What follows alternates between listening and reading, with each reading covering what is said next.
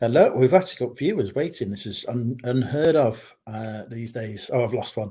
Brilliant. What a start. Anyway, hello, folks, and welcome to Dancing with Andrew, the show where I dance with other YouTubers and get drunk and eat takeaway food and probably fart a lot. Also, there may not be any dancing, but we shall see.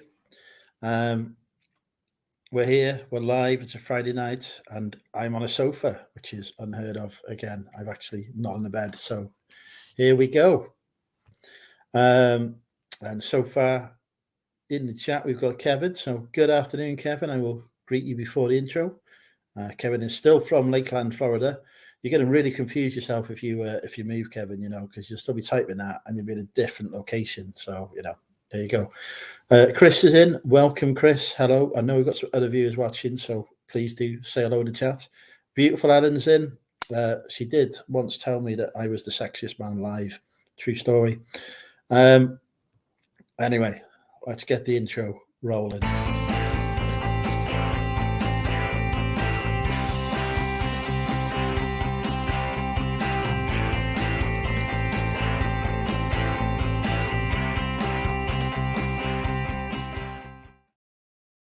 And as always, we give thanks to Bofix Accounting for that intro.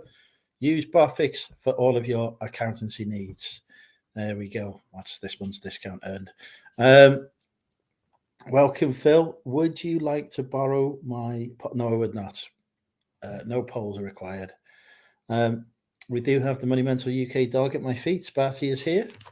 Barty, want to say hello? You say hello to YouTube? You're on YouTube now. He's a good boy. Yeah, he's a good dog. Yes, that's it. Expose yourself to the YouTube audience. What a great move. Hello, boy. He's a good dog. Yeah.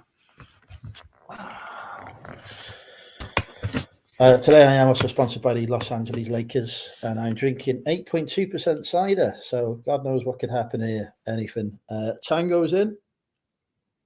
Apologies, Tango. I missed your message until several days after you'd sent it, but I did reply in the end. Instagram's better. But good to see you, Tango. Yeah, none of that rosé shite. Sophie's in. Welcome, Sophie. We do need to put the link in the chat, actually. Tonight, Sophie, we're not just going to be doing karaoke. We're going to be dancing.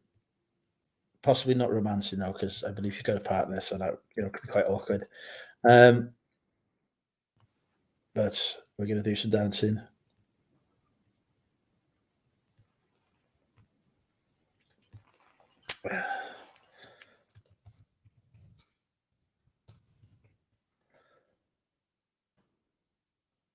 All right, let's put the link in the chat. Cherry's in. Welcome, Cherry. Future wife. Still not sent me her boobs. Disappointing. Kathy's in. Her mum. So I probably shouldn't have said that before checking if Kathy was in. So we're doing well.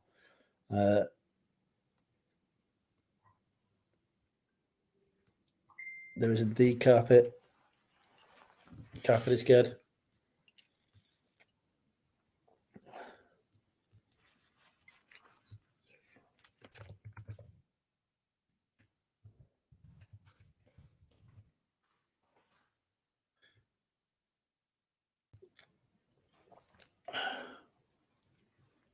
It's your dad's birthday. Tell him to go somewhere else. Tell him to go to the pub.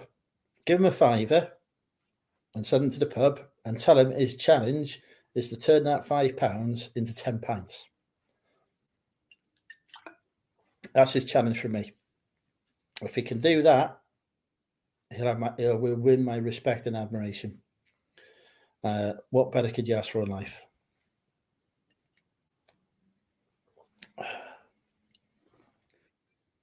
I really need to get a better, bigger screen. Deep Fried Deals is in. I should really have thought about the size of the screen. It's my baby's birthday tomorrow. Oh, happy birthday to Ellen's baby. I don't know which one it is. Where is the dance? We'll give it a chance when he just started. Impatient. You don't need music to dance.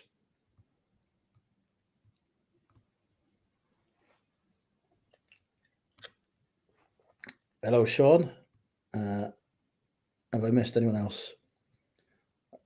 I think I've said hello to everyone who said hello.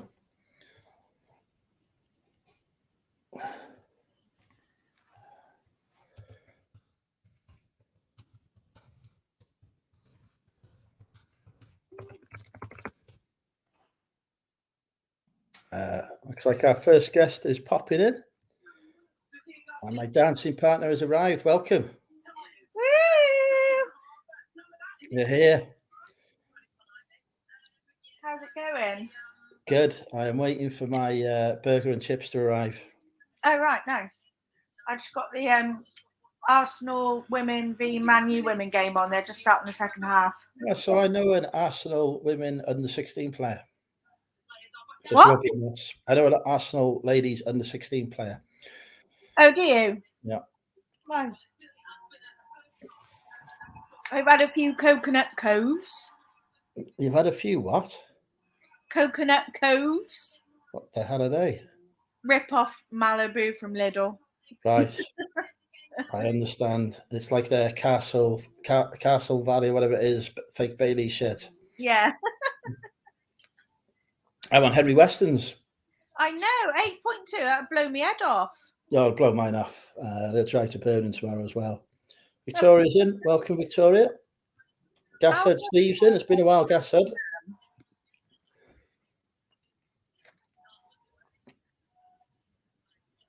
Yeah, we are going to have a dance off later, just to warn you. Oh, wait, okay.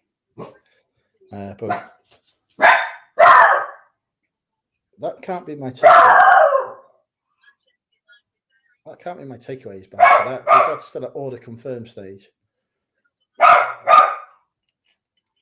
I've lost half a stone in the world. You've lost what? Half a stone. That is very good. I have lost £2. Plenty more to go, but it's a start. It's definitely not 90 stone. Is there somebody there, or you just make me get up for no reason? There's no one there, is there? Unbelievable.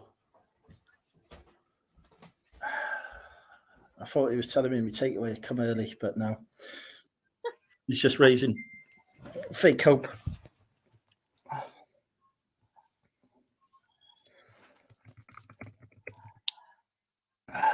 I've been asked if I'm live. I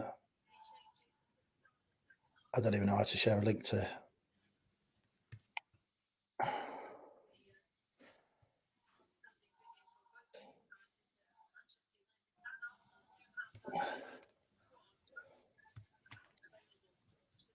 Right.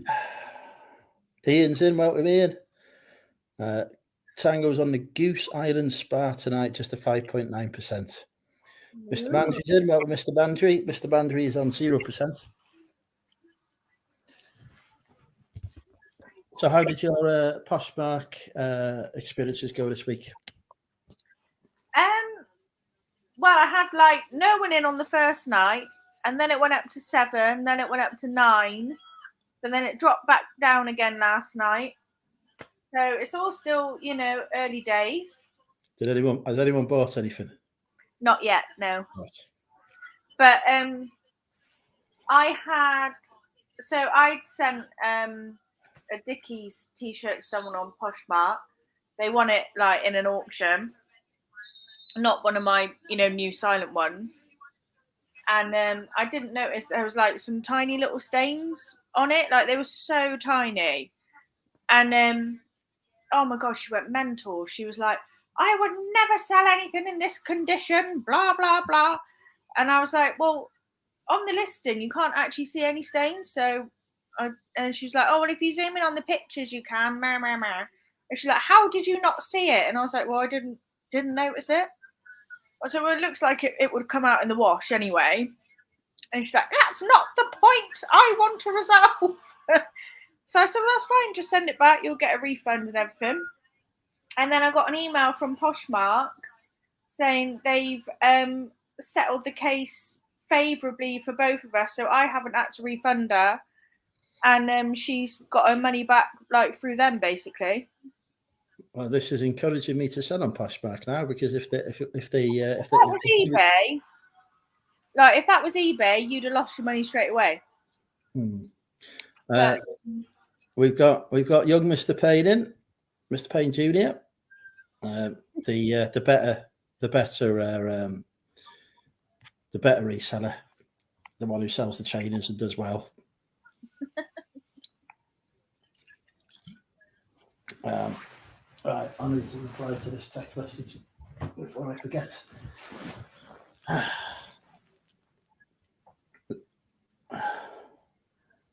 Yeah, I was quite impressed. I think they kind of review it on like a case by case thing because it took a couple of days for them to actually like respond. So I think they do look at everything and they were like, "Oh, we've decided to settle it favourably for both of you, so she'll get her money back and you don't have to refund it." I was like, "Okay, sound."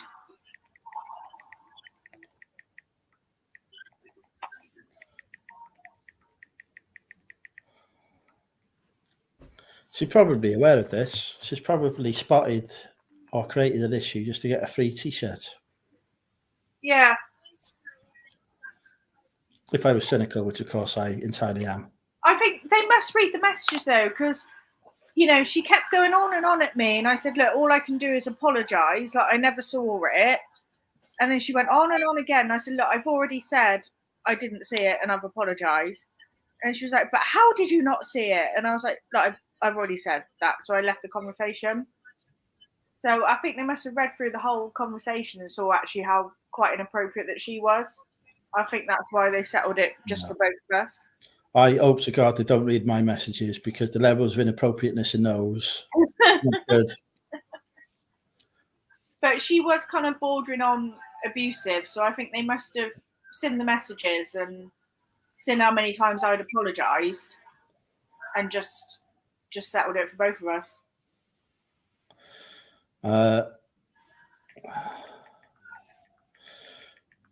Derek wants to come live later, apparently, according to his son, or as we call him now, the fat peddler.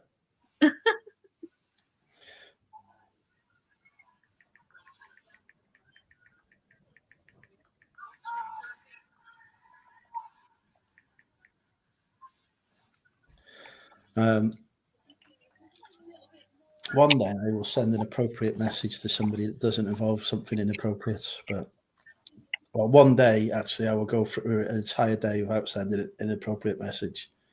But that is yet to come. Perhaps when I'm dribbling in a retirement home and I only have an AI to assist me. Yeah.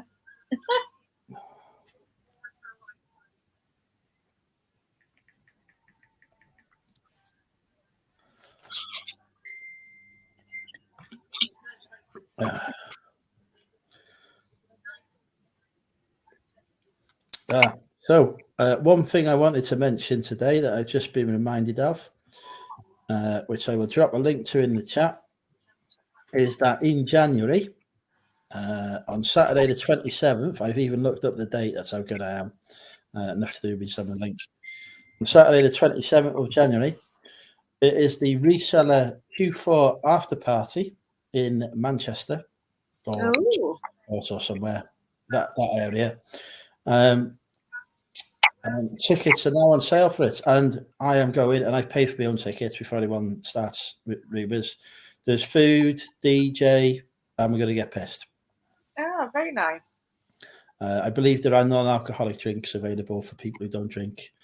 Well, I would assume so anyway. I didn't ask that question.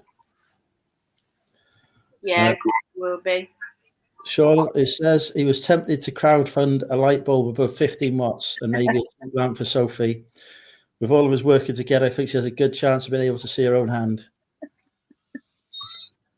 The problem is, Sean, if Sophie puts on a light, then the flat across the street from her can see her boobs. Yeah, they can. That's true. And these horny students will be getting even hornier. We can't have it. Yeah, that's why I've just let it be. I've lost half a stone though, Sean. Hang on, it was 1.5 stones when you started the stream. You put a stone back on.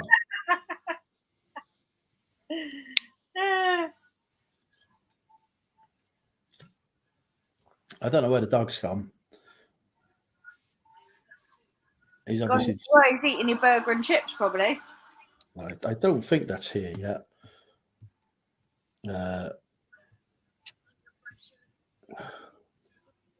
Where have you ordered from? Local. Like local it's a chain, but it's a very local chain. Oh. Called the Hungry Cow. There's a few in North Wales. They do smash burgers, so I've ordered a smash burger. Because they had some credit with Just Eat after they managed to somehow lose a KFC. But not only lose a KFC, give me a Chinese instead, which I ate. And then they kicked off about the fact that I had this Chinese and not a KFC.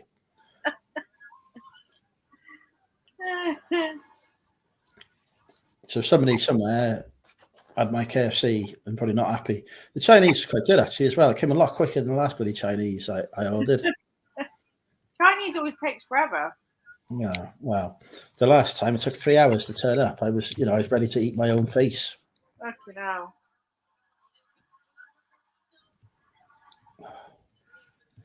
I really can't read this laptop screen.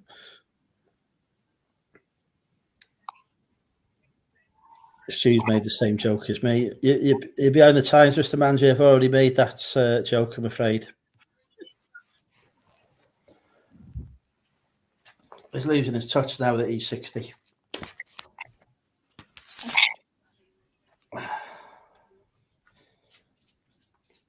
Hello. You come to say hello with you? Yeah, good boy.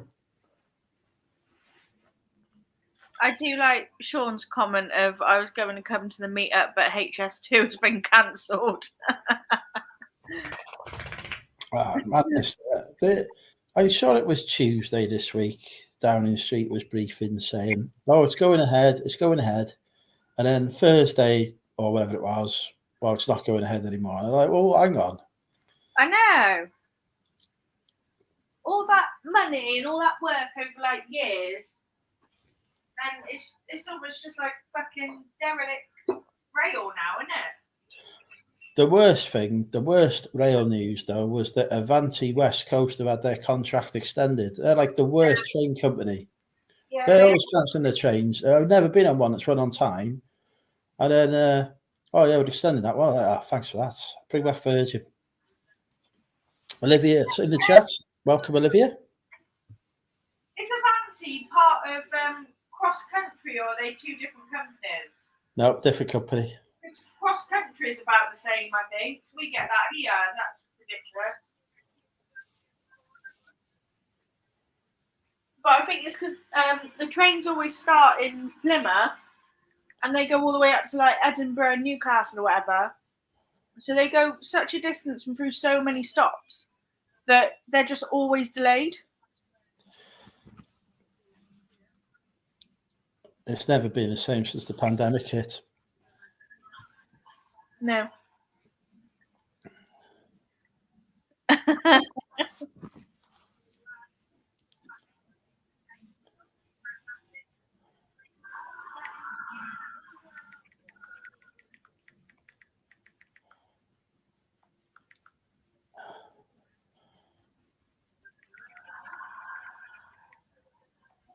All the Man U fans keep booing Alessia Russo when she's on the ball. Has she gone to Barcelona? No, Arsenal. Okay. She's playing tonight against her old club, so they're just... Yes, she did tell me who was playing, and neither of the two sides playing with Barcelona, so that kind of makes sense, really. Yeah. It's that bloody cider you got. But yeah, we'll gloss over that minor detail. The Arsenal goalie's had an absolute howler, though. It's not. She's at Barcelona, isn't she? Mary Ames or whatever her name is. I forget the name now. Mary Earp. She's Mary Earp. That's it. Man U's goalie. She's whose goalie? Man U's. Brilliant. You can tell I watch a lot of football, can't you? Yeah. I'm as bad with the men's as I am with the ladies. The last football match I watched was Wrexham Ladies. Was it? Yeah. Yeah. They won. I did try and give the winning goal scorer a kiss, but unfortunately, it turns out that unless it's a World Cup final, you can't do that. Oh, I see. Right, yeah. Yeah, it's a bit frowned upon in any other situation. In fact, most situations, a little bit frowned upon.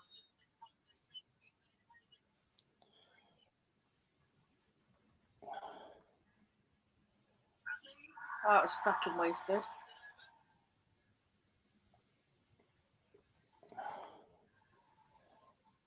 So I picked up after work today around 15 pieces of Columbia fleeces and coats. All right. 60 quid I paid for them. That's not bad. Are they Polartec fleeces or just standard? One is a Vertex Omni Shield coat. The rest, like the fleeces, are just kind of standard, really. Mix are like quarter zip, full zip, whatever. Couple of windbreakers. The Vertex Omni Shield ones go for about 35 quid or so. So half your money back already? Yeah. So I put a couple on. I had a couple of sweaters left over. I met him at Car Boot. He's a young lad. He's quite nice, and he lives in Gloucester. And he's just getting rid of everything now because he doesn't want to do like wholesale anymore.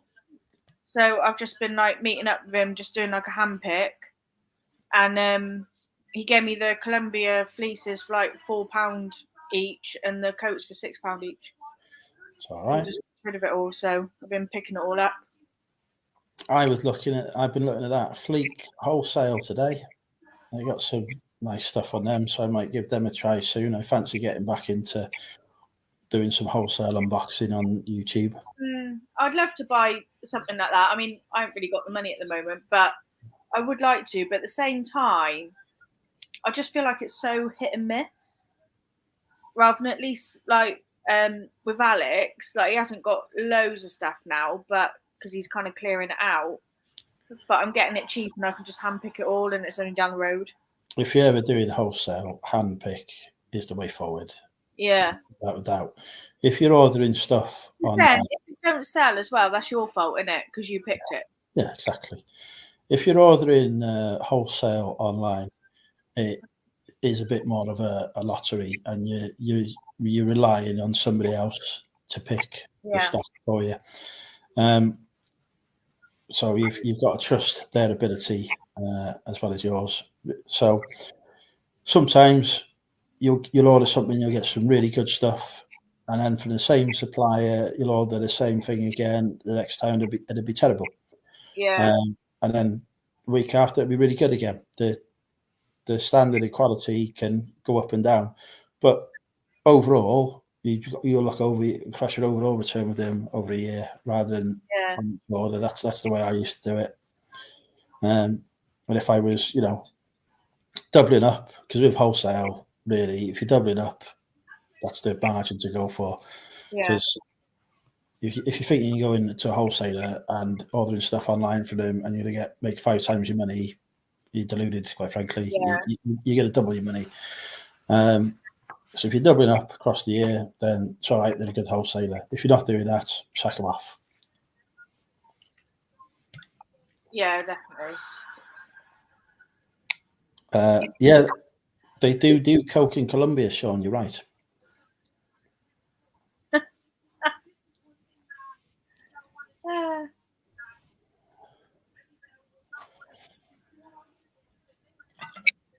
But yeah, I'm disappointed about the cancellation of HS2 because that would have helped with some of my journey times.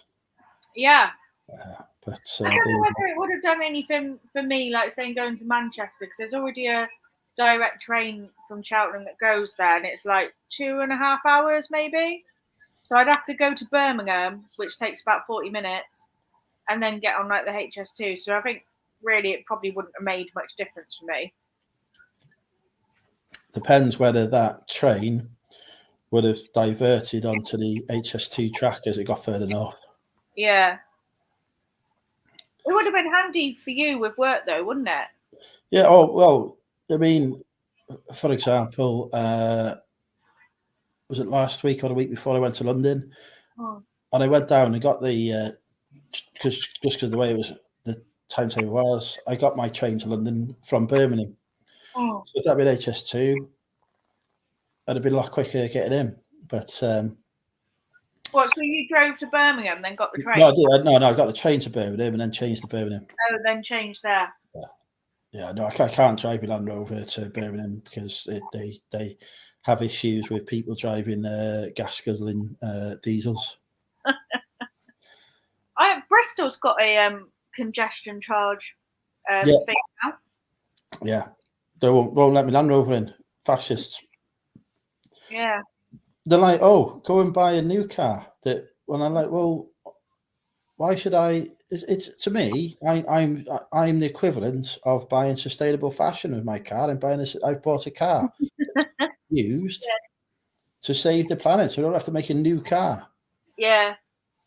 I've only got a Mini 1, so it's a 1.2 anyway. So it's ULEZ compliant because it's petrol and it's only 1.2 and everything, which is good. So obviously when I go see Kate and that started, I obviously quickly looked like, oh shit, is my car compliant? Yeah. But I just don't understand how they just expect people to just get electric cars, or like, and all the people who are working, like tradespeople who have vans, in London and that, it's got to be costing them like so much money. Well, I'll tell you what I don't understand. I think. When I was down there a couple of weeks ago, I was in Bethnal, which is already, it was in the ULEZ before it expanded. Yeah. And I'm walking down there and I'm seeing loads of cars that aren't ULEZ compliant. And I'm wondering if it's because the cameras are not, you don't put a camera within the zone, do you? You put it at the end of it, at the edge of it. So if you're already in the zone and driving, they don't know, do they? That's the only way I could think of why they've got these cars that are like not compliant, is that they just don't leave the ULEZ zone. So therefore, they're never paying the charge because they haven't come in for a camera to pick it up. Yeah. I mean, the cameras now, like from our end, like the East End, it's gone all the way out to Aveley, which is, it's Essex, really. It's not actually London. It's gone so far out. They'll do it in Manchester soon. Yeah. They've done it in Birmingham and Bristol. I think Bath is the same too. Yeah. There's no chance of doing it in Wrexham because there's about 5 people on the road. But I can understand it, but they've also got to make public transport better and more affordable.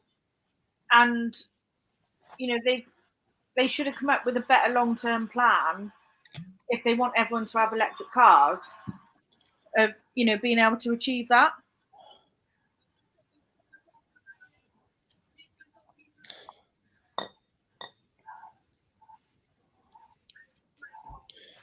But yeah, it does. I could easily get the train to London. Like, I get the train to Paddington, then just get on the Elizabeth line to Custom House.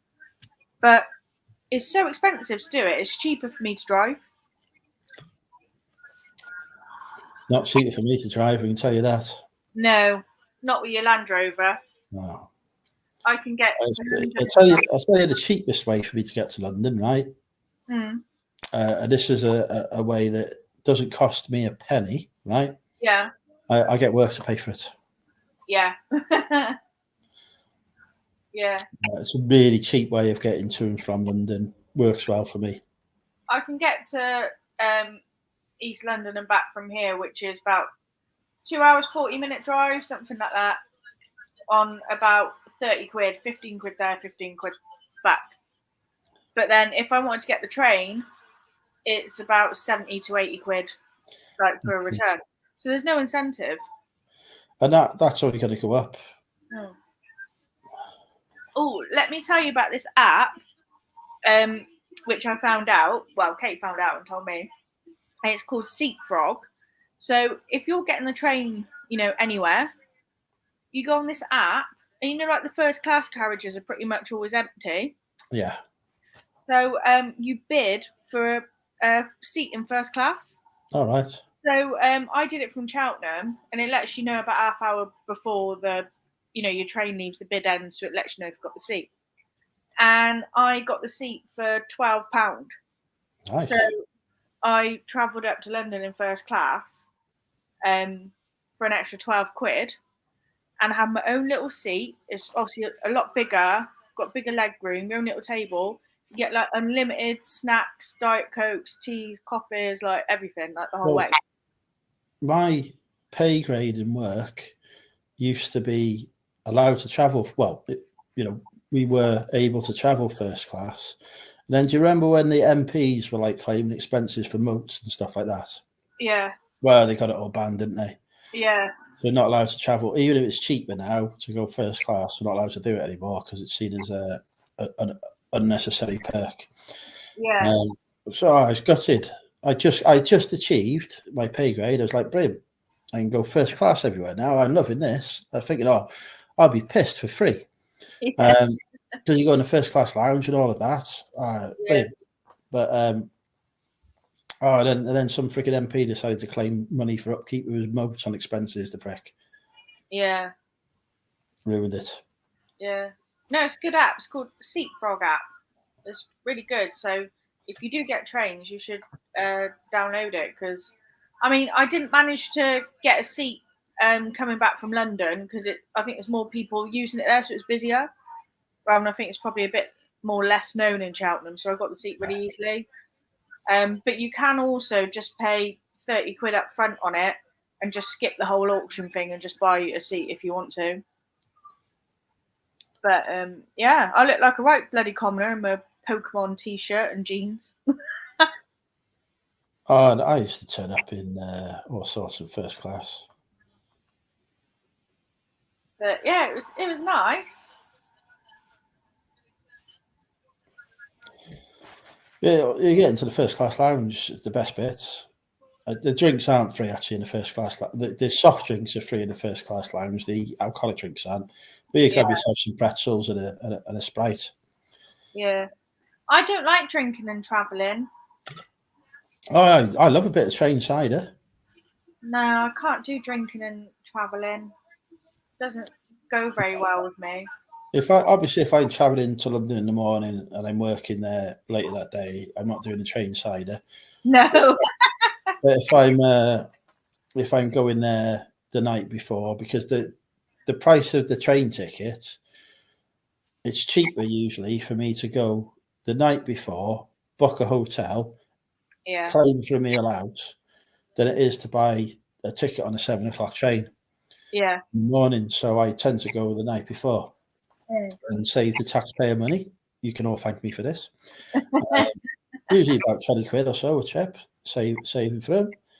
And I'll be train siders on that journey because I've I finished work for the day. I travel after work's finished. I go on cheap tickets. It's like 30, 40 quid, whatever it is. I'll have a few ciders.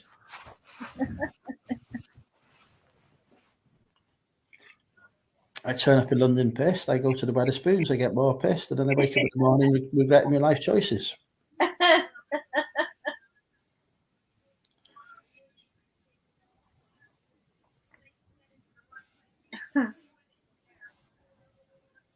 Apparently, the last time Stu used a train was in 1898. Oh, really? Wow. To be honest, I much prefer driving everywhere because as an autistic, I do find the trains can be quite overwhelming. But if we go into London, I will get on the train because I think I would find the drive to London more overwhelming than the train journey. Yeah. Yeah. Especially if I got a rock up in bloody Whitehall. Yeah. I mean, I never drive into central London, but I can remember when I first used to drive to London, and once I sort of got there on the like the North Circular and things like that, and the A13, I used to be a bit like, oh! But now I'm just like, it's my road, get out. I'll be back in a second. I'm just going to check they haven't actually put this takeaway outside. Yeah, it's quite a while, actually, isn't it? It should have come by now. I'll look through the chat. Yes, little Steve, it could be worse driving 20 miles an hour everywhere.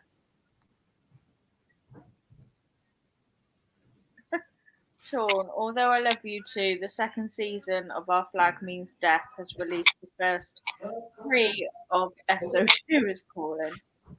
I don't get that, Sean. I don't understand. Tango's been looking at Fleek as well. You good boy. Yeah, you good doggy.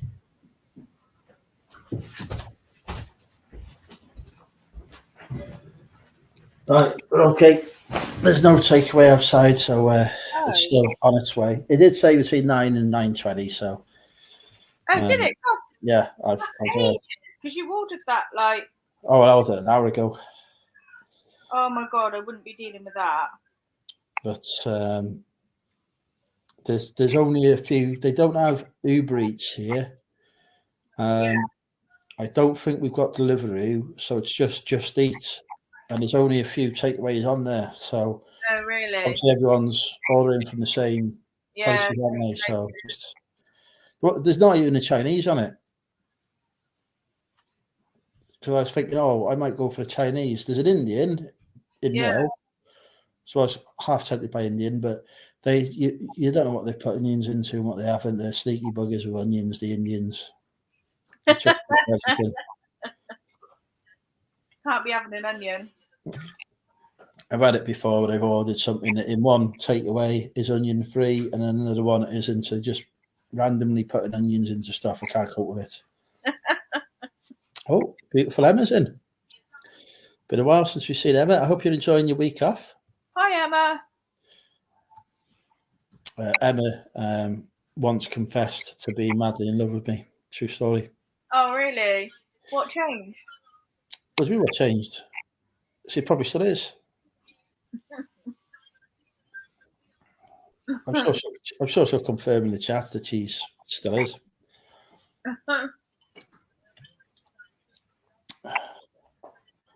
Was going to take them on a date to a KFC once, but it fell through. Oh, how did it fall through? No, the KFC collapsed. Oh.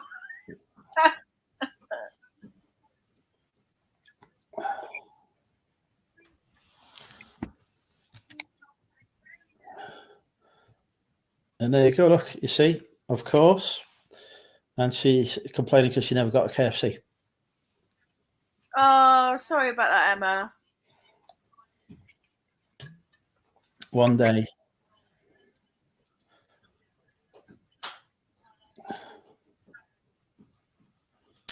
we will share a KFC together, Emma. And that day will be the greatest day of your life so far. Probably the greasiest too. Possibly that. Depends what we get up to afterwards. That might be greasy as well. I think it definitely will. Or oily. When are you next in London, Andrew? I don't know, because my mum's just had her knee replaced today. So I'm looking after her at the minute. I've put, for the first time since I've been an eBay reseller, I've put my store on time away. So the first day of time away yesterday, I had 140 quid's worth of sales. I'm thinking of Christ. Thanks for that. The day before, I only had 60 quid. But today's only been 2 sales, so which is what I expected. Yeah. I mean, I had my store on time away for like just over 2 weeks when, when I went away. I still had a few little sales. Yeah. I've put it on for 2 weeks time away. Well, I see how things go. My sister was supposed to be looking after my mum, but my sister picked up COVID. Oh no! So she was going to take her to the hospital today, but she couldn't. So I said, it's all right, it's fine, I'll take you to the hospital. Well, she's booked in the hospital at 7:30. I should have mentioned this.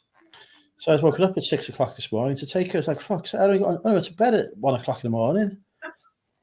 I think you should have an appointment in the afternoon or something. So I'm shattered now. I came home. I thought I'll have a sleep. And Barty, he doesn't do sleeping during the day, but I convinced him it was a good idea. Yeah. He was behaving. He was curled up next to me. We were asleep. But of course, then the hospital rings you to say how the operation's gone, don't they? So they woke me up after half an hour. Because, like, in the time, because it's not close, Yeah. an hour and a half away. So by the time I'd left there, driven back, got here, had half hour's sleep, she'd had the operation done. I was like, oh, brilliant, great. Well, I could go back to sleep after that. No. I said, have a wrist with? No, it's in Liverpool. Liverpool way. It's on the Wirral. Oh, right. Not Liverpool. It's on the Wirral. She's having an operation. So, but at that time in the morning that I was driving there, and driving back, it was rush hour. People going to work. Yeah. And this stupid. The worst thing though is it would have been quicker, but they got this 20-mile-an-hour speed limit in Wales. So for half of it, I'm driving at half the speed I would have done normally. So. How come she had it done in Liverpool? Does she live there, or they just take part of the Welsh border? That's just where the closest place to have the surgery was. Yeah. She could have had it done in Bangor, but that would have been a longer wait. Oh, right, okay.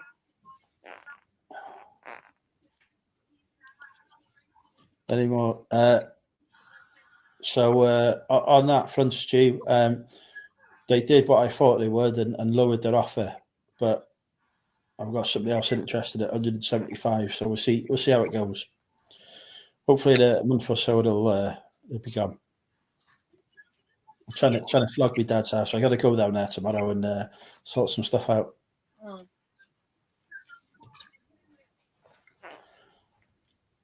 I need to get. I've told you I'm not able to afford London as I thought I could. I mean, I could afford London, but I'd basically just not be able to afford to go out. No, you wouldn't be able to live. That's the problem. Because it's just like when I was initially looking at the mortgage prices compared to how they are now, it's a 400 quid a month difference. Yeah. So that's massive. So I'm going to come here on the coast. I'm going to port across my existing mortgage, which is due to go up 300 quid, but it'll stay the same. I'm going to get somewhere here, get rid of my stock, and then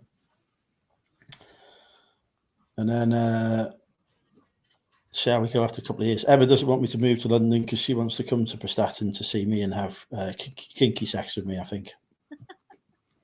Or she just wants to go to the beach. One of those two might be true. What do you mean, like getting rid of your stock? Like no more reselling? No, I still intend to do reselling, but I've got such a backlog. I need to. Oh, I see. Yeah. Yeah. Okay, that's cool. Hey, Sean. Well, sales were going. I tell you what, I had a fantastic September. October slowed down a bit because I've been away with work, so not listing. But the store's on holiday now, so sales will tank now. Man U are winning 2-1 now. We need Arsenal to win. I had a text by my friend who's an Arsenal player. Tell her they need her on the pitch. There's a website that's literally just started this season for fantasy women's football. Oh, nice. Which I've joined. Like, there's no app or anything yet. I think it's all very much, in trial mode. But yeah, I've joined that, which is nice. Like, because I've always played fantasy football, like men's teams. So it's nice to, do it with the women's leagues.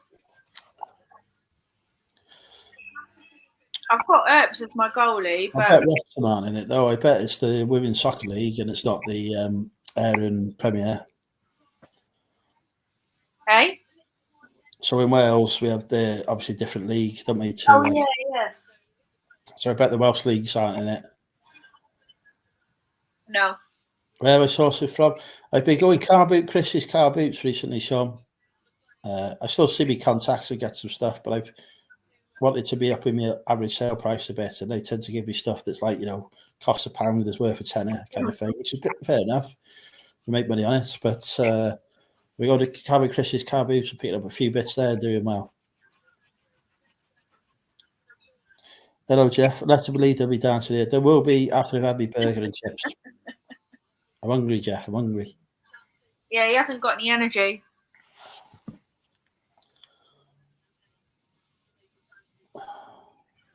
I've not seen Lindsay and Alvin on the stream for a while. I hope they're okay. Yeah, they're all right. They've got a new video out today. They've just been really busy. So I speak to Lindsay like most nights anyway. You're far more sociable than me. I get messages from people, and I'm like, I must reply to that, and then it's like 2 days later, and like, oh shit, I've not replied. And usually it's something time dependent. Oh shit, my Poshmark's in like 40 minutes. What about that? Will you be able to share the link, won't you, so people can go and have a look? Yeah.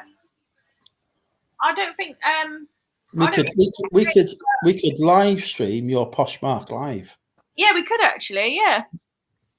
If you are on Poshmark, come to my late night live. Starts 10 o'clock, silent auction, and you will get good bargains either for yourself or to resell. I've got £10 Poshmark credit. Have you? Oh, you might get some bargains then. I've got Poshmark credit. I need to. But now I'm hearing you sell stuff with stains on. I'm not sure I want to be. This stuff has not got stains on, I can promise. But yeah, because it's late, there's less people in there, so there's less competition, so you get things much cheaper. It's I'm calling it the ultimate chilled late night shopping experience. So basically, you're ripping off Graham Torrington's Late Night Love. Yeah, essentially. I did want to make the thing called like Late Night Love, but I couldn't find a way to kind of make it sort of fit into what I was doing, so I chose Late Night Live instead. Late Night Clothing Love. Yeah. But yeah, I did want to call it Late Night Love, but I couldn't because I just couldn't make it fit. So I went with Late Night Live.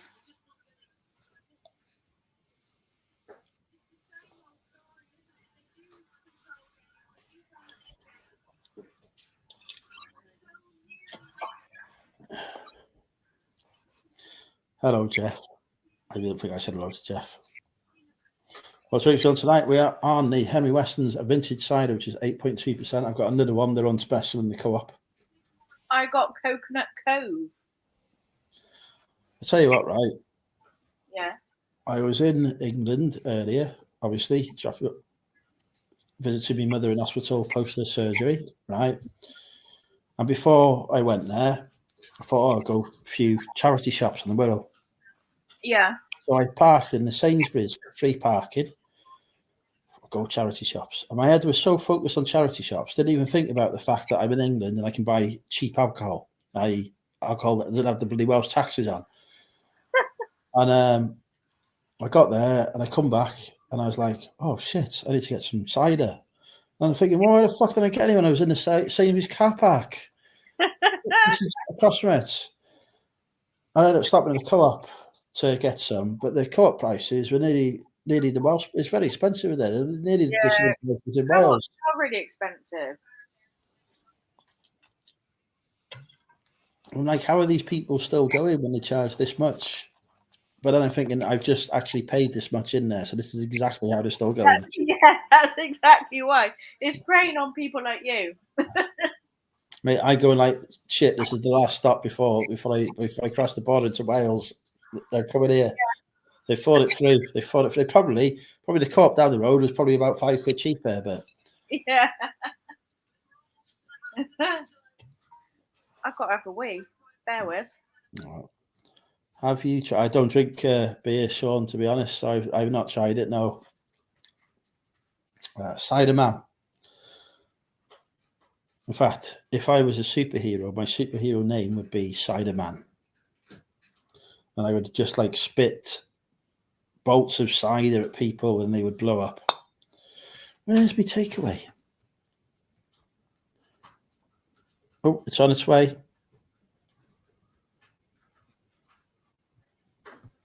So hopefully that'll be dropped off soon. He does cider, does he? I might have to try that then. I imagine it won't be cheap though. Mind you, neither was this, so.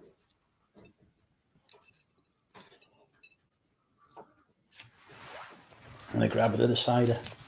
I'll take you with me. You liking that bone? Yeah?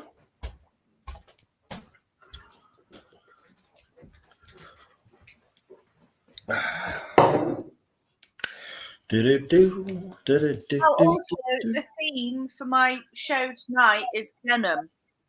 Denim? Yeah, so it's all denim stuff tonight. So have you got any denim jackets on the go? I have got one, yeah. What brand? Lee. Okay. Not a bad brand. Some Levi's going on the jeans front. I think there was. I think I did put some in there. There's some Diesel, Levi's. What have I put in there?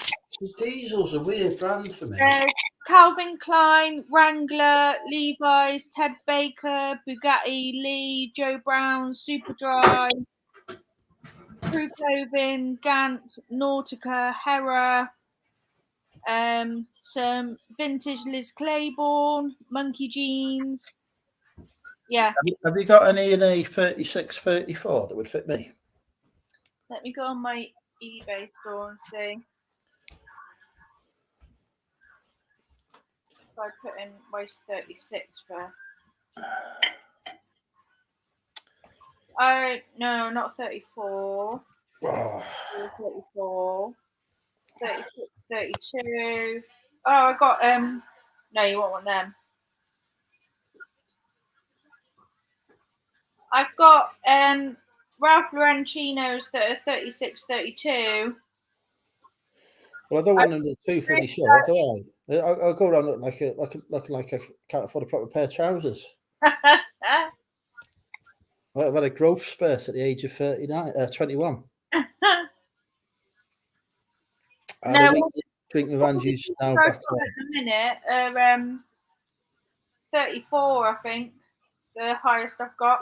I have actually got some waist. Well, I got some waist 40 jeans. I know that. Right, are you trying to call me fat now? No. Not that I'm saying people who've got a 40 waist are fat, but if you've got a 40 waist, you better hope you're like 8 foot tall. I've just typed in jeans now, just see if I'm missing one. Oh no, these aviator men's jeans, they're waist 46, leg 32. Fucking hell, Christ, it's like a fucking beach ball. I was just catering for plus size. Adam Wheatley, drink with Andrews. Well, I've not got any nights out planned for a while, Sean. But I don't know. I got care and responsibilities with my mum, so I don't know whether I'll be able to go live or not. We shall see. It's pretty much play it by ear.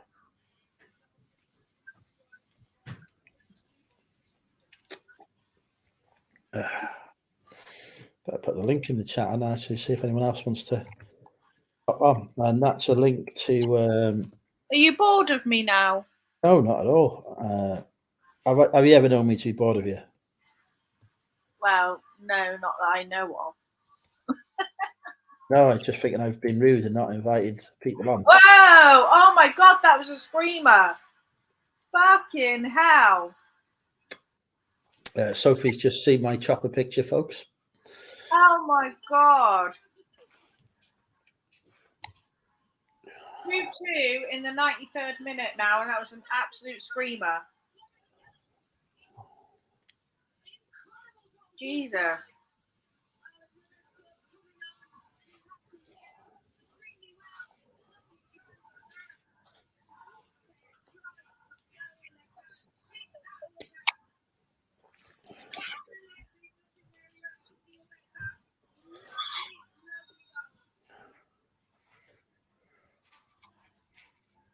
I need my takeaway. So basically, Just Eat are telling me to enjoy my food because the estimated delivery time has passed, but it's not here yet. So how the fuck can I enjoy it? You can't, can you? Bear with me. Kate's just FaceTime.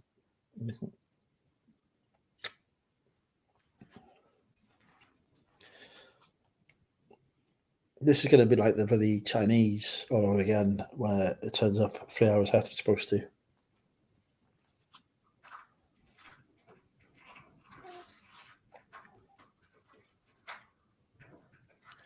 Hi, how was your meal? Can't tell you how my meal was because it's not here. All I'm doing is like I'm wasting away. Like this is how people, diet, isn't it?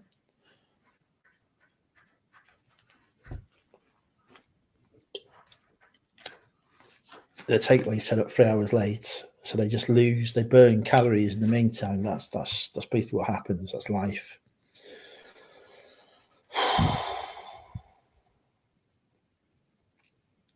Like, there's not even a tracker.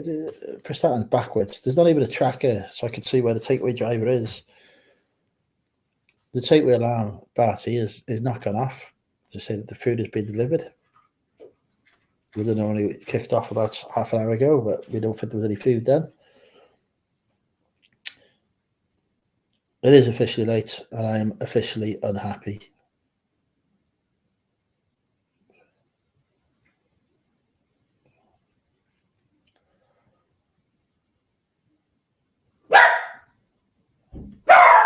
Oh, the takeaway alarm's going off.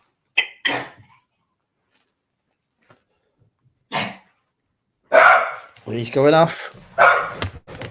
Here we go.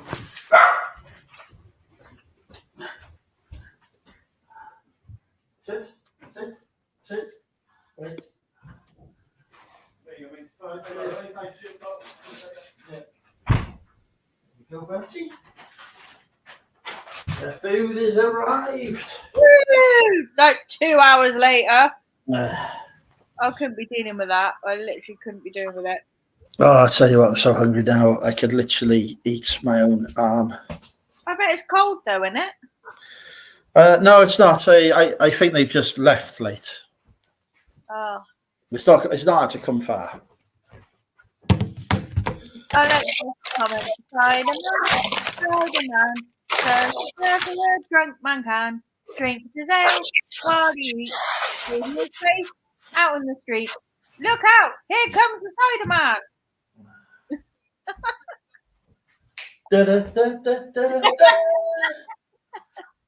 There's your dancing.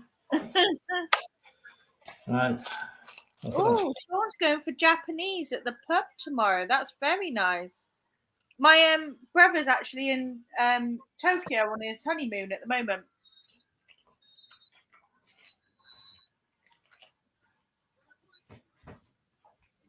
You want sweetie? Because I didn't know this was fake. There you go.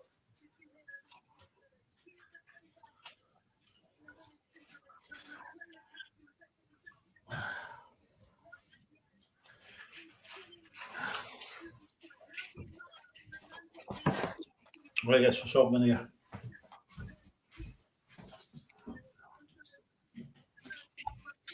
Don't actually know where the salt and vinegar was kept in this house. Clearly not. Oh, Neil says it's National Noodle Day. I didn't know that. And have you tipped the delivery driver, Andrew?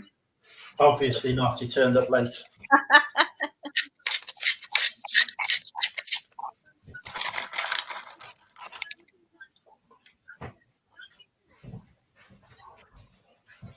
Bye, Tango.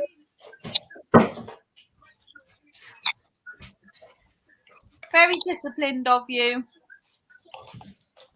I'll tell you what, next time I'm just going to order the chips individually because you get a lot more chips if you do that. It's like 50p more.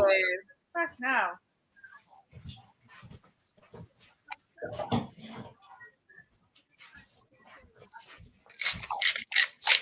You don't get salt Bloody things like this in my house, I tell you.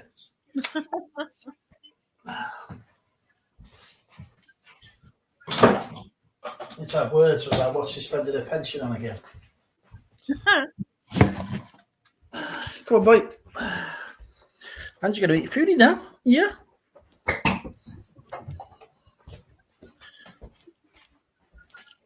So we've got, I installed for Mother, because that's how good I am, an automatic light at the front door, like a motion sensor one.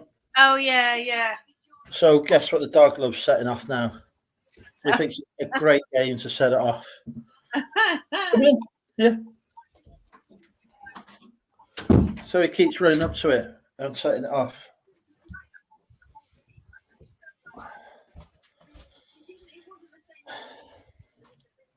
It's not your plaything, is it? No, it's not. Oh. Bye-bye, Tango.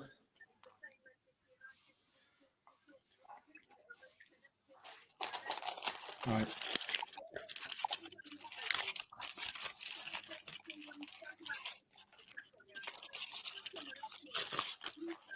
Let's try the burger.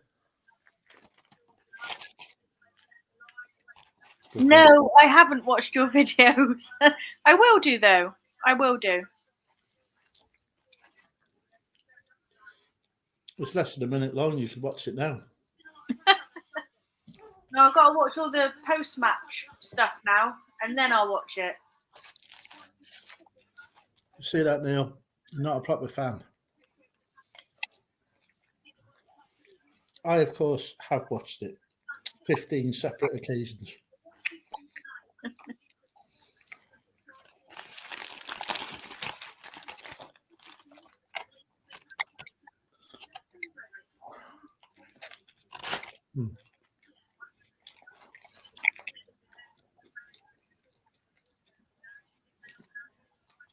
I can't believe how much the crowd just booed Russo.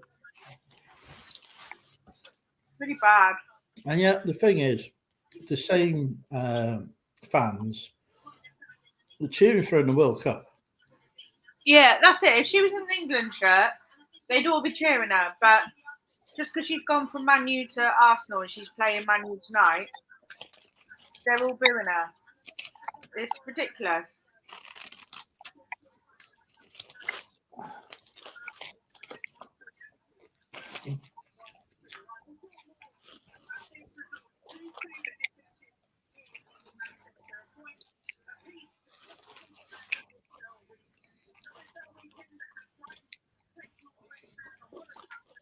I need to get a napkin. This is greasier than I thought it would be. No, I'm not, Neil, but I will become a proper member and a proper fan. I promise.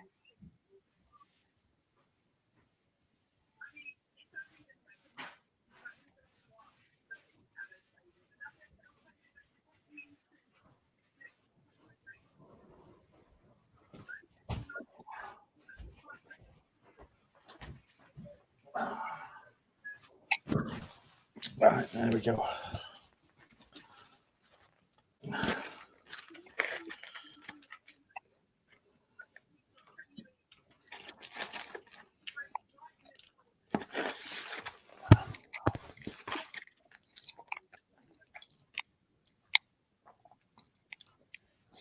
I've even got, I am such a member, I have got a Channel NAM t-shirt.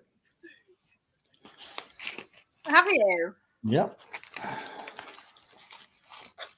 I will become a member.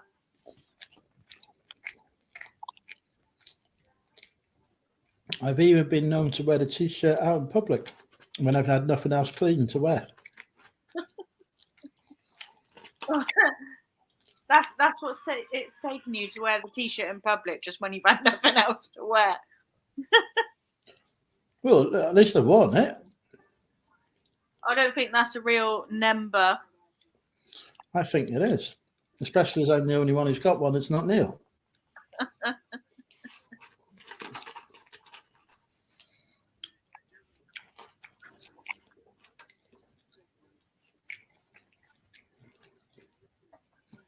So I had a sale today. Should we do a guess the number? Let's guess the price. Let's guess the price. Guess the price. Why are you scoffing your face? Should we do a guess the price on my sale? I'll give you a clue. It's under £15. Go. No, you've already fucked it up. You don't give clues. Oh, You cannot give clues on guess the price. That's the whole point.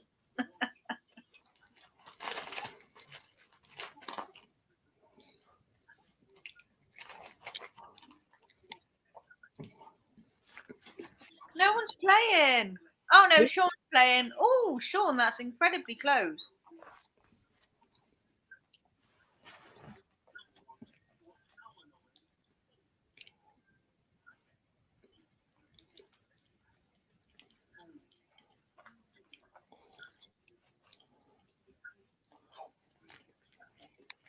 You're making me hungry, scoffing. No, the Dave, that is not the correct price.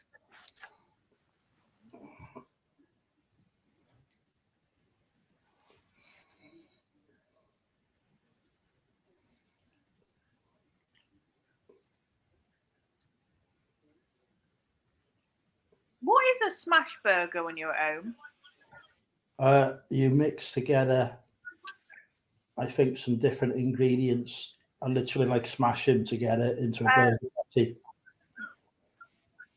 I think. Oh, Sean's got it.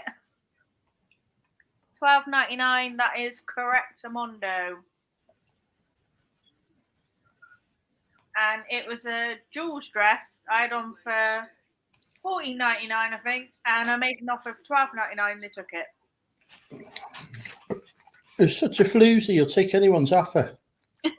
They took my offer. You're offering it out to anyone. I get you. I offered it out. They took it. What more can I do? It's highly unlikely we'll ever guess the price with me, given that my store's in holiday mode.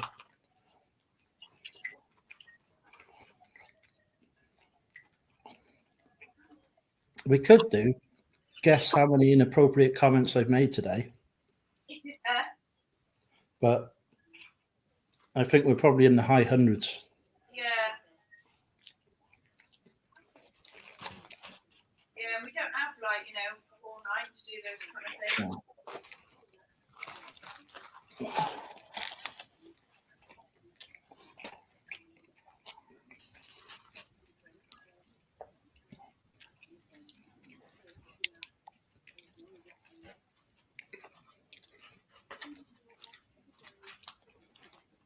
$968 is Neil's guess for how many inappropriate comments I've made today. So far, that is the closest guess. Yes. Well, I'm going to have to get some more tissue paper. Oh, no, I've got some here. Maybe this burger is seriously greasy. Like the brioche bun has just been destroyed by grease. Oh my God. It's not like a McDonald's one you get where, grease is something that they can't afford to pay for. Yeah. You see, since I've been doing my Slimming World, I've turned into one of those people that are like ex-smokers. When someone smokes around them, they're like, "Oh my God, that's disgusting." Because I haven't had takeaways or stuff like that, and now I'm a bit like, "Oh my God, I can't believe I ate that."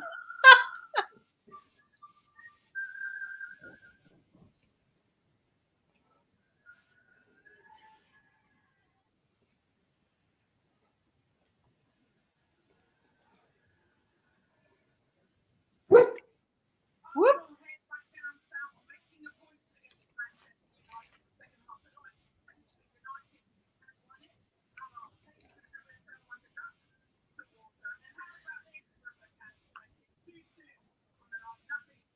I've got to choose a Slimming World recipe to make tomorrow. Are you doing the Slimming World then? Is that your secret? Yeah. Well, I haven't been drinking beer. I'll swap that out. I haven't been eating bread. I haven't really been eating potato. And yeah, I'm still been eating like pasta, rice, but cut out the bread, potato, beer, that kind of thing. And I've lost half a stone so far, so hopefully there's plenty more to go. But I was quite pleased. I sat on the scales at work because I haven't been weighing myself like every week or anything. I've just been going like how I feel, and then kind of weighing myself. So yeah, I went on the scales at work, and then I'd lost half a stone, and I was like, "Fucking hell!" I thought it was just going to be like £2 or something. I'd lost more like inches or something, maybe. Well, you know how they say, if you give up the booze, you'll lose weight, right? Yeah. So I went 3 months, possibly 4, without drinking booze. Fucking hell, I'm surprised you're not dead. It was when I was going through the drink driving charge that I successfully contested and won because I was innocent. So I just had 3 or 4 months not drinking because just couldn't face it. Yeah. And do you know how much weight I lost? How much? I put on a quarter of a stone. Really? So all this bollocks about not drinking was I put on weight when I wasn't drinking. So I am convinced that the best weight loss drug is cider. Because you shit it all out. Honestly, I went back on the cider, right? Yeah. I weigh less now than I did then. How does that work? I think you replace that alcohol with maybe food, and then you were drinking, then maybe not eating as much. I definitely do forget to eat when I'm pissed. I've cut out beer, and I've gone on my coconut coves and Diet Coke, and I feel loads better for it. Like I get up the next day as well, and I feel like not really hungover either. I feel a lot better for it, and I've still lost weight.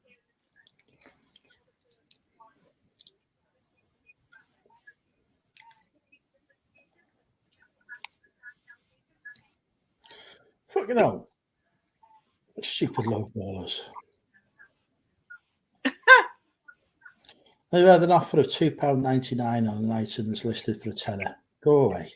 I had that on my Wednesday night. I got £100 pair of Uggs on, and I had an offer for a tenner. I was with you at the time. Were you? Oh yeah, you were. I was a guest on your channel. Well, I forgot because you spent most of the time texting. I was very entertaining for your crowd. No, people would. You'd say something, people would talk back to you, then you were just silent. That's normal. I just ignore people. Ignore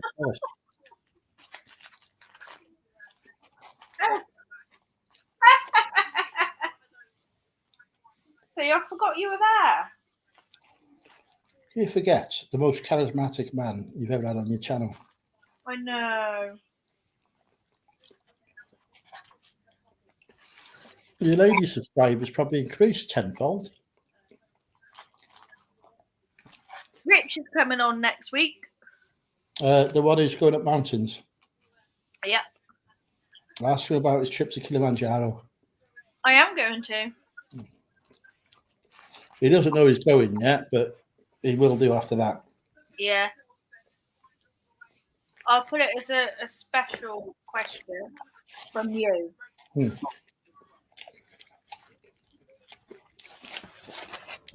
Just say to him, right? Say that Money Mental UK said he's going to Kilimanjaro for charity. Yeah. And he's picked you, Richard, as his tour guide. Yeah. Tell him that. Yeah. I'll look at the reaction. Yeah, I will. I will tell him. You might have to remind me because I forgot you were even there. Fucking brilliant. Well, I've had a counter offer, £3.49. No.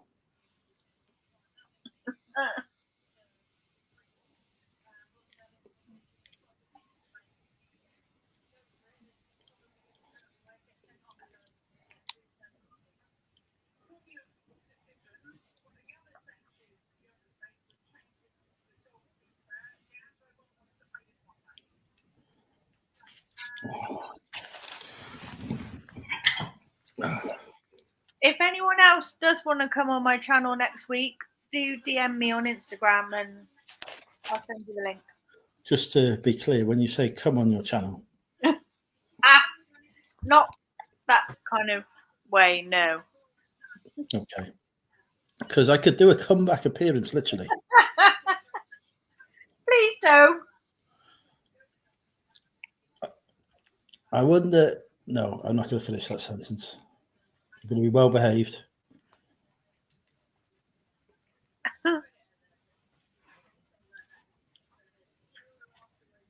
Oh shit, what's the time?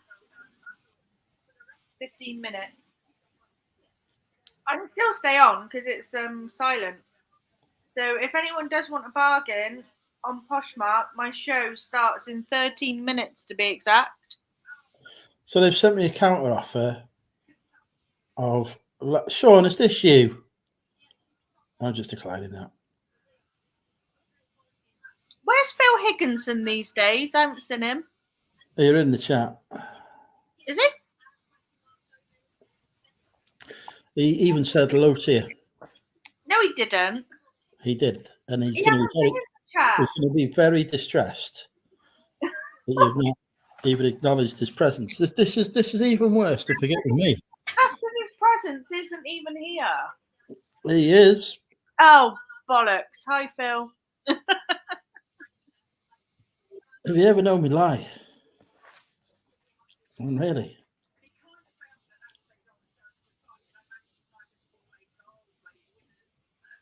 Right, Late Night Live, Denim, Poshmark, starting in 12 minutes. Come and get yourself a barg. Lots of items starting just from £5. Hang on, you said a bargain. Yeah, Put them down to, put them down to £1 and I'll use my Poshmark credit. I can't put them down to £1. That's the lowest it goes, £5. Really? Yeah. Fuck me. I know. I even messaged them on Instagram, my disdain about it, and said, please, can I, when will it go lower? Is it going to go lower?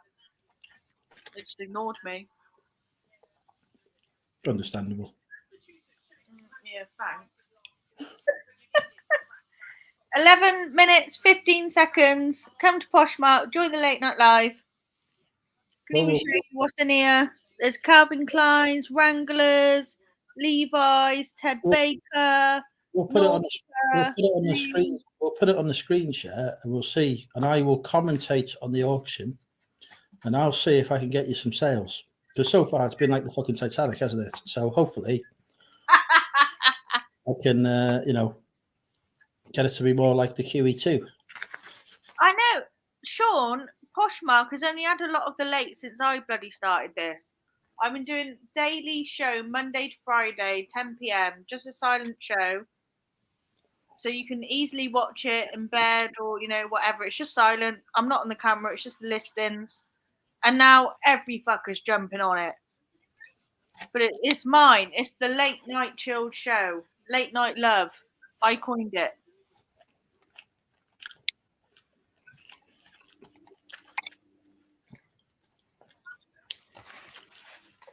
I'll come in there and see if I can use your Poshmark credit to buy something. Yeah, see what you can find, Andrew. I might buy your Lee denim jacket. Oh, yeah.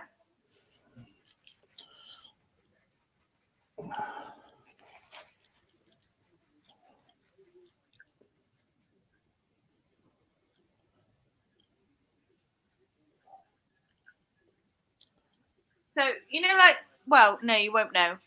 But silent shows, they don't come up on the main screen like that.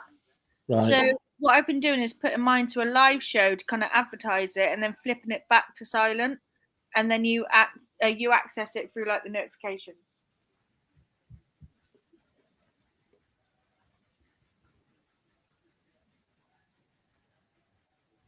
Are you following me on Poshmark?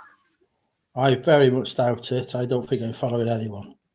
I've got 23,000 followers. Fuck me. Yeah. Can I watch it on the desktop? I guess so. I don't really know because I don't use my computer for anything other than this.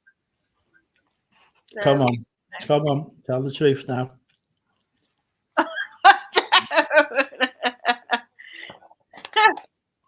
Thank you, Sean.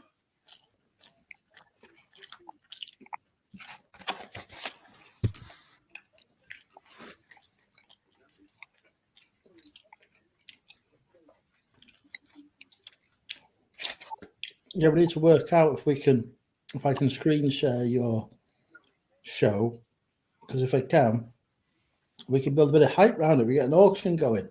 Yeah. And go there, look, come buy these jeans, these crotchless jeans for £5.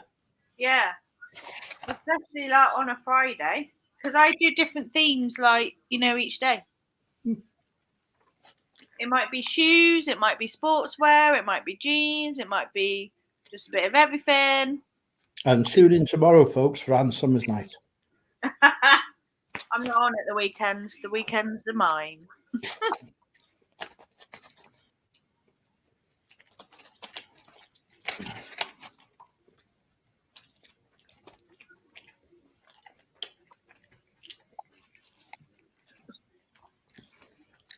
But I kind of did it because, like, obviously I work a lot of shifts and sometimes I do 12-hour shifts. So when I come home, like, late and sit down, there's no shows on or anything. So that was kind of why I did it. I thought there must be other people like me who work late, come home, and then there's nothing on. And that was why I did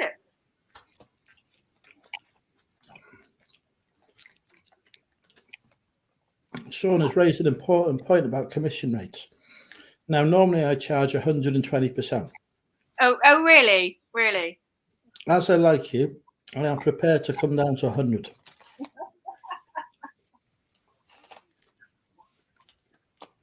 I think we need to have an off-camera debate about that. Right, I'm going to flip it back to a silent show now. So if anyone does want to come in, you'll just have to access it from your notification. It's going to go off the main screen now. I'll be back. You going for a poo?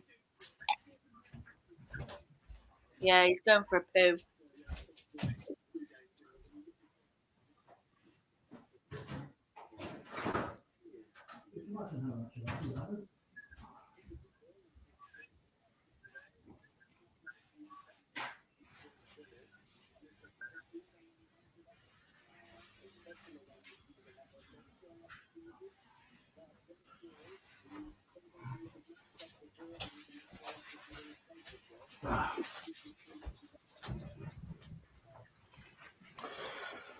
So what have I learned from that experience? Burger nice. Chips need to order individually. Right, so what's the link to this Poshmark show then? There must be a link you can share. No, it's not like it doesn't do like links. You just got to go on the app and it will come up in your notifications and you click it. You can watch through this if you want, Sean, but you will need to be in the Poshmark app to actually bid. 5 minutes to go. Hang on. I know I've got the Poshmark app somewhere because I get the fucking 1,000,001 notifications a day where Mandy has shared my one and only listing. Thank you for it, Mandy. I thought I sold the item as well, so it's going to go really well. Yeah, Mandy's a good egg because she shares all mine too. In fact, yeah, I do need to take my one and only listing off because I have actually sold it separately. How do I remove a listing? Go to edit it and then scroll down the bottom and just press delete listing. Delete listing, there we go. Right. Yeah, I sold that on another website that I won't name. Yes, because I've just remembered that I can't sell it on that. Thank you, Sean. And also, if you win more than one item, you do get bundled shipping as well. I mean, it's only $2.99 for the shipping, so if you win 1 or 4 items, the shipping amount doesn't matter. It will stay at $2.99.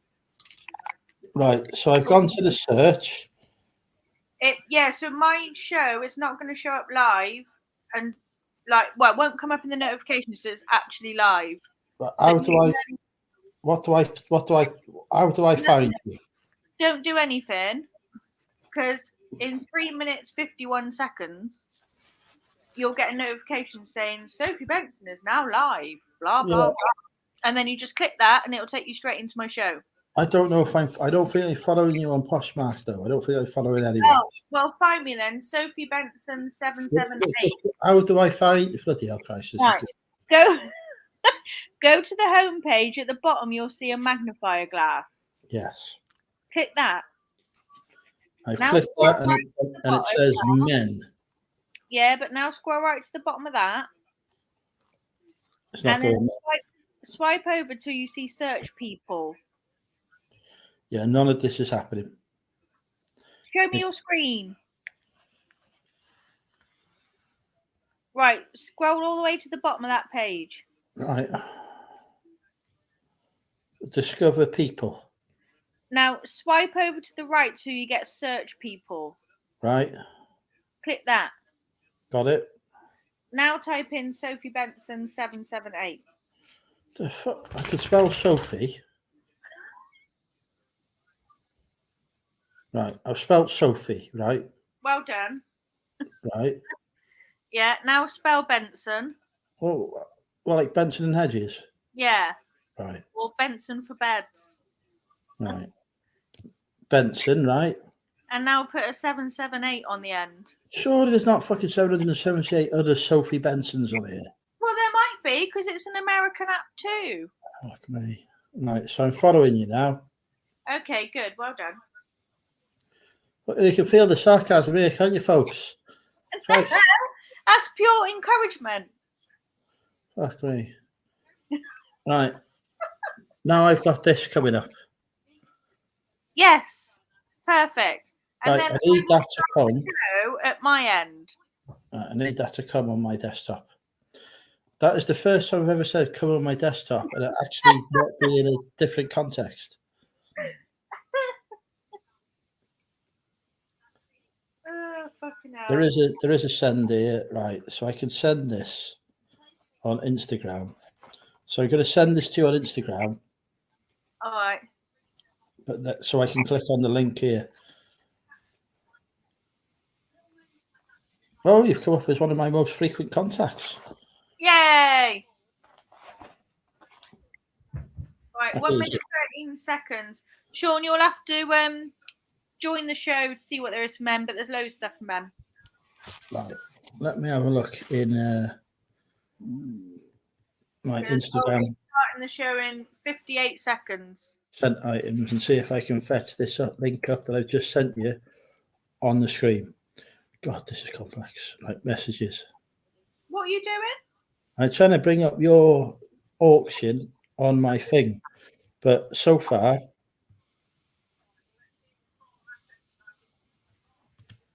oh, it's not. Yeah, it's just giving me a link to download it on the app. It's not letting me bring it up on the screen share. Bastards. No. So that's a big failure on Poshmark's part.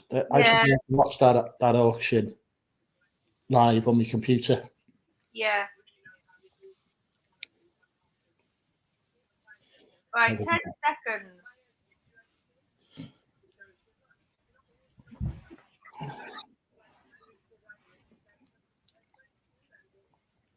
Right, start show. It's starting. I'll click start. And I'm now going to type, hello everyone. Welcome to the late night chilled shopping experience. Yeah, I can't copy paste it, Phil. It's not working in that way.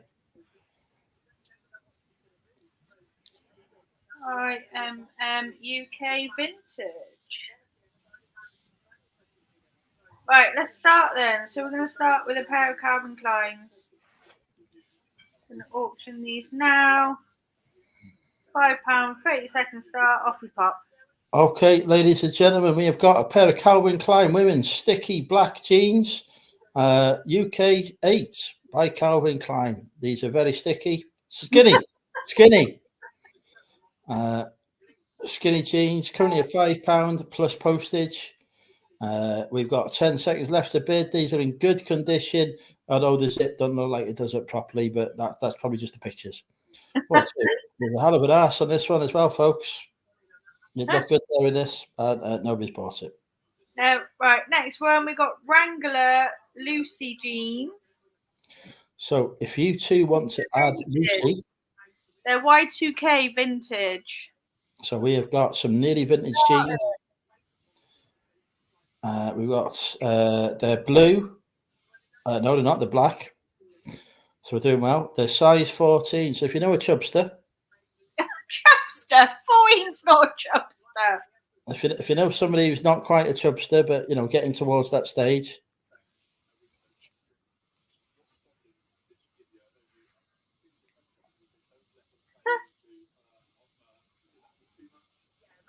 Zero, that one's gone. Now we're getting on to Levi's 512 men's slim tapered jeans. I did click it. There we go. And we're going to start these off. £5, 30 seconds. Off you go. Levi's 512s for a bargain price in blue. UK fit. What's the? How do I know the leg length on these? They're 32, I think. So we're possibly 32. Take your pick. So if your legs are as big as your waist, these are the jeans for you. Very nice pair. And they're gone. So now we're moving on to Ted Baker women's jeans. These are a small size, but they're Ted Baker. And they're very nice. But let me know if you want anything reran. These have got side ankle zips, very glamorous.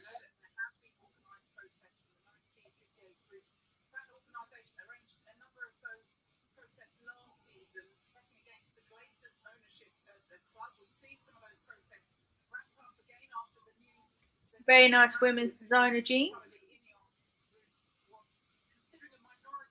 And now we're on Bugatti Texas men's jeans, waist 33. I think they might be a leg 32.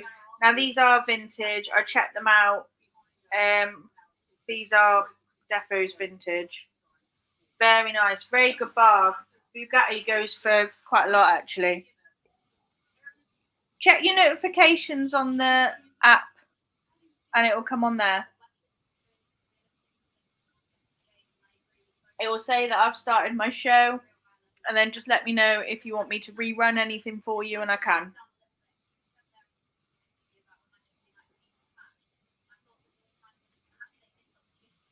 Phil's made it in. A few others have made it in, so it should be there.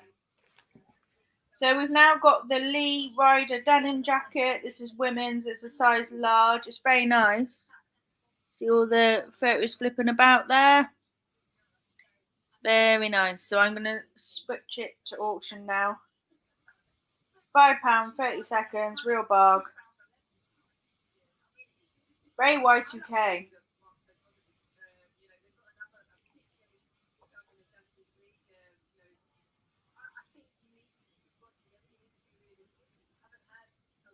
$15 seconds to go.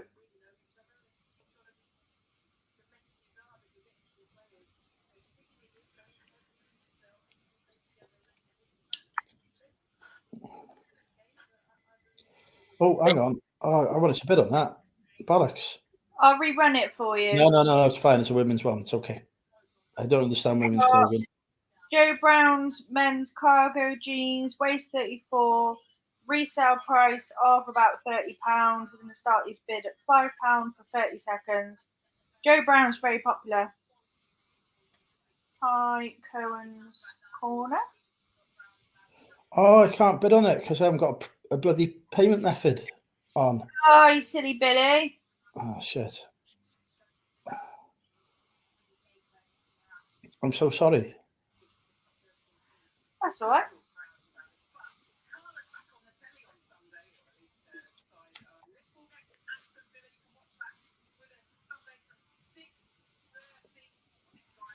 We are now doing super dry skinnies, men's waist 30. £5, 30 seconds. Off we go.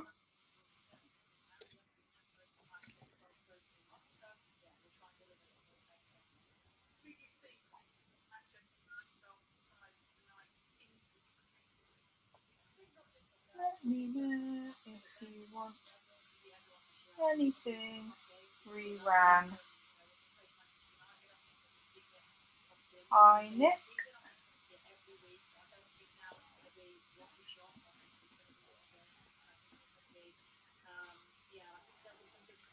Next one. Levi's Premiums. 514 jeans, and they've got a gold patch on the back with a big E as well. So I'm going to start these at £5, and they are an absolute bog.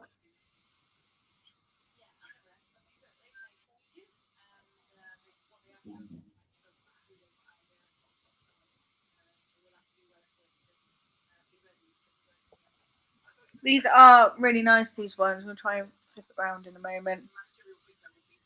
But they're premiums. So if I can get the gold patch on the back, just there. Very nice. Hi, Flamingo. This is silent. Let me know if you want anything reran.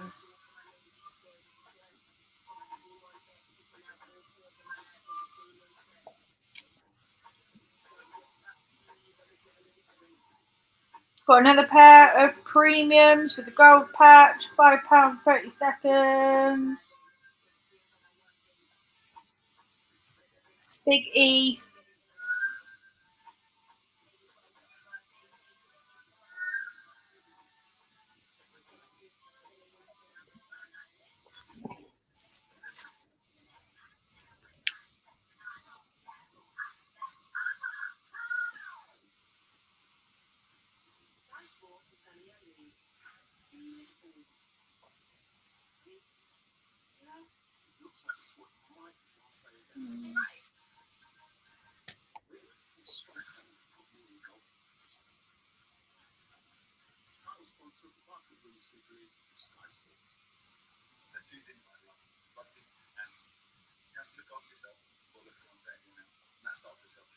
Next one, Levi's 510 skinnies, waist 32.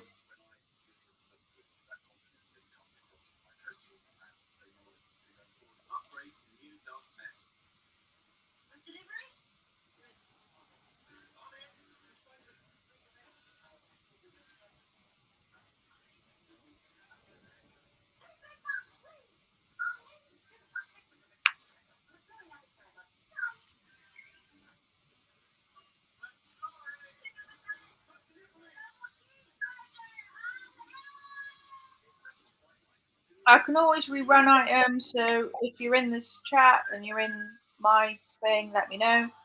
Got a pair of Diesel women's now. £5, 30 seconds. Evening, Tom. What you got? Oh, I think I clicked on the wrong button.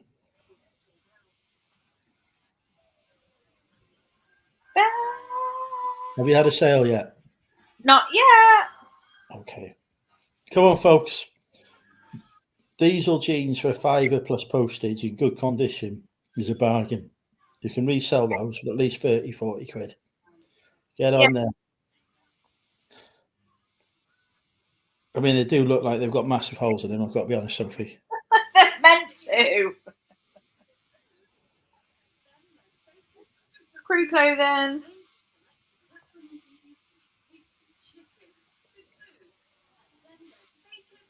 So I'm on holiday mode at the minute. My mum's had a knee replacement today, so I'm put the store on holiday mode for a bit. So I have sold a sales catalogue for 40 quid though, which I was quite happy with. But only 2 sales today. What?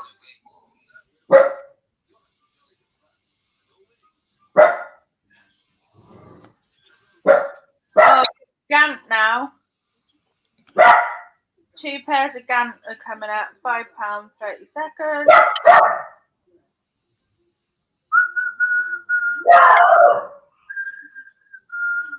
Ring my bell. Shush.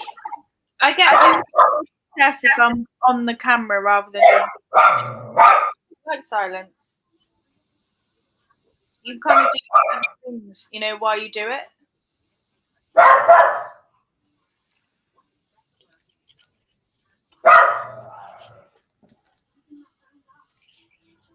Another pair of Gants coming up 14. Last pair was a size retail of, well, not retail, sorry, resale.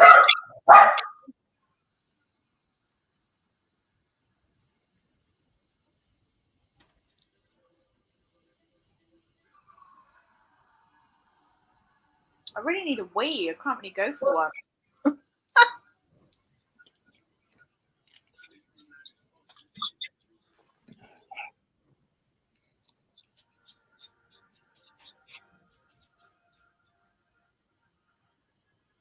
Nautica.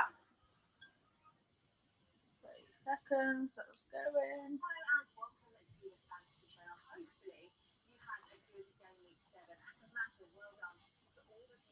You can ring my bell. Ring my bell.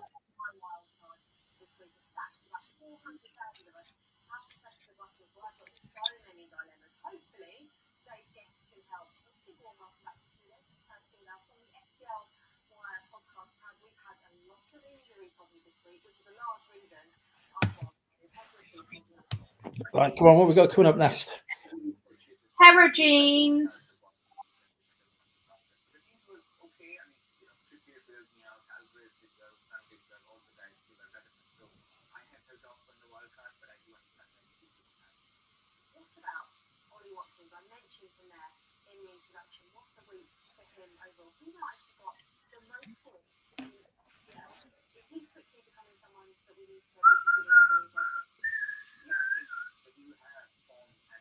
Ring my bell.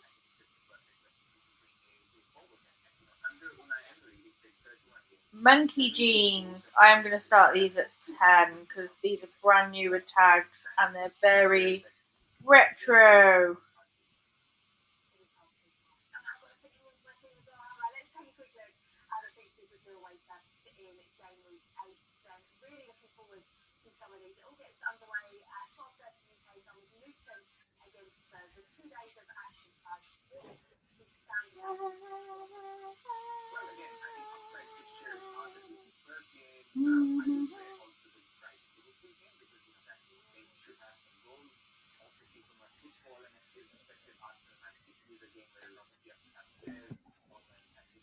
Right. Start that. Last 2 items now. Let me know if you want anything rebrand. We will do this again, but we need to remember if we need to get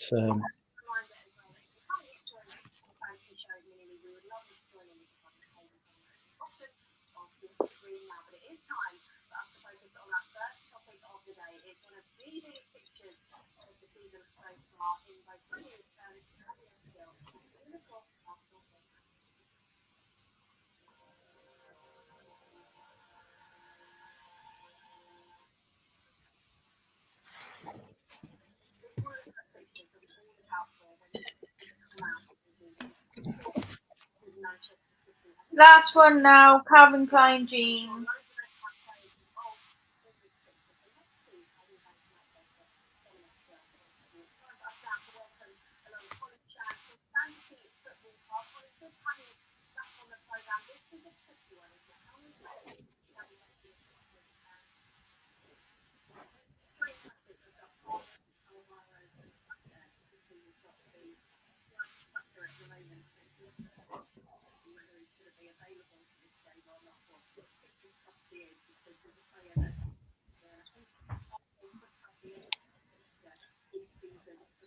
There we go, that's the end. Did we get any sales? Nope. Sean couldn't find your show. I think this is a problem with. How? I think this is a thing with Postmark. Like they need to make the show shareable on a desktop like this. If we could have shared that on screen, Yeah. I think it would have been better. I mean, I don't think any of us have got payment details on Postmark, which doesn't. I don't understand actually that because I've sold something on Postmark and I've been paid for it. Oh, so that So you must have details on then. yeah, and then it's asked me to put my card in. I'm like, well, surely you've already got my details because you paid me for the item that I've. Because if you've been paid for something, you think your details were there. Yeah, so I hadn't realised that I've apparently got to upload details for buying as well as selling. So otherwise, I would have bought something. But there you go. Yeah, that's a bit weird. We'll sort that out for next time. We won't give up. We'll try again. Yeah, it should come up in your notifications once I go live because I checked this with Poshmark. I spent most of the afternoon on a email support thing with them because when you do silent shows, it doesn't come up on the main screen, and I didn't know why my shows weren't showing. And then they said, "Oh, it's because it's silent. It just comes on a notification."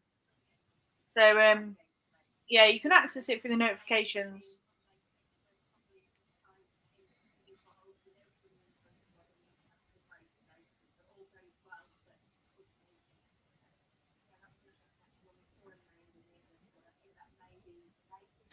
I'll do like a crash course with you guys. Because you get like the main screen, and then you click bottom here notifications, and This then feels like a video. my silent show here. So then you just click that. I would do a YouTube video on this. Yeah, I will. Yeah. But what I might do is get in contact with Poshmark support again. And I'll tell them I was on a YouTube stream live doing it and no one could get on it.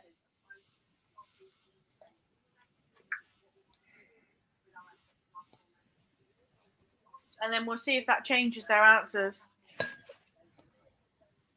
I got to have a wee.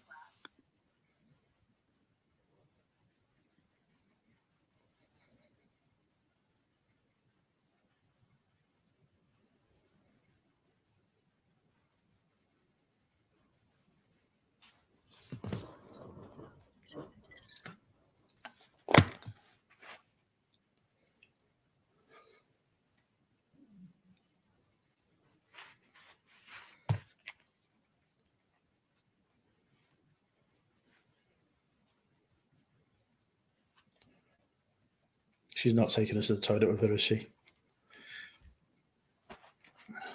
No, the Postmark confuses me. I found a live show, but then I couldn't pay for anything anyway. So I think you need to upload your payment details somehow. I don't know how to do that before you bid on an item.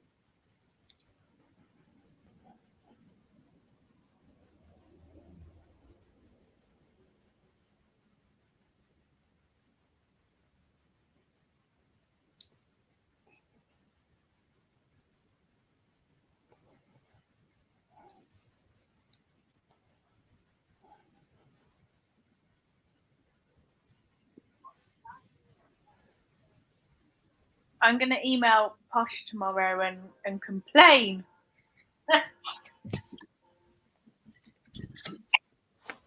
Well, they just need to, I just need to be able to go on the desktop and watch the show. Yeah. Like, that's much easier than doing it on an app. Even technically, it's much easier to do that than watch it on an app. Yeah, it should. I mean, everyone should have got like a notification because apparently that's how it works. But if you're not getting them, then that's fine. I need to know so I can tell them that you're not getting them. And then it might make them look into the app more. Oh, a dinosaur. I prefer non-app stuff.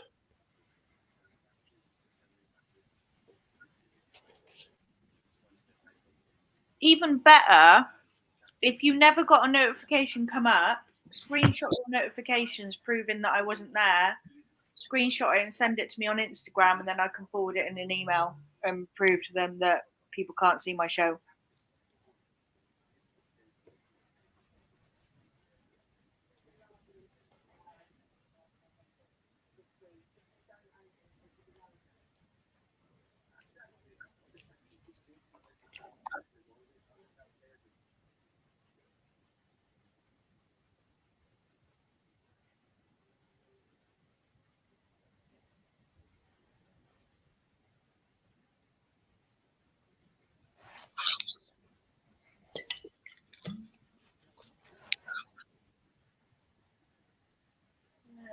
I need to find Neil's channel Nem.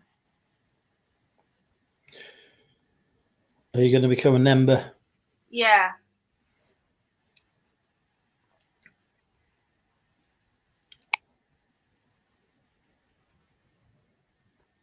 Sean says he enjoyed the behind the scenes of the show at least.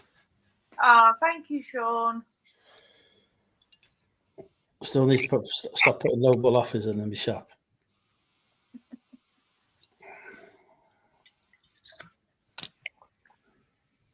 National Noodle Day. The best one is when he gets naked. I finally feel more body confident when he does that. That's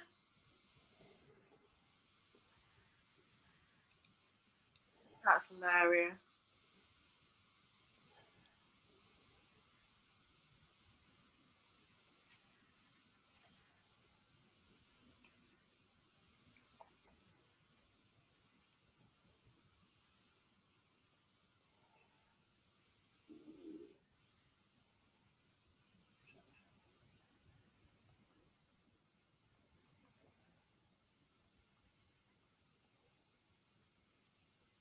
Do you know what I was watching earlier, which is really quite sad? The Undertaker's Best Bits. Jesus Christ.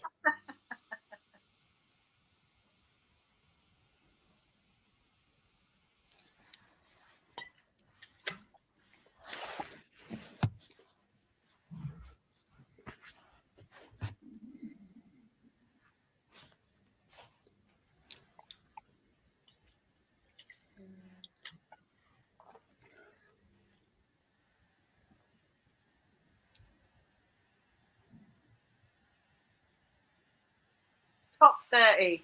30 unforgettable Undertaker moments.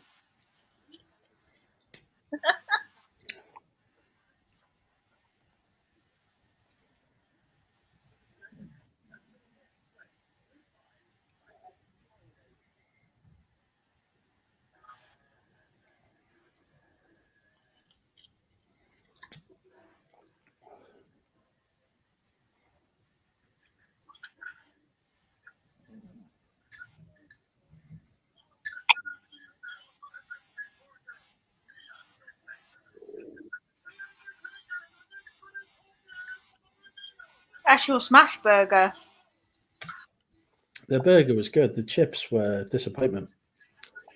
It was. Hours for them. It was. There's a lot of grease on there, though. They do need to sort that grease situation out. You spent a bit of grease on a burger, but the bun was just like totally destroyed by the grease, and that's too much. That you do want to actually be able to eat your burger in its bun without the bun sort of falling apart. Dripping. So they still need to work on that. But they're like a startup. They're expanding across Wales. They will get better. It was good. There are improvements that can be made. Yeah. And their obsession with onions in most of their burgers, that just needs to stop. Yeah. Do you put specific notes on there of no onions? Well, I don't know how to do it on Just Eat. So I just pick the stuff that doesn't have onions in. So you might have eaten onions and you don't know. No, it's they have to list all the ingredients, don't they? Because otherwise they just get sued. So the good thing is the burger I order actually has onion ring listed as ingredients. They've never yet once put an onion ring in it. I don't think they have any onion rings. I don't think they even realise that it's on there. It's on there. Onion ring on it. But if you look on their menu rather than the Just Eat menu, it doesn't mention it.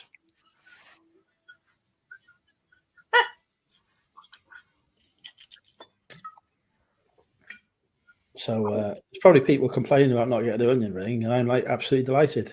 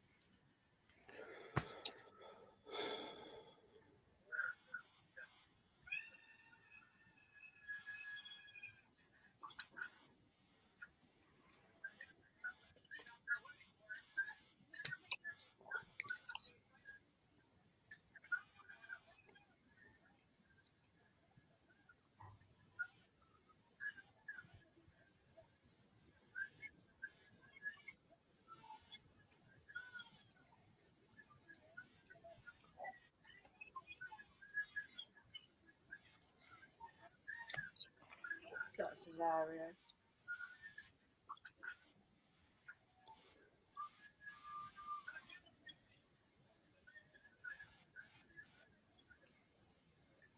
The chat has gone very quiet. Have we still got people live in the chat? Or are they now deaded? I think everyone's deaded. You don't watch Star Wars, do you? No. Oh. I've watched the final episode of the show too, and I wanted to talk about it, but no point because No, you need a different guest. I'm sure Phil will talk about it with you. yeah, and coins and stamps and magnets and lasers.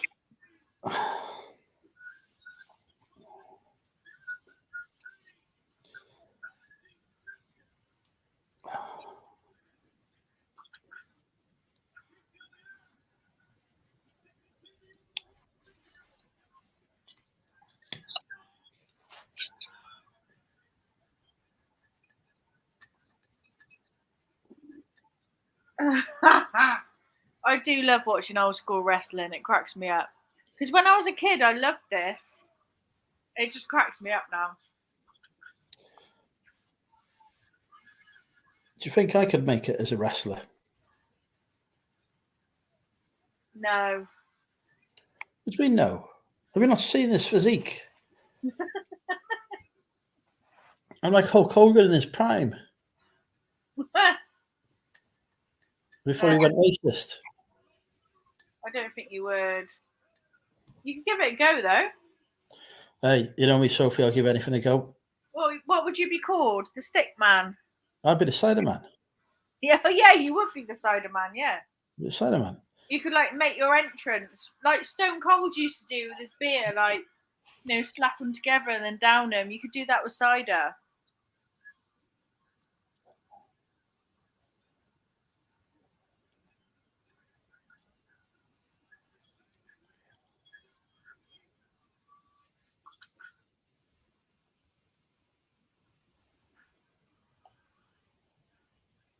What do you reckon your signature move would be? I would get a cider can and shove it up their anus. Fucking hell. I'll tell you what, nobody would want to fight against me after that. No, they wouldn't.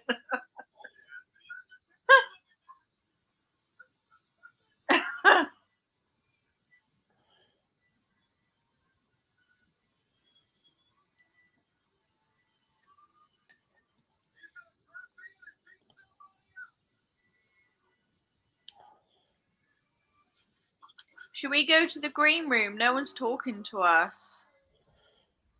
Oh no, let them warm themselves up. They're still imagining the cider can up the anus at the minute. Yeah, still imagining that scenario.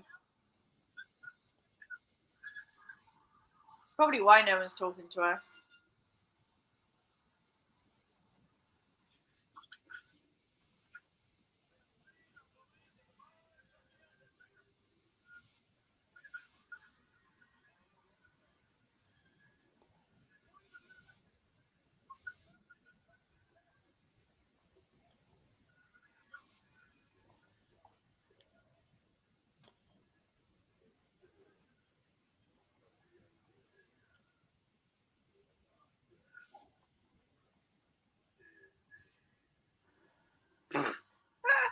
Hilarious.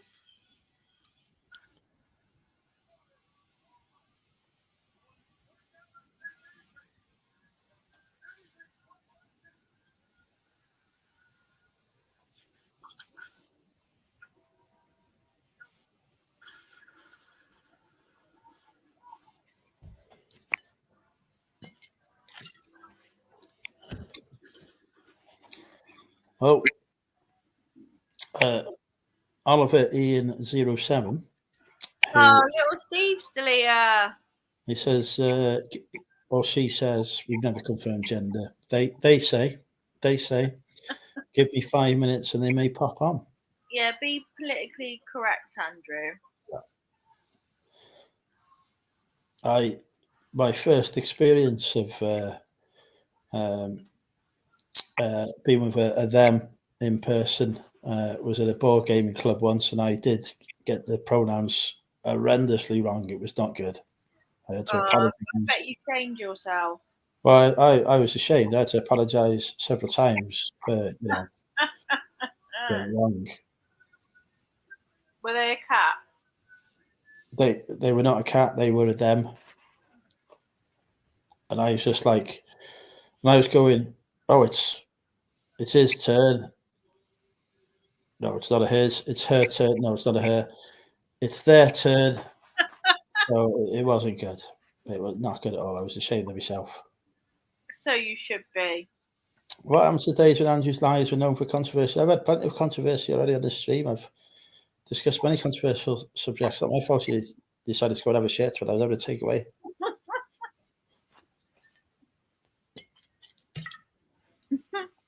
But I'm an older, more mature, refined man now. Steve, am I, the champion of diversity?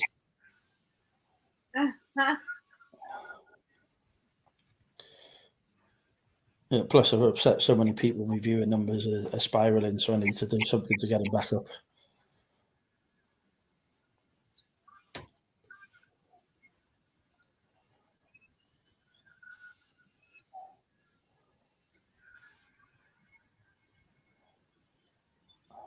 I'm emailing Poshmark.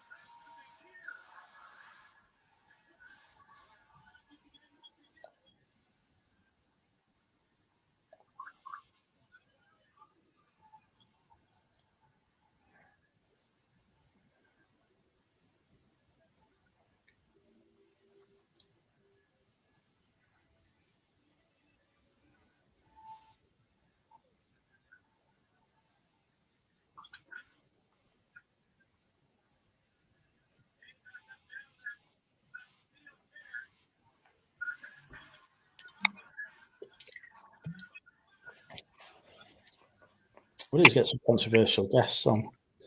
The Yeah. days of having rocket launch. I used to have rocket launchers and all sorts of weaponry pulled out on this channel, Sophie. Yeah. We've had machine guns and all sorts going on, but I've had to ban the most controversial guests because it turns out that if you get guests that controversial, eventually they will do something controversial. Who knew?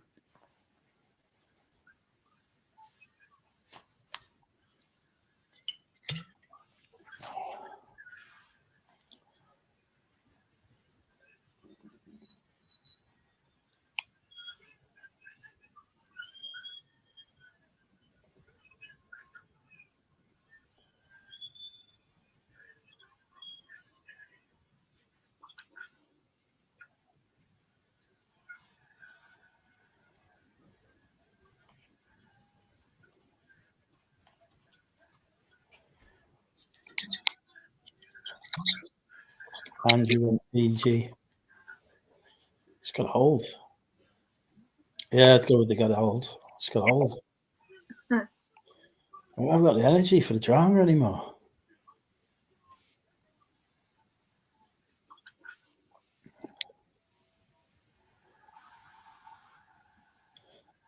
I think though, when I have moved,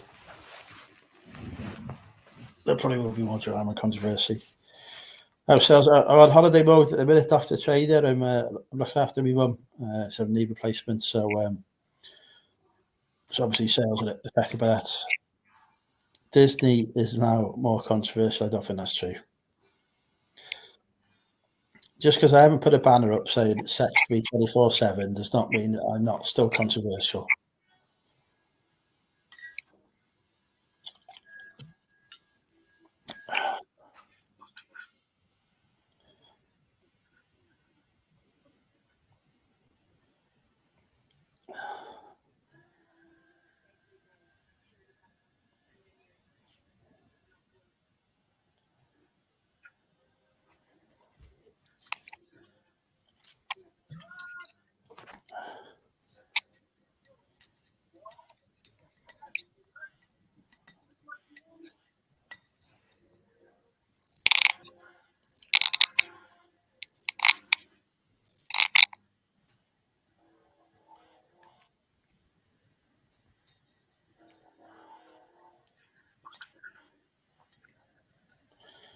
She's grand, thank you, Sean. Remember the days of bath selfies? Yeah, the membership of the group has changed, and we've now got people of a professional nature in the group. That means that putting bath selfies up could lead to an effect on my income streams. So I have to be well behaved now. Maybe I should start a separate bath selfie group.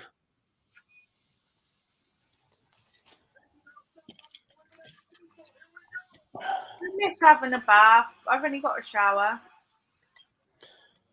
I can't do showers. This bungalow that I'm in at the minute, my holiday home, had a bath, and their mother decided that, due to her physical incapabilities, she wanted a walk-in shower, which I felt was very inconsiderate, really. Being as when I come here at the weekend, I'd like to have a bath, and I can't, just because she wants to, as owner of the house, who lives here all the time, have a walk-in shower. Like I said to her, just get one of those things that you put outside and stand under that and have a shower. Where is your holiday home? Just that. I said to her, I said, look, don't worry, none of the neighbours will want a perv on you. You're okay. Oh, she was very angry. Don't understand why. I thought I've always told people appreciate honesty. You give a bit of honesty and they get very angry.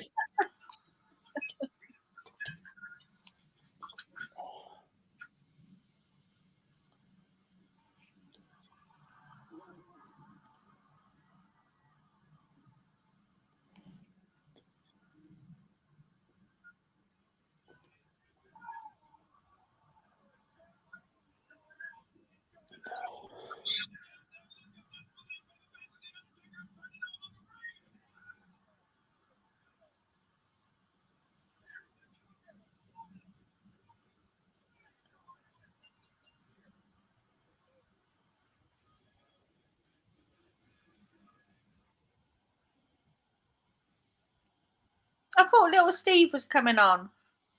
He said 5 minutes. He's, give him a chance. He's got to get his makeup on. Yeah, that's true.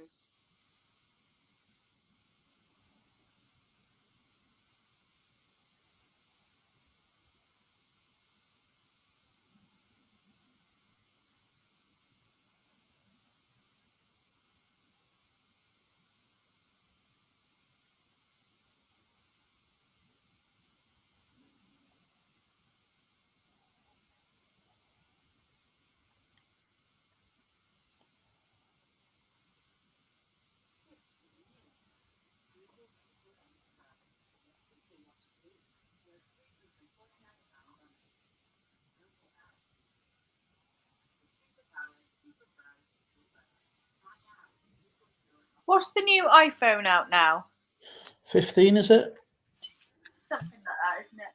Apparently it's made of like titanium that's on rockets or something. It's not on my rocket. I should hope there's no titanium on your rocket. Well, we shall find out. I mean, not us both together, obviously, but you know.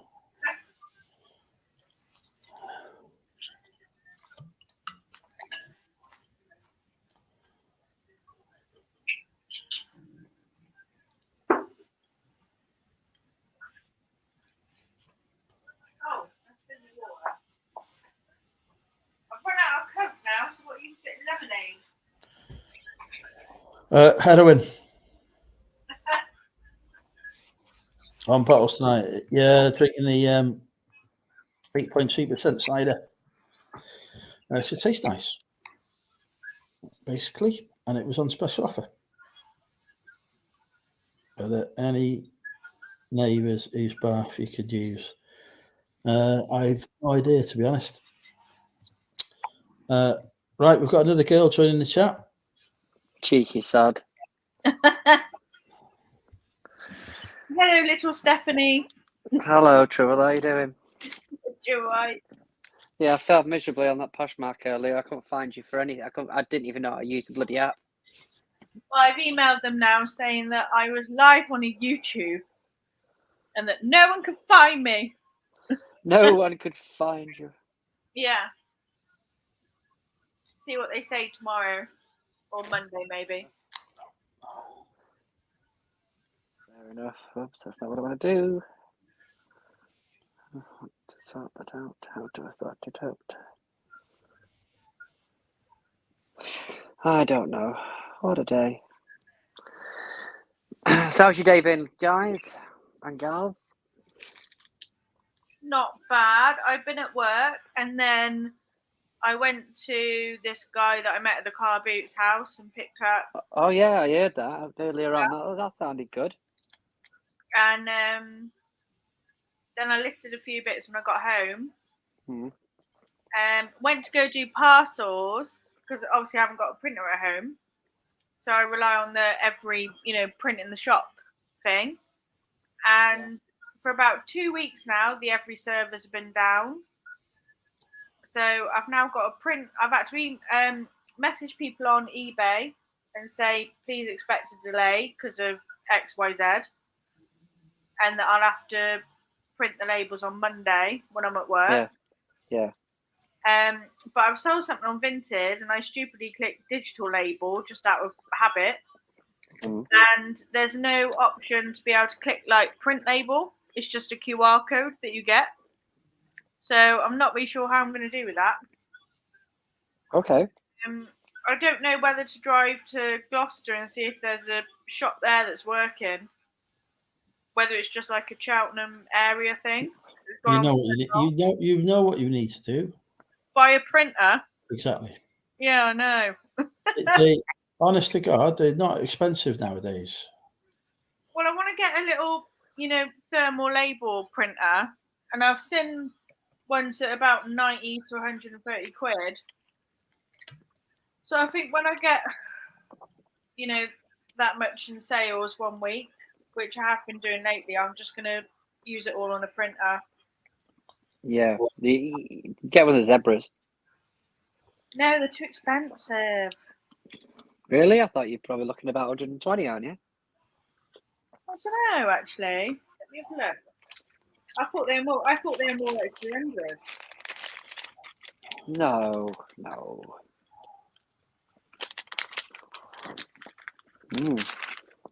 So let's talk about your fancy jacket that you're wearing there, Andrew. Primark. Is it? You wouldn't tell. It says Lakers on it, doesn't it? You can get a little one for £94. But I'm not sure if that's like a sticker one rather than an actual. Oh no, it does say sticker address. Thermal label printer, isn't it? Yeah. But the rest of them are like 436, 210, 341. Bit mental. This is on Amazon as well. Oh, okay. £300, 355. Yeah, Amazon's going to be well expensive, though, isn't it?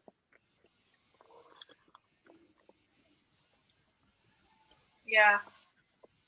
Mm-hmm.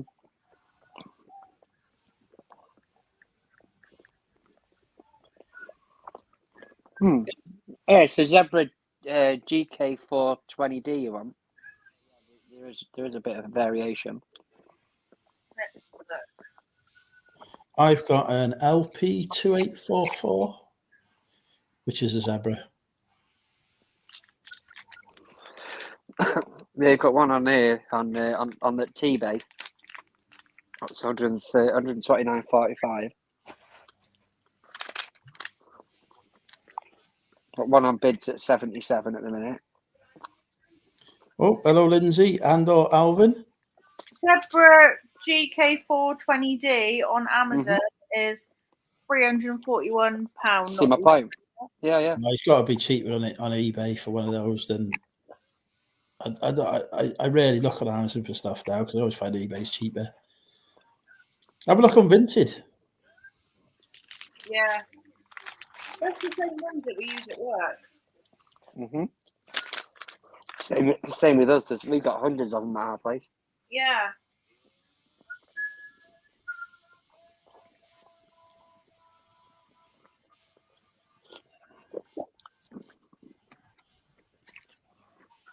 Oh my god. Got a £10 offer for one of my Columbia jackets. New. £4 profit? Huh? That's like £4, isn't it? On top of what you paid. Yeah. Review offer counter. £12.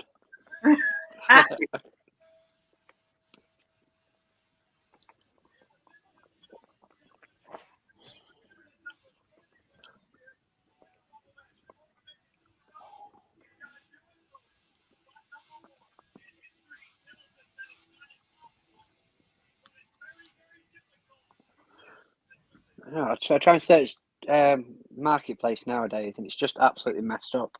It's like everywhere's far away. Have you noticed? I've noticed actually, right, on Auto Trader. Mm-hmm. You used to go on Auto Trader, you think, right, I want, I don't know, a Land Rover. You type it in, you say what your search radius was, right? So I want, I want to look within 20 miles of one. Because let's be honest, I can't be asked traveling halfway across the country for one, right? Now, when you put it in, all of these dealerships that offer nationwide delivery, all their cars come up. But the actual fucking car itself is like 400 miles from you. Yeah, I know. I can tell. I know what you mean with that. It's fucking shy. So I'm not interested. I want to see the car in person, which is why I fucking said I want to look, within 20 miles or whatever. Yeah. Oh, you put my head in. I am on the Coconut Cove, yes.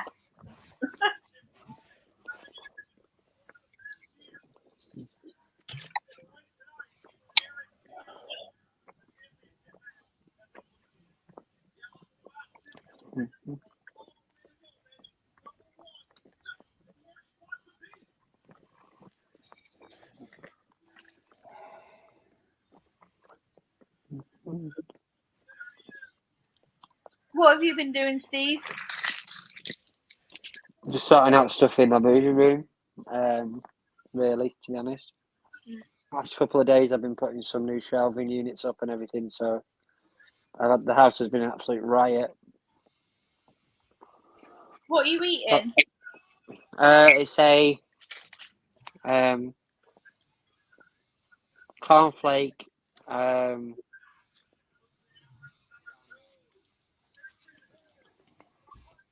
A cornflake? It's a brownie with cornflakes on the top. Oh. It's Morrison's. All I heard was cornflake, and I was like, what? just cornflakes. Yeah. I took some extra insulin, so I'm just trying to make sure I don't plummet. Good idea. Well, it'll start kicking in about an hour, so I can't really go to bed until after that. Yeah.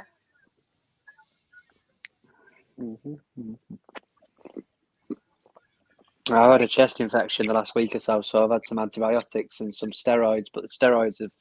The steroids will make your blood sugars go wild. Yep, exactly, and that's the first time of me finding that one out. Yeah, it does. But my levels just started dropping a little bit, and I was like, okay, now it's time just to get something, just in case. But I did the same thing the other day, and it barely moved. So I just don't know how it's going to react. Yeah. Never mind. But other than that, not much really. Just been... I've had this week off because of this chest infection thing. Yeah. I never usually have time off work, but this is probably the first time I've been off sick properly in 17 years, really. Yeah. Like for a week, so usually I might have a day here or a day there by accident, because I need it. But now I've got this diabetes stuff, I've got to really look after myself. Yeah. I think the secret is lots of drugs. Is it? By that you mean paracetamol because you're PC now, yeah? No, I think, right, I've come up with a new drug, right, called cocaine. What? Cocaine, right? What it is, basically, you get some cocaine, and you get some, Right, yeah, that sounds... and you get some heroin, right, and you mix it together, and it becomes cocaine. Is that not just crack cocaine? I don't know. My knowledge of the drugs world is not very big. The same, Andrew. So with this cocaine, right, you won't give a fuck what issues you've got because you'd be so spacked off your face, you'd be fine. Yeah, that definitely sounds like something the NHS should bring in. Good logic, that, Andrew. Yeah. So you're talking about that train situation earlier on, and that it's like it's these big companies that they're literally lining each other's pockets, aren't they? Oh yeah, absolutely. Because they all have to bid for the lines as well, don't they? Yeah, exactly. All these highest bidders all seem to be in the pockets of somebody, I reckon. Yeah. Not that it's controversial at all. But I did have a look at the app that you mentioned, though. That looks pretty good. Seat Frog, yeah. Yeah. Yeah, little train hack, that is. That's pretty cool, that. So you basically, what do you do? Put in an amount that you're willing to pay? No, it will start it already. So say it £12. You'll put a bid on, say, 12, 13. I put one on for 13, and then no one in the area bid for it, because I'm guessing probably no one knew about it. So then I travelled first class just for an extra £13. Yeah. Oh, there's a buy it now for 30 quid, basically. Yeah. Yeah. Yeah. Evening, lads, allotment diary. What? My allotment diary is coming this nad. I'm saying good evening. Oh, right, okay. Because I am a fantastic host. Oh, are you? You've ignored the chat most of the night. Well, especially when you were eating. Obviously, I filled in some gaps. Obviously, I have to prioritise, and sometimes those priorities are not the YouTube stream that I'm currently broadcasting on. You weren't thinking straight, were you, while you were scuffing your face? No, that's why I'm waiting for the food.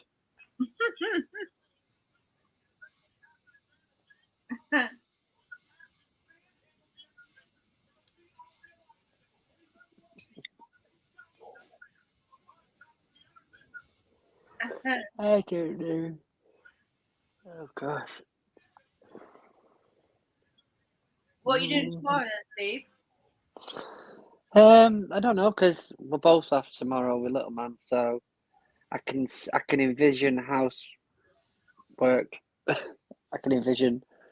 Right, we need to tidy this up, sort this out, all that Yeah. sort of good stuff. I think I might try and have a wander out to town for a little bit if I can. You got just two to get- kids, didn't you? Or one? What's that? Have you got 2 kids or one? I've got 2, but my eldest doesn't live with me. Oh, yeah. Yeah, he's 19. He's lives with his mum. We're only around the corner, like, but Yeah. yeah, he's doing really well at the minute. He's got his first proper job working at Asda, so he's doing well at that. Hopefully, Nice. But it is because he's got type 1 like me, and he's autistic like me. Yeah. So this is the first sort of proper job outside of college. Because when he did college, they had a program where they get him into work as well. Which is ingenious, really, because they don't pay him a sodding penny for it for a year, you know. So,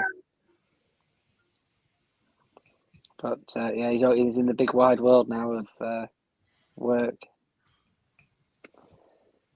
He's very clever though, so I'm sure he'll do something when he's ready. Yeah, absolutely.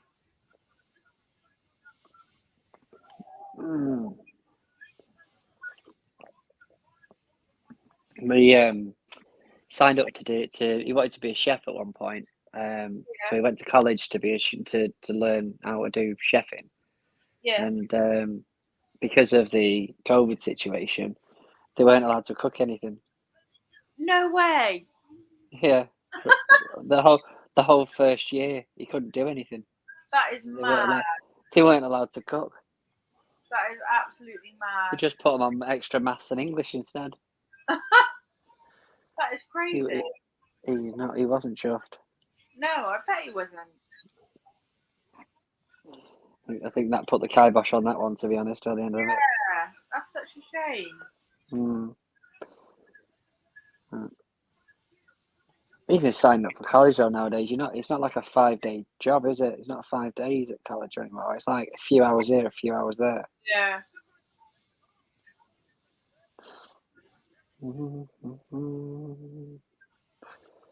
But I don't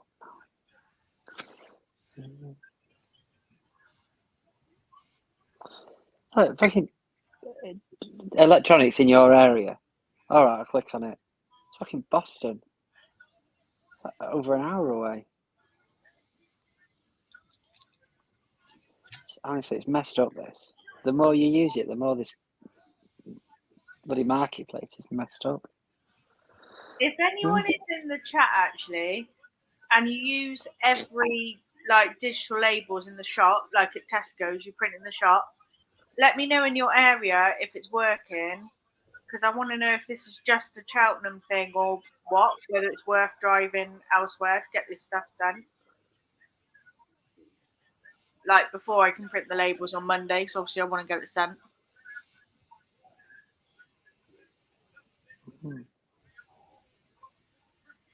Because it's literally been out of action for about 2 weeks now. And then I have to slyly print stuff at work.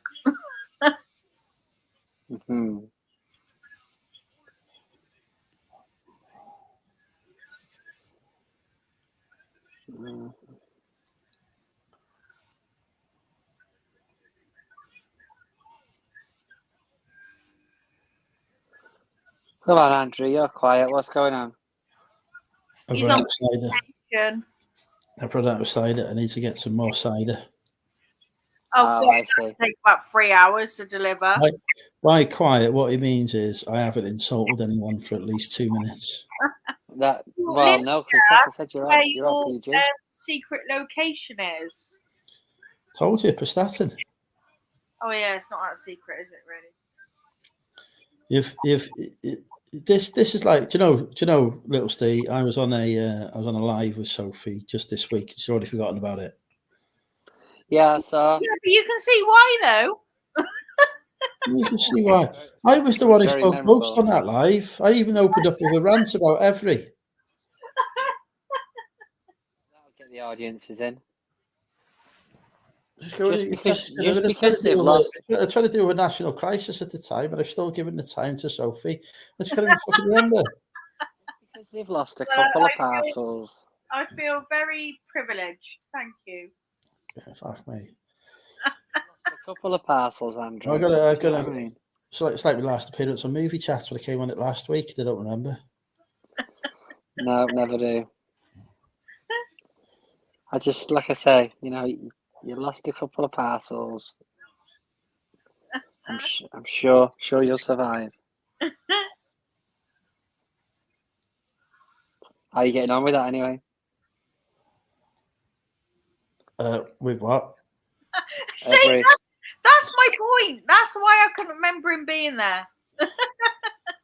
I thought he was talking to you. I can't be focusing on two. You're just talking to each other, and then you're talking to. How am I supposed to keep track of all these conversations? I get on, buddy. Do you know what? Right? Cider. They've lost all these parcels, right? So I've put a claim in, and I had a thing saying, "Oh, your claim's been rejected because your parcel's been delivered on one of them." So I looked at it, and they have actually managed to deliver one like 3 weeks later. Well, I don't know what the fuck's going on now. So I don't know if all the other ones are suddenly going to get delivered. So the problem is, if I refund the buyer and then it gets delivered, I'm fucked. I just lose that money. Yeah, so you do. So I got in a pickle with Patlink actually, because you know when I went travelling for like 2-3 weeks, and I sent something out which didn't arrive. It got lost, and it was showing that on the tracking and everything as well. But because of my store was on holiday mode, he didn't contact me until 3 weeks or so later. Yeah. And, he was like, "Oh, this hasn't arrived." So of course I checked the tracking then, and I was like, "Oh no, it hasn't." So I got in contact with Every. They wouldn't help me because they went through Patlink. Got in contact with eBay. They wouldn't help me. Said it was all due to Patlink. Then I got in contact with Patlink finally, and then they were like, "Well, there's nothing we can do because 21 days has passed." So they wouldn't find the parcel. They wouldn't refund me or the buyer or anything. So obviously I had to then give a full refund to the buyer, and I didn't. And I obviously you get protection, buyer protection. I paid for the insurance and everything, and they wouldn't refund me because it had been 21 days. Wow. Yeah. Shocking. Yeah, and I paid for the protection, but they wouldn't do anything about it. So you just you've got to get that claim accepted first. That's the thing.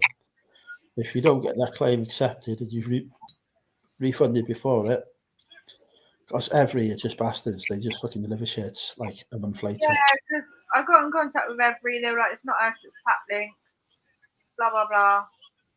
That's why I'm like, I'm not trying to refund anything. I've messaged everyone. I said, as soon as the claim's approved, I'll get your refund sorted. I said, but I've got to wait for these claims to be approved. Otherwise, I lose out on the money and I can't afford to do so. Yeah. But I've got one open in INR that's going to run out tomorrow, so I'm going to have to refund on that. But I'm going to guarantee that Every will deliver it 2 days later. Sometimes, don't get me wrong, sometimes you get a buyer who's honest and goes, "Oh, I've had this. It's been delivered. I'll PayPal you the money." Fair enough. And when they do that, I'll say, "Oh, hang on a second. I've had a claim approved on this. You don't need to bother. It's okay. Don't worry about it." Or if I haven't, then fair enough. I'll take the money. But most of the time, they're like, "I've had it 3 or 4 weeks later than I expected. So why should I pay for it?" And I agree with them. At the end of the day, they paid for a service, so they've not received it. Do you know what the other thing as well though is that I think from the people in the community for like movies and stuff like that, when they get them sent damaged and all that sort of jazz, they're so used to Amazon just giving them a refund. I think that sort of ethos is sort of leaking into eBay. Yeah. Oh yeah, without a doubt, without a doubt. They're like, oh yeah, I got it for free and I got a refund. Whoop, whoop. Rather than actually being an honest person and sometimes saying, well, actually, I've had this arrive. What do you want me to do? I know as a seller, there are times where, sorry, as a buyer, who is also a seller, there's been times where I've had stuff arrive and it's come late and I've had to open an INR because the items never come and I've had to order another from someone else because it's not come. And the items turned up. I've just messaged the seller and gone, did you have a successful claim on this? Because it's just turned up. And if they say yes, we'll leave it at that. And if they say no, it's been rejected because it turned up, I said, I'll PayPal you the money, just give me a screenshot just to say that the claim's not been accepted, and I send you the money. And every time I've done that, no fucker's ever sent me a screenshot. Yeah. So sometimes they think they're sellers who have the successful claim and then go, oh, it's not been successful, to try and get the money as well. So people are not always honest on both sides. Yeah. Yeah, I get that. Steve, did you hear about what I said on Poshmark with the return that I had? No. So I had this woman, I sold a Dickies t-shirt and there was 2 very, very tiny stains on there which I'd never noticed. And they were very light, like they would have come out in the wash. Anyway, she was proper like giving me beans on Poshmark. And I just said, look, I'm sorry, I didn't see them. I can only apologise. If you want to send it back, you'll get a refund, whatever kind of thing. Yeah. Anyway, she carried on giving it beans. And eventually I had to say, look, I've already said I didn't see it and I apologise and left it as that. So then obviously she got in contact with Poshmark for a resolve. And I think they must have read the messages, between us, because they said we've decided to settle this favourably for you and the buyer, and they still released the funds to me, but then refunded them anyway. So I never refunded that buyer. I still got the funds. Okay. So and it took them a couple of days to get back. I think they do actually review it on a case-to-case basis and actually look.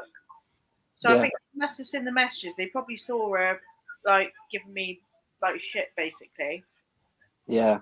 And probably thought, yeah, she's a bit over the top, which she was. And then decided just to sort it out themselves, sort of thing.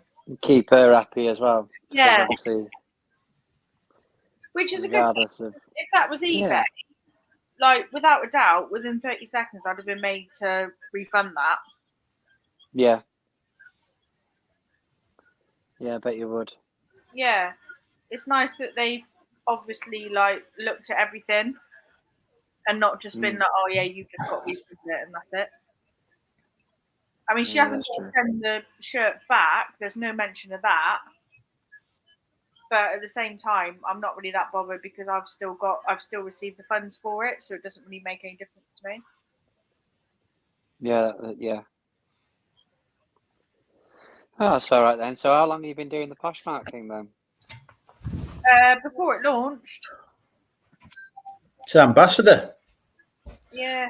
Ambassador Sophie, we should be addressing her as. Ambassador Sophie. Yeah, I've been on it before it launched. Oh dear. If you were on it before it launched, then you were selling to nobody. Huh? If you were on it before it launched, then you were selling to nobody. Yeah, at the time, but I just took it as just building my store, and then when it launched, oh, I see what you mean now. With anything that I was listing on eBay at the time, I was just copying it over to there as well. So I was just building the store basically ready for launch. And then obviously Seven had the £20, free credit. Yeah. I did about 400 quid in my first week. Bloody hell. Yeah. But that was because everyone had the £20 free credit. So everyone was spending. But then Would that be what the promotional code was about when I signed up to it to earlier? start with, yeah. And then it dropped to £5. And you can still, like, the code's still there. You can still do it. You'll still get £5 free credit when you buy something. It doesn't have to be from my store. It can be, anywhere.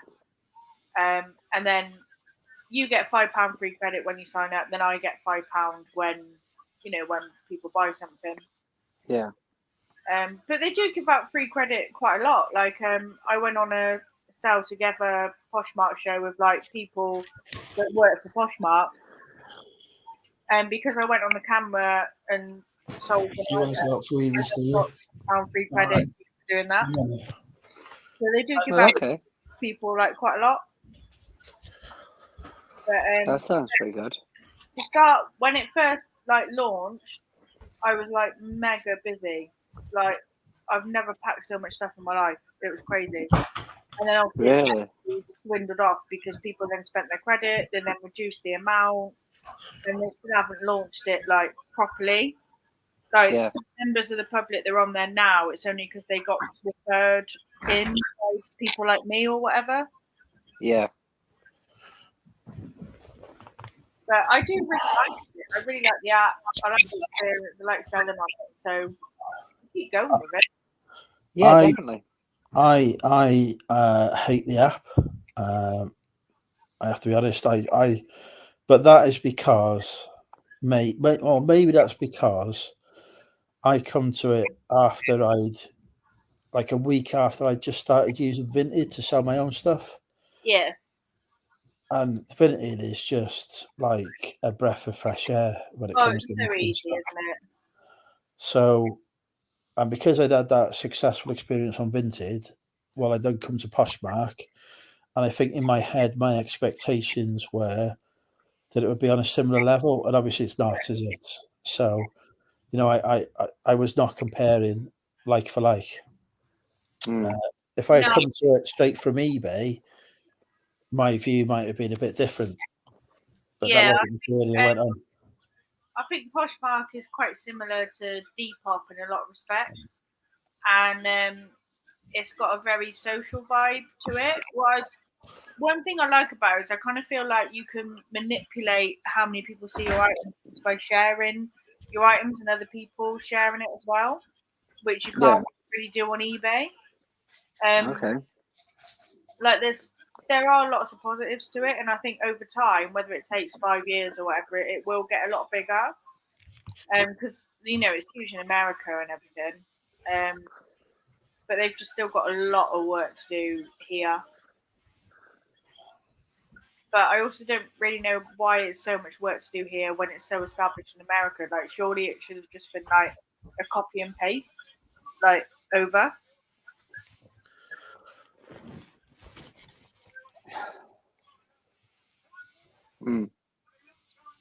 But it works better for me because, like, obviously Whatnot's got the whole live show thing as well.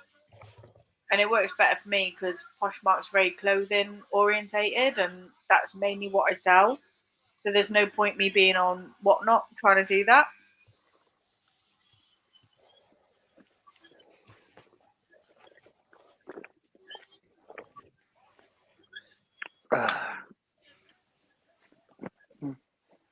So what are you watching at the minute, Soph?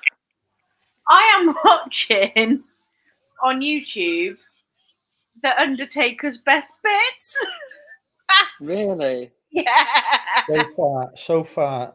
I'm watching like Royal Rumble, Undertaker Best Bits. No way. Because I mean, when I was a kid, I used to love wrestling. I can remember. Yeah, same. It was like this real, like, special night. I think we were about 10 or something like that. And we bought, like, mum and dad, like, we had cable telly back then. Yeah. And mum and dad bought us WrestleMania on pay-per-view. You big spenders, you. Yeah. And we had KFC as well. And it was like a massive like night. Like we had WrestleMania on. I got WrestleMania would have started about midnight. 10-year-old, what were you doing? No, I don't think it did. I bet you watched it like the day after the pay-per-view. Possibly, maybe, because I don't remember it starting at like midnight. Because I can remember having like KFC and everything. So like, yeah, it was like a massive deal. And I used to absolutely love The Undertaker and Kane. And very occasionally, I just put on a bit of old school wrestling on YouTube, just for a bit of nostalgia. I mainly sit and laugh at it, but it's just nostalgic. Yeah, Me and my agree. brother do it sometimes as well. Like we'll come out, like we'll have a beer at mine or something, and then we'll be like, "Oh, should we put on a bit of Undertaker?" Yeah, all right then.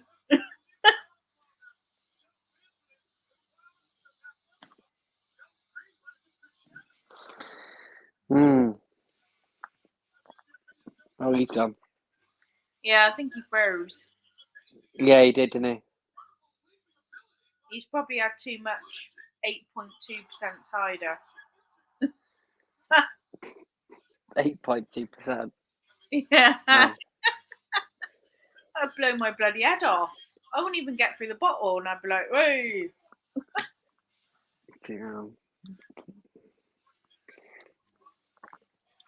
Yeah, I never subscribed to the wrestling, to WWF or WWE like subscription thing, because Oh obviously yeah, you can they got get like everything an on there. app, didn't they? Yeah, I'm not doing that, but I try and pick up any of the old ones whenever I see them. To be fair, like you say. you can get the majority of it on YouTube. You don't actually need the Really? app to be fair, yeah. Like if you just type in like 90s, I don't know, like Hulk or Undertaker, Kane, whatever, you can get so much stuff on YouTube.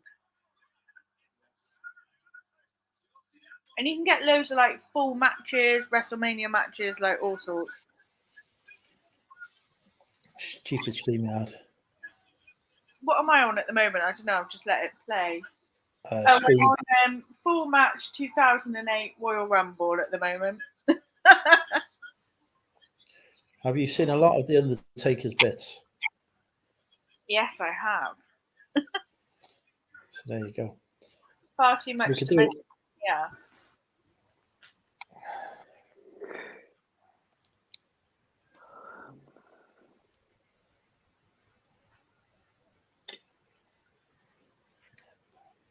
Just very, very now and again, I just like watching old school wrestling on YouTube. So I've got to be honest. I do like watching the wrestling on the Pornhub as well. I knew that was coming. Just for a second, I thought, right.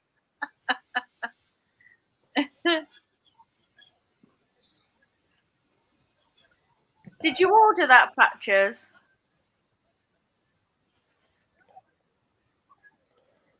She's Did I talking order to it? you there. That's No, correct. this is in the this has been in the car. Can you see the dents in it? Like, I've got 3 cans that have been in the car. They're dented to fuck. Like covered in dents. So the car is obviously not the best transformation. So is this the emergency supply? Yeah. It's the hidden stash.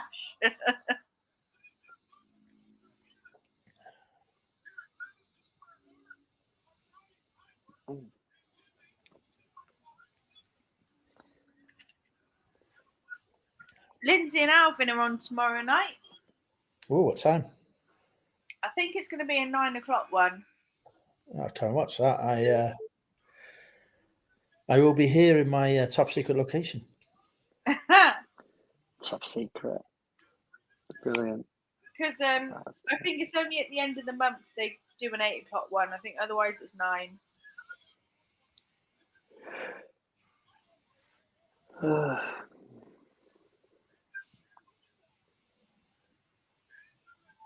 Steve, can you make me some food, please? I'm hungry. To be fair, I've been thinking the same most of the day myself. You can get me some chips or something. No, I've already cooked 3 times tonight now. Oh, bloody hell.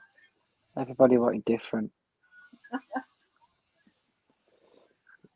My son eats more than most of us, to be honest. Fucking Growing. nightmare, that is. Oh, yeah. Eats us out of house and home, that kid. Oh, Lindsay's on at 8 tomorrow. Is she on, is she? Not 9, yeah. It's not 9. Rich is cancelled, so she's on at 8. Is that because he's coming Hey, in? Lindsay and Alvin. Which is cancelled. Is that exclusive? Is that because he's Yeah. done a Russell Brand? Alvin! I mean, Andrew! Let's blame Alvin for that comment. I go with I that. don't know how Alvin. Alvin, how could you compare? I How literally went Andrew, but somehow Alvin popped out. It's because we're talking about Lindsay and Alvin. Alvin, how could you Alvin would compare? never do Anything. How could you compare Russell Brand and Night's Life like that, Alvin? That is terrible. Terrible comment to make. You should take that back, Alvin. Shocking. This is what he does, isn't it? You know, he's coming here, he's causing controversy. Stirs it up. It's because I've had too much coconut cove. And we were talking about Lindsay and Alvin, so I said Alvin by accident. Yeah. Alvin, I'm very sorry. You know better of me. And you know that I would never compare you to anything.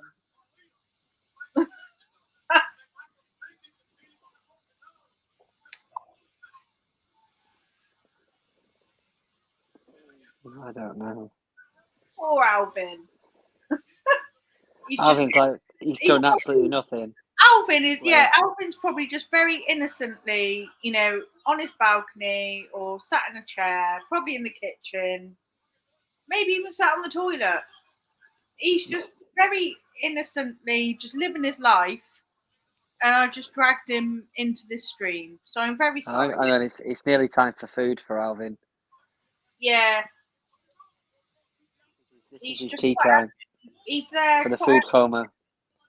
He's living his life quite happily, and then I come along and associate. You've just blown up his life like a nuclear missile, just hitting him. Yeah, Alvin, he's innocently cooking his dinner, and then I come along and you've associated him with Russell Brand. Alvin is not Russell Brand in any shape or form. In fact, Alvin's not even a fairy in any shape or form. He's too bloody soft and lovely. That's right. Keep trying to rescue the conversation. I'll just keep digging, shall I? Just quit. Just quit. Just accept the fact I'll just stop now. Well, just accept that you're now dead to Alvin. Yeah. Yeah. I am now dead to Alvin. I know what's happened now. All the controversies just coming out. I know. It's nearing midnight. Instead of Andrew. I've had 2 bottles of 8.2% cider, so now I've got onto the slightly less stronger cider. And the 8.2 is clearly kicked in because I've just compared Night's Life to Russell Brand. And Alvin has somehow got slandered in the process. Well, I feel for Rich, to be honest with you. He's not done anything. Poor guy's not even here. Thank you, Alvin, for saying wagwan. Wagwan? That's what he says. Wagwan. That's what we say. Wagwan. See, I was fucking right. I've just read the comments. They are bloody eating, or at least cooking something. Wagwan, Alvin. With the rhythm and the rhyme, and it's well past 9:30. Oh my god.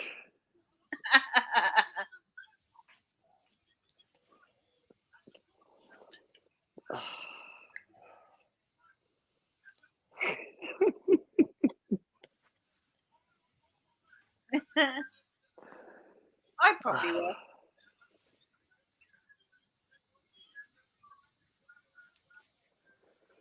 Oh, I don't know.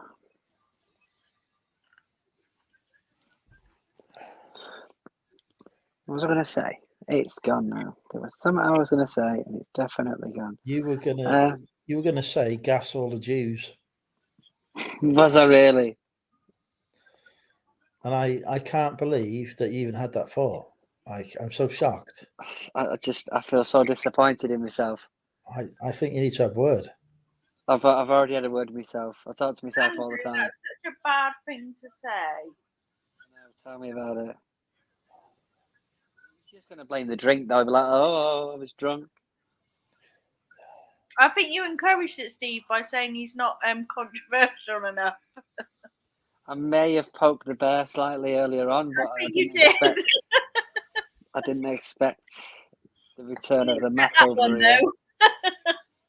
You didn't expect gas all. I actually think that phrase may actually be on YouTube's banned list. Like that's probably literally one of the phrases that YouTube. Yeah. So I hope you've really enjoyed the stream tonight, guys, because tomorrow morning it will be taken down. Yeah. 3 hours of my life. Watch it while you can. Yeah, watch it while you can.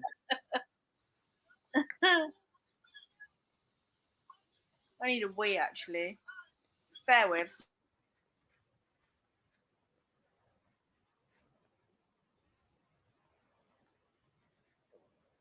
On your toilet breaks. You broke the seal now, so you'll be going for another wee soon. Wow. Have you ever tried water sports? I don't know, actually.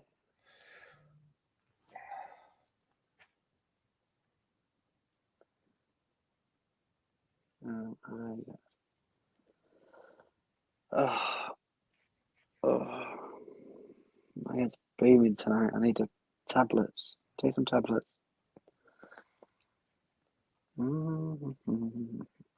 So that was what I was going to ask you earlier on, because I briefly got a bit of your conversation earlier, but thing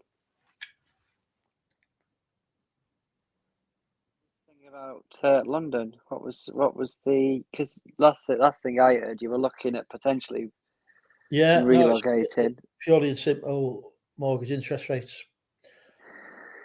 This isn't new. This isn't new though, Andrew. When we were looking at 2005, Hey, this isn't a new thing. It's expensive to live down there. No, but the interest rates at the minute are 4% higher than they were last year. So when I was initially looking at it, a mortgage would have cost me about $900 a month. The same mortgage was $1,500 a month. Really? That's £600 a month difference. I can't afford £600 a month difference. If it was like 1,000, 1,100, fair enough. I can afford that. But it's tipped slightly too high. So they need to come back down before I can do it. Honestly, right, the cost of living in London, not an issue. I found the cheapest Wetherspoons that I've ever been to in my life there. He keeps banging on about this. It is cheaper than Wrexham Wetherspoons. I can get food in London for less than I can in Wrexham. So the food I would have come and lived with you, Andrew. So yeah, there's no issue with that. It's just purely the fucking mortgage cost. The interest rates on the mortgage have just wiped it out. But if I lived with you, it would have lessened the cost. Yeah, but then where are we going to keep our stock? Well, that's true. And where will I keep mine? I mean, obviously, I'm less concerned about your stock than mine. You'd have had to sleep on my stock, and yours would have been in the car. The back of your money, would be bloody full of bloody jeans. Your Poshmark Live.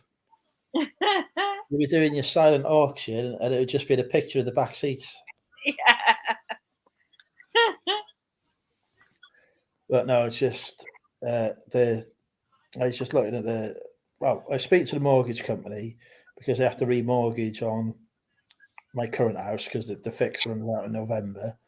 And they're going, oh, yeah, it's looking like that's going to go up nearly £400 a month. And I'm thinking, fucking hell, Christ. So I said, oh, hang on, I'm looking at moving to London. And this is the kind of range I'm looking at. How much will that cost me? and it was like 1,500 or 1,600 quid a month. I was like, fucking hell, Christ, I can't afford that. I said, well, when we had a conversation earlier in the year, you said it was about this much. And then it's like, oh yeah, the interest rates have gone to this extent. So I can't fucking do it.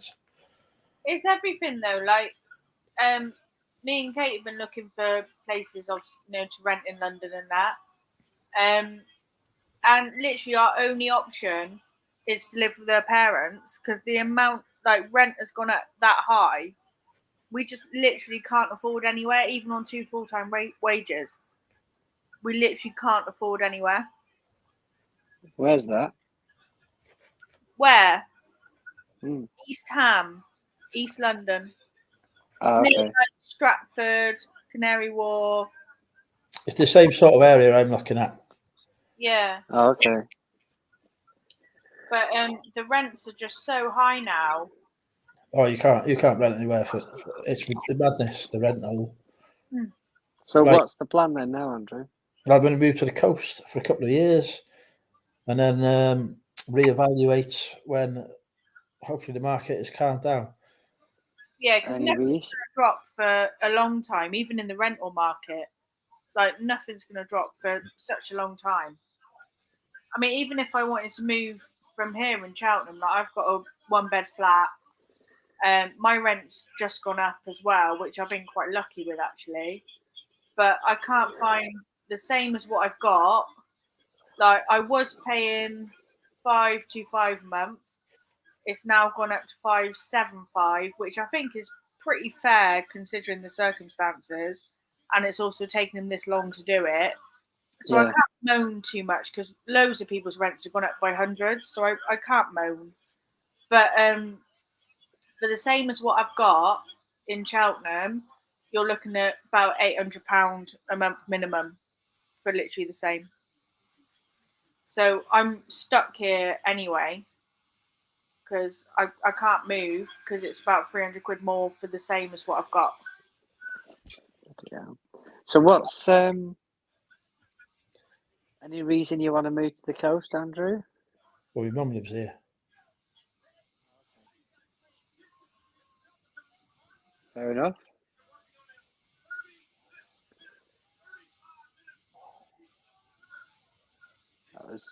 That was a long conversation. Thanks for that. Yep. Stop dead. Is there any other advantages? Well, there's a beach. Is there not a beach in Wrexham? Well, obviously, fucking. There's going to be a fucking beach in the middle of a fucking city, for fuck's sake. It's not fucking Newquay, is it? I thought they might have a little in a city beach. Oh, I tell you what, the fucking Atlantic Ocean's on the fucking doorstep of fucking Wrexham. Like asking, is there a fucking beach in Grantham? No, there fucking isn't. Fuck me. That's not true. I've got some sand out there. Right, and that's a fucking beach, is it? Yeah. You got fucking tourists set up there to fucking sunbathe. It's a beach for very small people. Fuck me. I try and be fucking non-controversial and polite, and I get fucking questions like that. Well, it's just to get the best out of you. Fuck me. A fucking beach in Wrexham. Jesus Christ. There's not even a fucking cheap hooker in Wrexham, not on a fucking beach. You've been through them all. Also, well, all right, okay. I will go through the full list of reasons as you've asked. Mother's here. Well, if you don't mind entertaining us for a little bit, that would be fantastic on your show. Well, 3 hours in. Well, we'll move past the fucking sarcasm. Oh God, guys. Fuck me. Hold on to your arts here. He's right. Sophie, you've killed fucking Sophie now. Sophie, her internet's in shock. Right. So here we go. Mother lives here, so that's free fucking doggy daycare, isn't it? So there's no Wetherspoons or KFC, so that's fucked. So that's downside. Yeah. There is an Aldi. It's fucking tiny. Jesus Christ. I mean, it's like, it's like. Is there a Dunelm? It's like somewhere you can source TK Maxx. The fucking closest Dunelm's, I fucking landed now, but there is a TK Maxx. But the fucking Aldi is like, when like men take steroids and their fucking penis shrinks.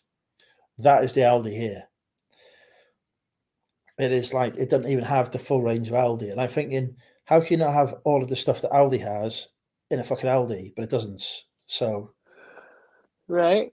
a couple of detractors, but it's close to the beach. There's some the honest to God, right? The standard of the ladies here, Sophie, you'd love it. There's so many hot women here. It's unfucking real, right? So we got that. See, she's gone now. She's moved there already. I've offended Sophie. I'll have to put a link back in the chat for her. So we've got attractive women. We've got free. I can't even put the link in. We've got free doggy daycare. There's a fucking beach. It's close enough to my contacts that I can go and still get stuff at the weekend.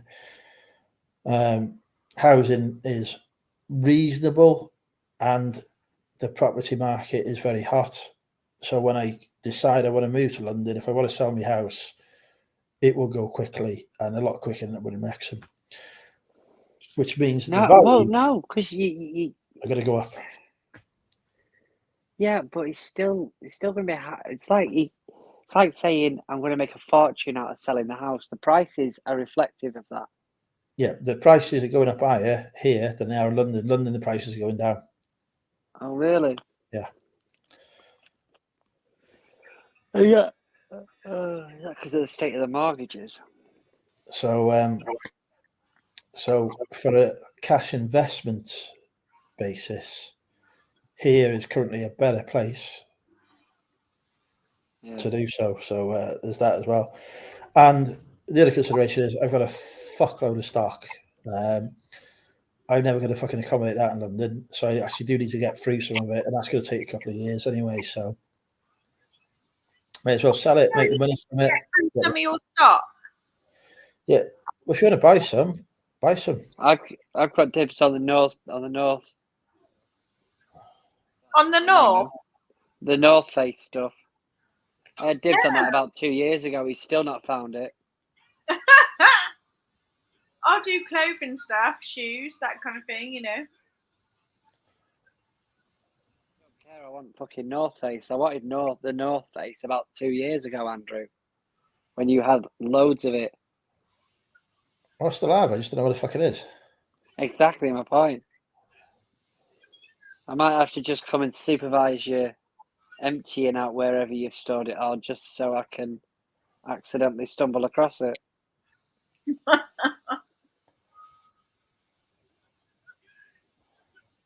Honestly, that'd be a mission and a half. That way, you're going to try and thingy some of it down then. To be honest, yeah, it is an issue. I have been working through the backlog, listing it and selling it. Yeah. But the problem is, because I've got these contacts now, to keep them happy, obviously I've still got to buy from them, haven't I? Mm-hmm. So we stop buying from him, they just start someone else. Yeah, but are you not feeling at the point now that you're sort of then technically pressured into buying off them for the sake of it? Well, I'm listing everything I buy from him at the minute. So I'm listing that stuff, and then I'm listing from the backlog too. So the backlog's going down. If I wasn't buying their stuff, obviously the backlog would go down quicker. But the quality of the items in the backlog is not as good as the stuff that I'm buying. Right. So it would end up making less money. So it works out financially, but from the perspective of reducing the backlog, obviously it's taking longer than it would do otherwise. It's just all the fucking balancing act. You face the knife, you know. I don't know what house I'm going to move into. I could move into a place that can take everything comfortably. So I don't have a problem, do I? All I've got to do is get it shifted, which I just ring up Craig, get one of his removal guys to sort it out, job done. Or I could end up moving somewhere because I could decide to go and live mortgage free. That is an option. Why don't you do that? I'd much rather live mortgage free? Because that would mean living somewhere that's not big enough to accommodate the business. True. So then I have to rent somewhere for the business stuff. So I'm not really seeing the advantage of being mortgage free. Whereas if I get somewhere that's big enough for the business, I've got to pay the mortgage, but I'm not paying rent on storage. Yeah. So I'm saving that way. And theoretically, I've got an asset that's increasing in value. I'm paying for it through the mortgage, and the fucking interest rates as they are at the minute, it's, a lot of that is going towards, a lot more of that than I would like is going towards the bank rather than actually the asset. But I don't know. I think I'd still rather just pay rent on a unit and be mortgage free. I think, though, that rent's dead money. It's not going towards anything, is it? You're spending 400 quid. Say you're spending 400 quid on a mortgage, for argument's sake, but the value. So say you're spending £5,000 a year on a mortgage, but the value of the house is going up by that amount. Yeah. Then you're not losing that money. But if you're spending the same on storage, you're just losing that money. It's not the asset. There's no asset that's increasing in value. Yeah. Even if you were spending 5,000 a month and it was only, your asset was only going up by 1,000 a year, you still make 1,000 a year, aren't you? Yeah. So even if you're mortgage free, is that not necessarily like a good thing then? Like you still not with having to need to store the stuff. If I was mortgage free and had somewhere that was big enough to accommodate the business as well, then that would be, wouldn't it? But realistically, mortgage free for me is a 2-bed semi. I can barely fit me and the dog in a 2-bed semi, let alone the business as well. So yeah.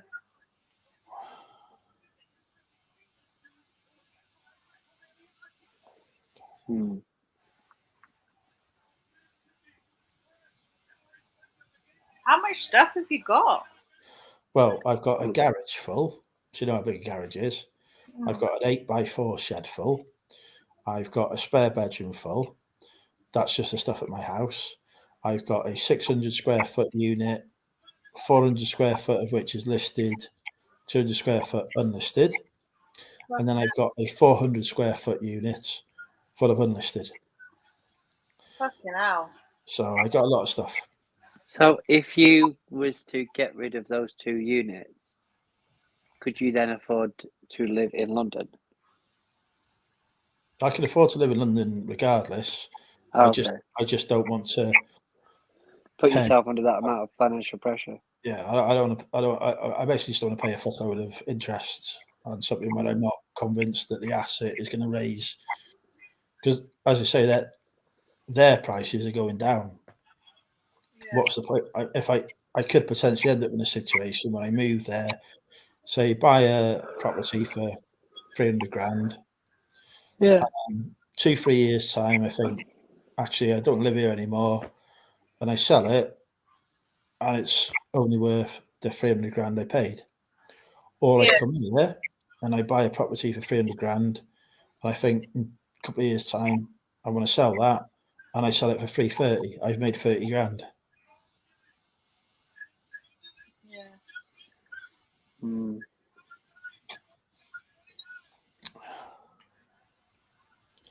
So yeah. And I have a couple of years of, as you say, a bit less financial pressure. I'm selling shit through the business. I'm getting rid of stuff. Money's great. Yeah.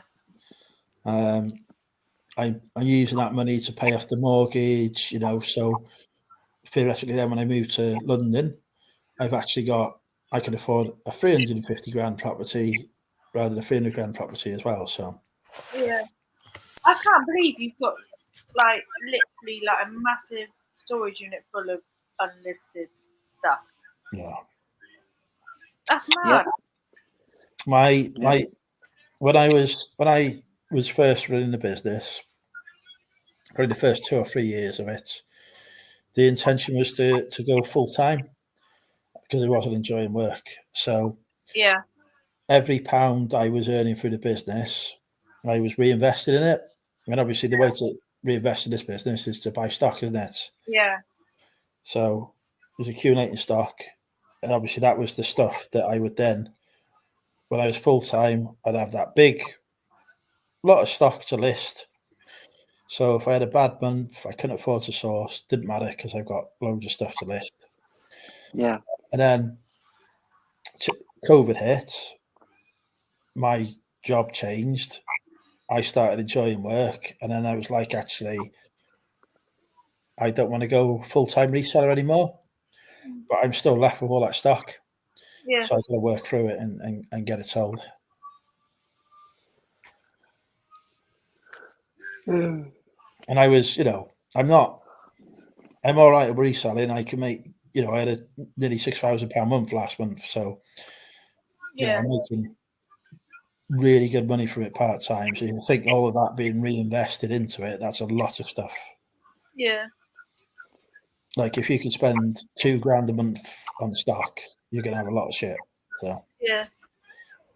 now I'm not reinvesting in the business. The last year or two, I was using it to pay off debt instead. Yeah. That's right now debt free. So the stock isn't accumulating at the rate it was, but it's still there. Yeah. Kathy was here earlier, Jess, but it's her husband's birthday. It's Lee's birthday, so they're obviously birthday celebrations tonight.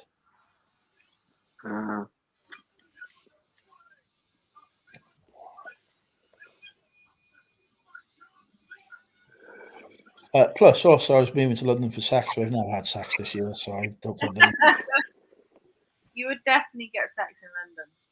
Oh, without doubt. Or in trouble, one of the two. Yeah. There is no in between down there in London.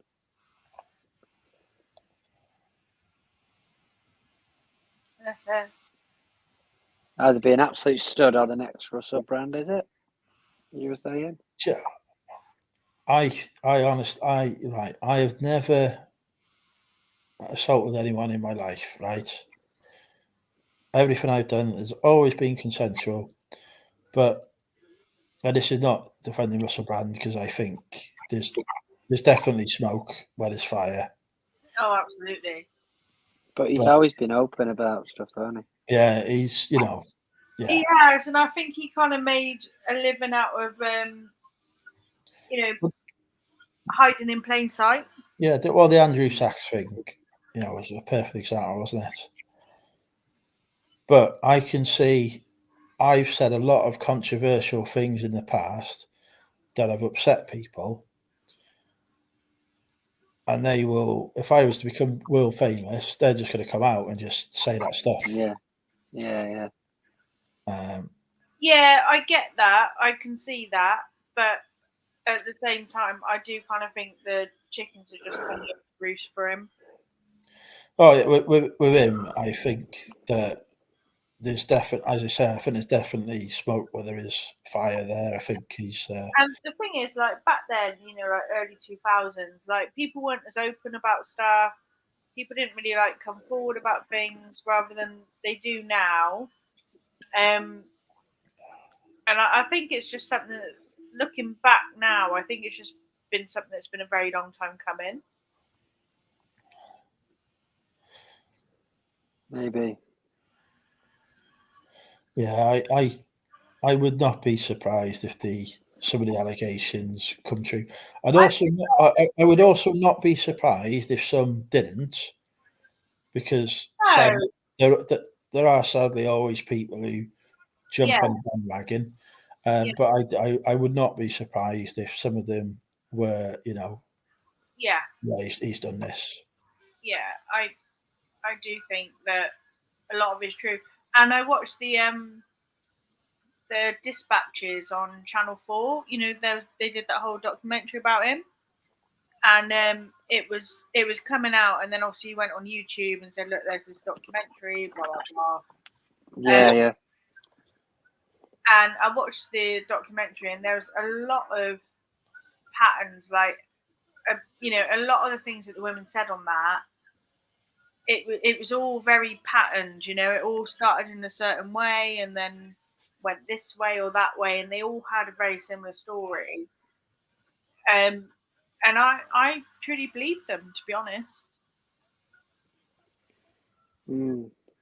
And I do think he has lived in plain sight, and you can kind of compare him almost to a bit of a Jimmy Savile, perhaps. But I think the chickens are just coming home to roost for him. I mean, even Katy Perry used to call him Rasputin. That was his wife. Really? Yeah. Yeah. And even she said, I've kept things in a safe for a rainy day. Even she said that. Mm. God help me if I got a wife. Can you imagine the stuff she come out with?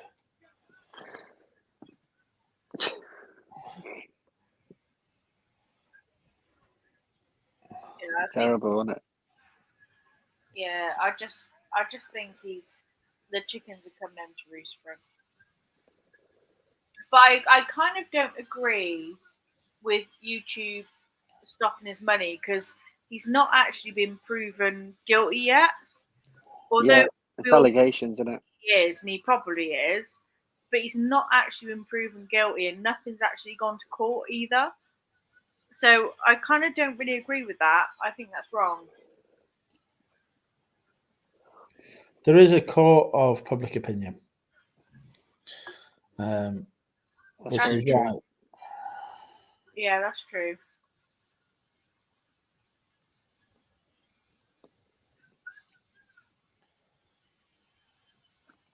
And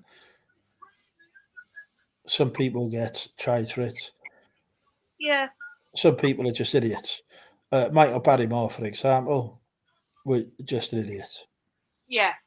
I do very much believe in innocent until proven guilty. I do believe in that. I mean, I'm going to sound a little bit contradictory, but I do think Russell Brand has done a lot of the things that are, said about him. I do think that.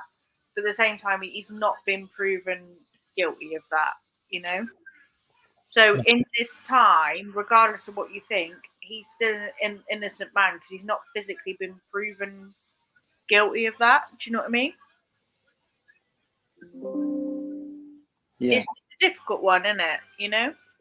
Yeah. It's like Rolf Harris. When he was first accused of stuff, I thought, that can't be true. And then he was proven guilty, wasn't he? He ended up in prison. I liked Rolf Harris when I was a kid and his little wibbly. Oh, he was my hero. I loved him with his little wibbly. Honestly, right, my two childhood heroes three. I had three, right? You're going to say Rolf Harris, aren't you? Rolf Harris was one of them. Jimmy Savile. Jimmy Savile. Yeah, Jimmy Savile. Right, honestly, I wanted to be on Jimmy Gary Glitter. No, my You wanted to be in Gary Glitter's band, gang. No. I would never into Gary Glitter. My third one was Annika Rice from Challenge Annika. So I'm hoping to God. No, you sure that just went a crush? Well, yeah, but still be a hero. So I'm hoping to God. You never crush on your heroes. Not legal, is it? Your hero. Exactly, so I'm hoping to God nothing comes out about Annika Rice now, because so far 2 out of 3 have proved to be bloody paedophiles. I don't know Annika Rice. You don't know Challenge Annika? No, Annika Rice. I don't know who that is. Challenge Annika. That's so before Sophie's time. No, it's not. Everyone knows Challenge Annika. No, it was before Sophie's time, that I reckon. No, going off Challenge her wrestling Annika had a preferences. comeback appearance as well on Channel 5, so no. It's not before anyone's time. Nobody watches Channel 5. Yes, they do. That's how we used to watch our porn when we were kids.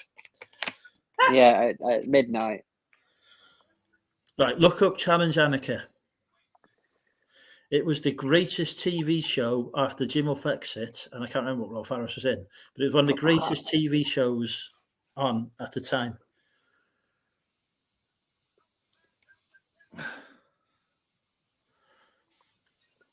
Challenge Annika was amazing.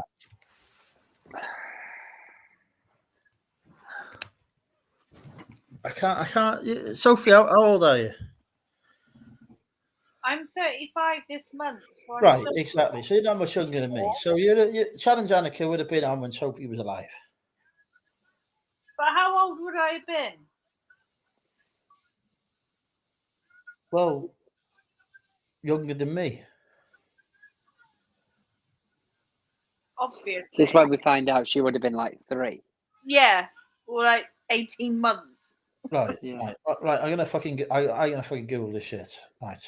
Hey Siri, when was Challenge Annika on the TV?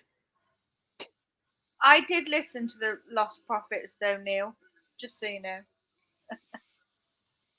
Right, there we go. 1987 to hang on. 1989 to 1995. Well, So born how in old were you in 1995? Well, I was born in 88, so what, 7? Right, there you go.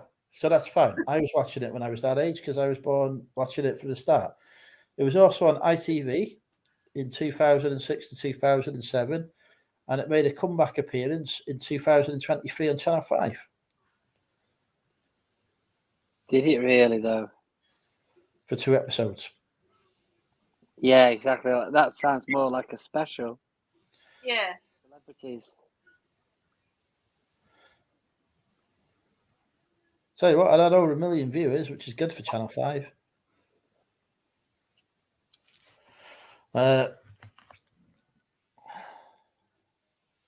What was it all about then? Annika Rice tackles a range of challenges as she helps people and communities solve their problems in order to be successful. So she must rely on goodwill, generosity, and British public. Basically, if they wanted to, somebody needed their fucking kitchen fitted up, she'd be running around the local town trying to get shit for free. Oh. Instead of subsidising it with the money that they're making from the TV programme, she would basically go out begging to try and get bits that were needed. Is that about right, Andrew? Yes. It wasn't really like Challenge Annika, it was Begging Annika. No, but she did do a lot of great stuff, to be fair. She built like kids' playgrounds and stuff like that. It was, DIY SOS. Yeah. Thank fuck for that, because I was really worried then he wouldn't know who fucking Nick Knowles was. But she was like the Nick Knowles of her generation. Oh, okay. It says obviously it was moved. It was cancelled after 2 episodes, right? Obviously when they did this comeback tour, final episodes in 2023. Do you think they just got to a point where it was like nobody would give them fuck off? 2023. Like, oh no, we need some kitchen units. Best price I can do, mate. At least 90%. Yeah. Oh, when can we get it? Well, it's going to take us a few weeks to ship it. We need it by tomorrow. Yeah, that's not happening. Have you tried Amazon, mate? Get it off there instead. Yeah, I think I don't think it would have been very successful in 2023. Yeah, I think that's probably what happened. But in the 80s, they used to give things away. Like, yeah, they don't do that now, mate. You can buy it on eBay or on the car boot. Neil said it was DIY SOS before DIY SOS. Yes. Yeah. It was, yeah. But she'd be always. I mean, the thing is that if I remember rightly, wasn't she like flying around in a bloody helicopter? There was all sorts of craziness going on. the thing is, back in the 80s, early 90s, she's Scandinavian, so she was hot as fuck. She was like the Eureka Johnson of her generation. So if she rocked up on your door and goes, "Can I have £1 million?" You'd be fucking trying to get £1 million just to get her out of. Yeah, I want to see her again. Now, fast forward this image about 30 or 40 years. She rocks up your door. You're just going to give her £1 to make her go away. for bingo. So I think this is like she's lost her sex appeal, and therefore it's not the show that it This was. is why I've got an idea for a show, Andrew. It's called Challenge Andrew. What do you reckon? Similar sort of premise. All you've got to do is go around and try and get things for free using your sex appeal. I think I would. To be fair, though, I honestly, genuinely think because I am quite charismatic, I think I would succeed. Yeah. Well, yeah. Tell me. Well, let's run a little test. I haven't quite reached £100 on eBay. Will somebody buy some stuff from me? Hello. Hello. No. Yeah. Bought 2 things from me. Phil bought from me. Charisma. Charisma. Yeah, that's what I would say. Was you threatening to get your dress out again, was you? You pack it for emergency purposes. I don't know where that skirt thing's gone. Oh, you need another one for this year. I've got a whole box of skirt things somewhere. I don't know where they are. Skirt things. Oh, fucking hell. You made fucking $6,000 on eBay. He's right. He's right. Neil's right. This is. Yeah, that's true. Yeah. Well, I remember the beach buggy. But honestly, Challenge Annika was just amazing. Like I only watched it for you'd love it, Sophie. You'd love it. She was amazing. Live though. YouTube it. It wasn't live, was it? It couldn't have been live. I think there were bits of it that might have been. Yeah, but that show was on about 7 o'clock at night, wasn't it? So she wouldn't be rocking up at these stores and stuff trying to get shit for free. No, nowadays she'd be sat on a computer. I think the live bit was the final reveal, wasn't it? It was the here we are. Yeah. We've done this now. Nowadays she'd be sat at home with a team of people scouring marketplace for free shit. But no, I'm a big fan of Challenge Annika. That was defining for me growing up. If I could be like anyone growing up, it would either be Rolf Harris, Jimmy Savile, or Challenge Annika. Annika Rice. I ain't going there. There's not a word I can say in this situation there. Right. No, no. Honestly, if you'd asked me as a kid who I wanted to be when I grew up, right, those are the 3 names that I would have said. But so no, I'll get right. So with Jimmy Savile, you would want to make your dreams come true, and whatever else it was that his sayings were. But like, you wouldn't want to. Why would you want to be him? If he had a dangly chain. There was what about his life was remotely interesting, other than being a jockey at one point, a DJ. a whippity woppity board. That's all I remember. No, that's Rolf Harris.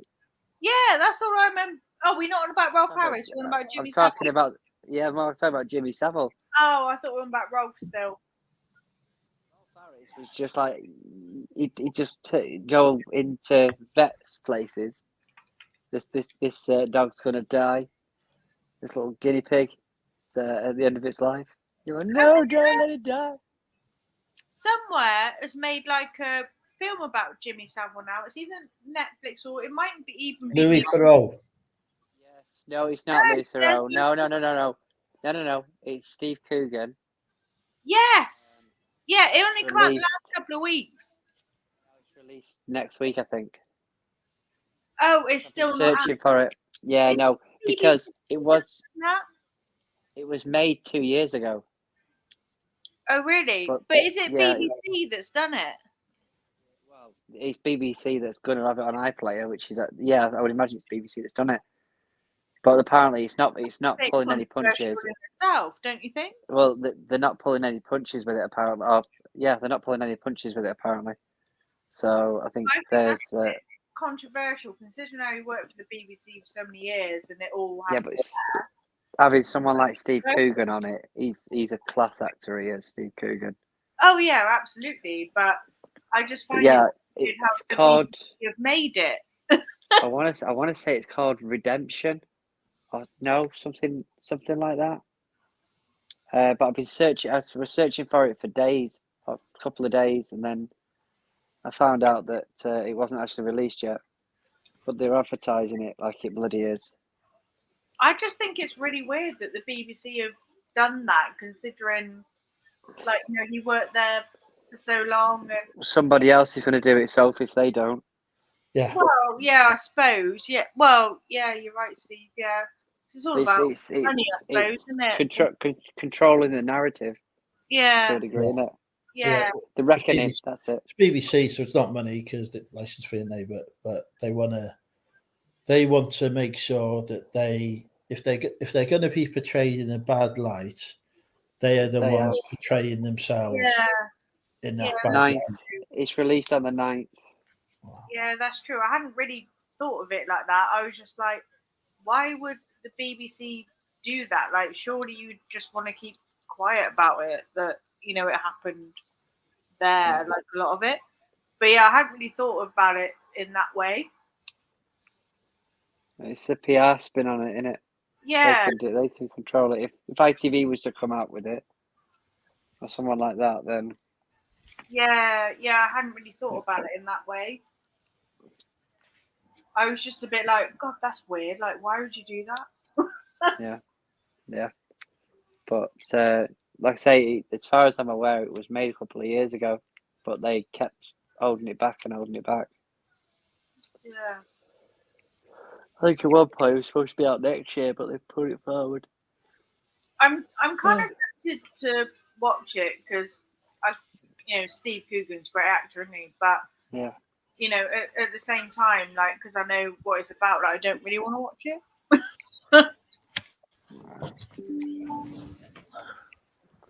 Well, it'll be Rolfie next, won't it? Yeah, or Russell Brand. Russell Brand, yeah. Are you taking us somewhere, Andrew? Get another cap. Bloody hell. What's your plans for What's your plans for tomorrow? Today? Birmingham, apparently. Yeah, so I need to get me over the limit. I'll be over the limit, be fine. So I need to get my dad's house on the market. So I need to clear it out tomorrow. Well, I say on the market. It is kind of on the market already. Yeah. I had an offer, and then they started putting all these conditions on it, what did X, Y, and Z done, and then they lowered the offer. So I just told them to get lost. So they basically tried to lowball it. Yeah. So which I had a feeling they were going to do, to be honest. So I've got to get it ready for more offers to come in, but I'm going to, the stuff they were moaning about, I'm going to try and rectify tomorrow. Yeah. Just to, so that isn't a negotiating point that somebody tries using again. Yeah, that's true. But I've also got to go visit my mum in hospital as well, which is up in Liverpool. So I've got to be Birmingham. Well, not Liverpool, it's on the Wirral. So I've got to be Birmingham and Wirral way tomorrow. So I've got a lot going on. Jesus. I don't know why you're not in bed. I would be. I don't sleep. Why don't you sleep? You can't sleep upside down there. He's trying to call me a vampire. That's why you should come in my late night live. I came in it. Late night lives.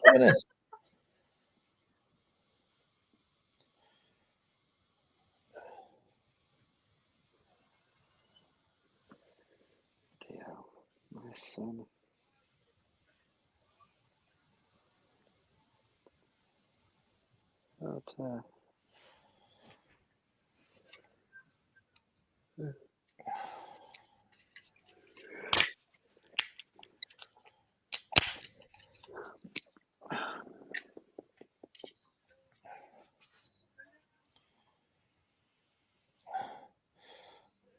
Yeah, I've got to clean out the house, make it look tidy, clean it. I'm not going to get rid of the furniture that's in it before it's sold because there's two minds about it. But I think if you come in a house that's unfurnished versus a house that's furnished, it's actually sometimes easier to visualize how it'll look with furniture in when there's actually fucking furniture in there, isn't it? Yeah. So I'm going to leave the stuff that's there in there at the minute. So, like there's 2 double bedrooms there and they both got double beds in. So if somebody goes, oh, is this a double bedroom? Well, yes, it is, because you can see the fucking double bed in there, can't you? Yeah, that's true. So I'm going to leave that in place, but I'm going to tidy it, make it all look nice, all that, clean it all up, and then see where we end up. Yeah. But yeah, they tried knocking like 10 grand off. 10 grand? Yeah, 10 grand, because they're like, oh, it needs cleaning out and clearing. And I was like, so I got a couple of quotes for clearing it and cleaning it, which come to less than £1,000. So I said, look, I'm happy to pay for this. I got the money. I said, I'll just pay for this to be done. I said, as a concession, I'll knock off a grand as well, because I thought, obviously want to go lower. Oh, no, we'll come up we'll come up 1,000 then if you do that. Oh, fuck me. You just go and jog on, can't you?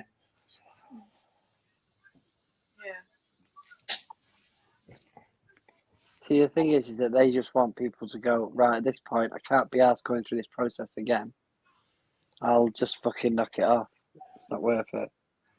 Yeah. That's what they're hoping for with that, aren't they? Yeah. Because you're that far down the process that you've accepted that it's done. Yeah.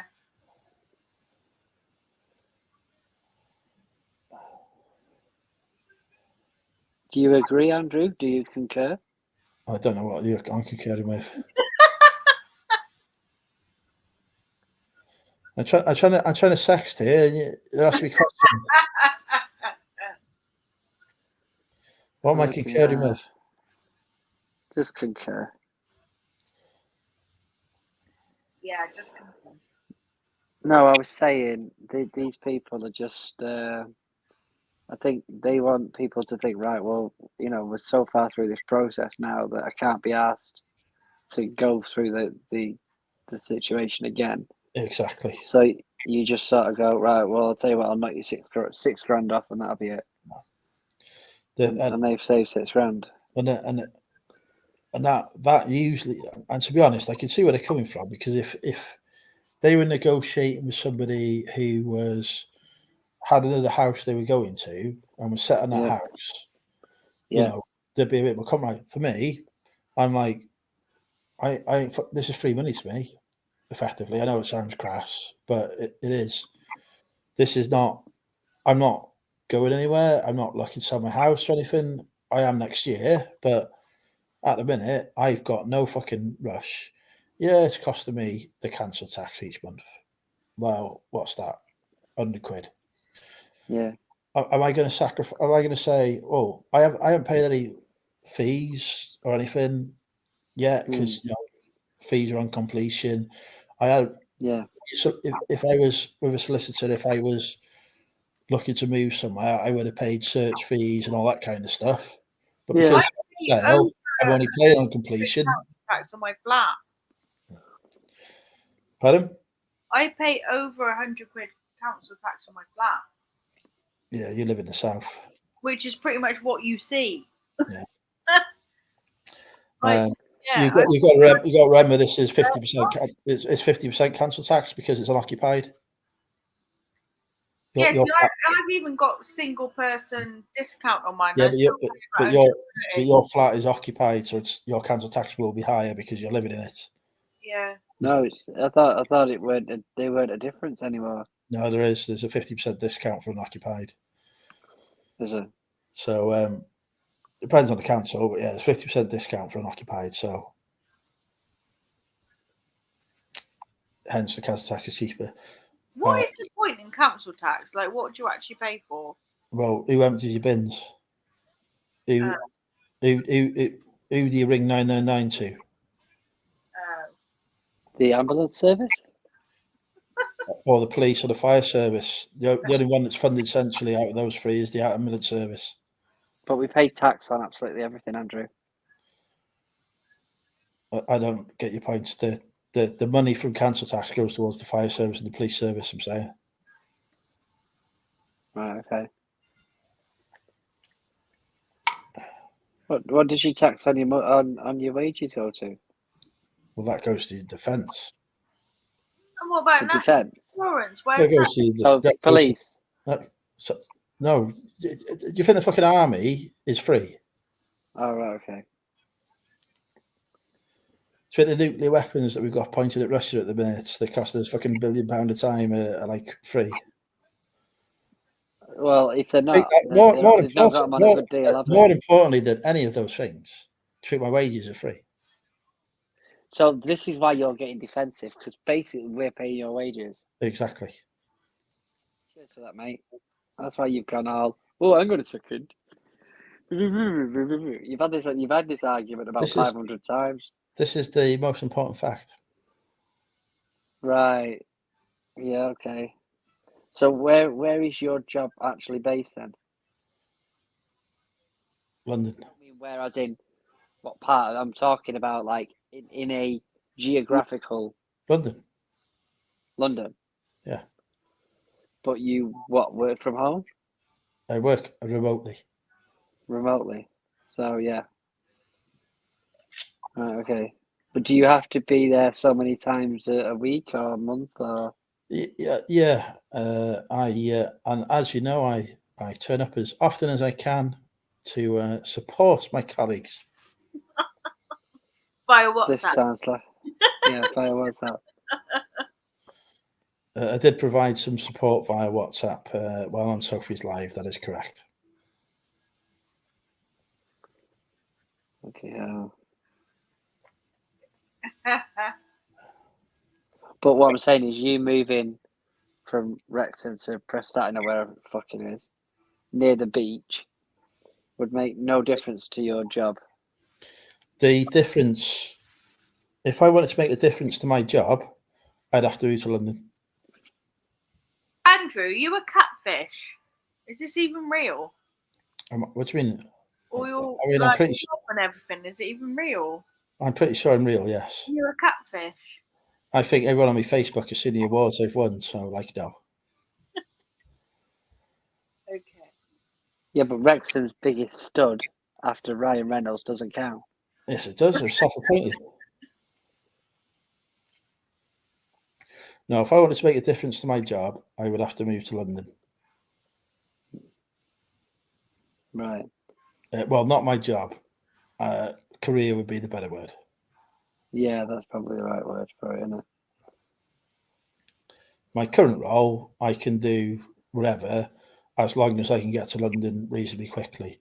So Prestatyn is geographically further from London, but is actually quicker to travel to London than Wrexham. Yeah, I understand that one. Because there's a train direct from Prestatyn to London. There isn't there's only one direct from Wrexham to London, and for some reason it waits in Chester for 20 minutes. Really? No clue why. Yeah. I was a bit confused about the when I went to see Chris and that. I started having a look on there to see how long it would take to get to Barry. Because it was like, well, yeah, exactly. It is literally quicker to come from Grantham to Barry than it is to drive from North Wales to South Wales. Normally, if I wanted to go Wrexham to Cardiff, I don't know from Prestatyn to Cardiff, I've not done that, but I wanted to go Wrexham to Cardiff, I have to go via England. So to go from the biggest city in North Wales to the biggest city in South Wales, I have to go via a different country for the quickest routes. Yeah, but what sort of timescale are you talking there? So 3-4 hours. Yeah, exactly. Mental. So if I wanted to go from Wrexham to London, 2.5 hours.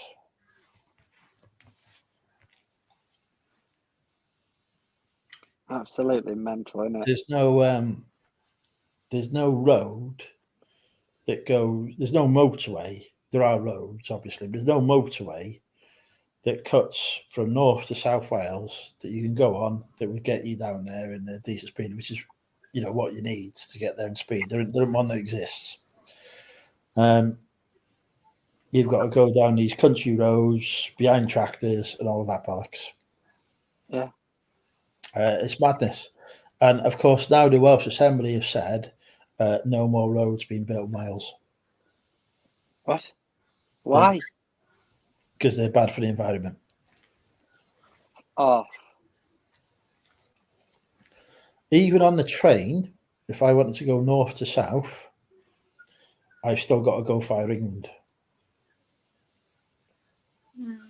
that is absolutely mental. I know when I used to do some agency work at Ross, and sometimes I get redeployed to Hereford, and then on the drive from Ross to Hereford, kind of cut into Wales, cut back out to England, cut into Wales, back out, and it's like that the whole way round. Mm.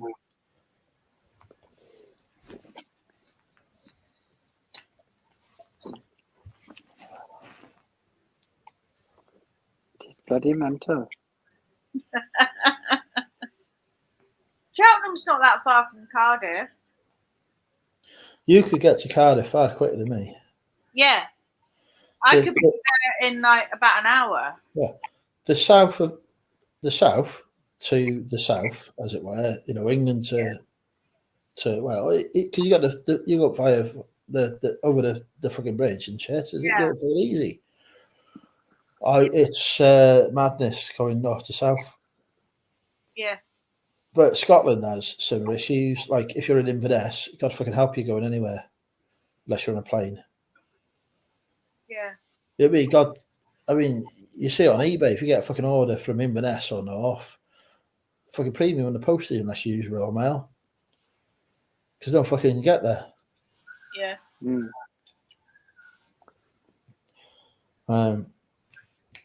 England has far more advanced transport infrastructure than Scotland or Wales. Yeah. And you'd think Scotland and Wales, now they've evolved. Honestly, if I was like, fucking running Wales, I'd be like, England, richest nation in the Union, making a shitload of money. Why is that? Oh, they've got really good transport infrastructure. I mean, I know people complain about it, the trains are shit and whatever, but it's not that bad, to be fair. Right? Yeah. What should I prioritise in Wales so that we can become rich like England? Transport infrastructure. Oh, fucking no. No, not a chance. No, we don't want to be building any more roads. We want to build some more train lines. Oh, hang on a second, they cost some money. No, we won't do that. No, what we'll do is we'll wait and see what's happening with HS2 instead. Well, that fucking went well, didn't it? Yeah. But it's the first thing. I understand the focus on health and education. Absolutely, they're key priorities. But if you get the transport right, so that people can commute further, quicker, what's going to happen? Somebody's going to think, right, I want a job working as a doctor or a teacher. I want to live in beautiful countryside, but I only want a 15 or 20-minute journey to work. Are they going to go to the Cotswolds and be able to get somewhere quickly? Or are they going to go to Wales and it takes twice as long? Yeah, to be fair, there's so many places in the Cotswolds that only have a bus 3 times a day, if that. You go out to the Forest of Dean and places like that. I know camp buses. They're that's like poor people transport. Poor people transport. Your doctor's not going to be on a bus. A lot of like Your doctor's not going to be sitting on a bus going to work, are they? They're going to be in a fucking Range Rover. I mean, a lot of the southwest and Gloucester and that, especially the more rural areas, you have actually got like fucking 2 buses a day, or Yeah, one. no doctor is going to be on a bus. They are. They're not. I can tell you they are. Yeah. Especially the juniors, they are. Yeah, the poor ones who aren't paid properly. Yeah. Lots of people are on buses. Why do I earn more than a junior doctor? How is that right? Well, that's Because a whole debate your for charm. another night. No, And but I think lots of people earn more than me. no, but I think that it is wrong that I earn more. That when I was a junior pay grade, I earned more than a junior doctor. And you probably earn more than me even as a senior nurse. But that's a whole another debate for another night. I don't think it's debate. I think it's wrong. Do you not agree that it's wrong? Oh, I absolutely do. But, Well, it's not a debate. Well, it's not a debate then, is it? Because we both agree.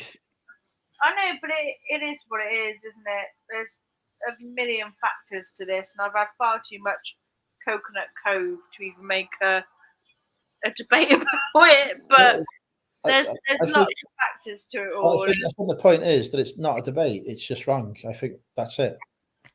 Yeah. It's wrong. I can remember, I mean, like now nurses start on more, but it's all relevant to, cost of living and everything. But when I first qualified back in 2011, I earned 19,000 a year. And that was it. And now, I think newly qualified nurses start on 24, 25. Yeah. But I used to earn 19,000. So when I first started, I saw my payslips when I first started. It was like a fraction. It was like 700 quid or something a month. And I'm thinking, how the fuck do I live on that? Yeah, I used to get about $1,000 or so a month, 1,200 maybe. And yeah, looking back now, I think, what? And I used to think I was so rich. Living the life. Yeah, I'd be going to the pub when I got paid. When I'd be going to the pub when I got paid, and I'd be buying a fucking round of drinks in for everyone because I'm thinking I'm rich. Yeah. And I look at it now and I think, fucking hell, Christ, I spend that. That's me bills. That's me mortgage gone. Yeah. That's just my mortgage. Oh my God, like I'm so rich. Like from being a student, and then my first paycheck, I think it was like 1,100 quid, and I was like, oh my God, I'm so rich.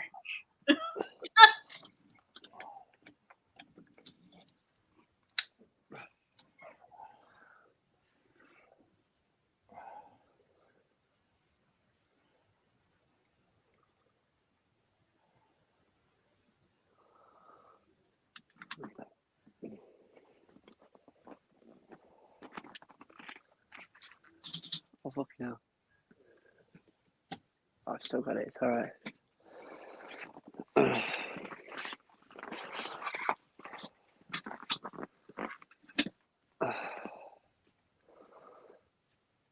Why have we gone quiet? I don't know. We're waiting for you to just get your cock out. Is there anyone actually in this chat now? Should we just go to like a green room? Or... No, we've got 18 viewers. Oh wow! Hello, 18 people.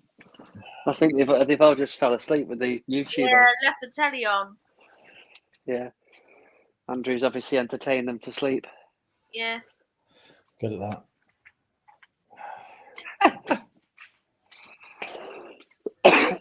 Right, I've had a cup of tea, so I now need to go to the toilet, so I'll be back in a second. Try and keep the chat entertained, won't you, Andrew? So you invite him on your stream, you just get this bloody sarcasm. Yeah, no, I think there are a lot of issues within the NHS and how it's funded and paying its staff. It's not right. Yeah.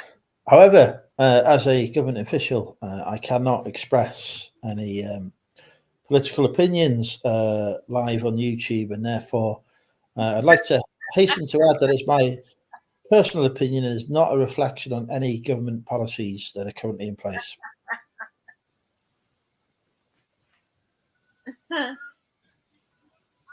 It's like he's opened his notes up and has just gone through the exact thing they told him to tell him every time it came up. Are you having a wee with the audio on? No, I'm not. No. Oh.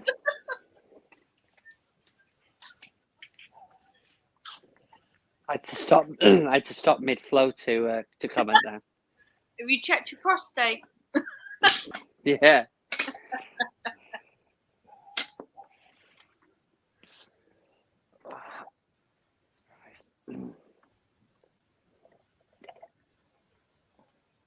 Yep. It all is what it is.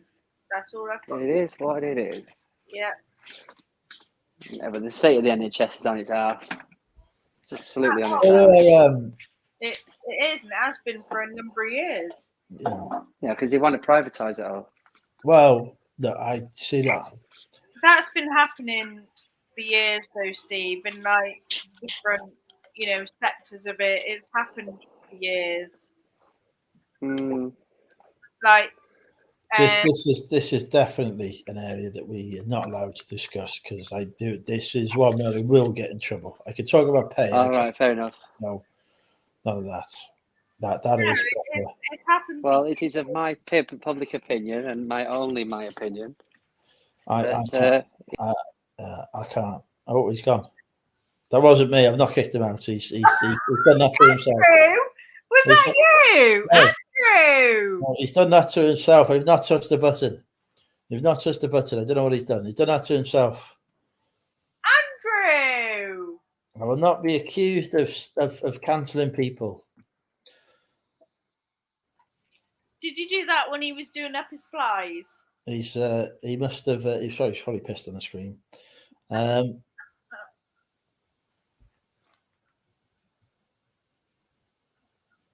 That's so naughty, Andrew.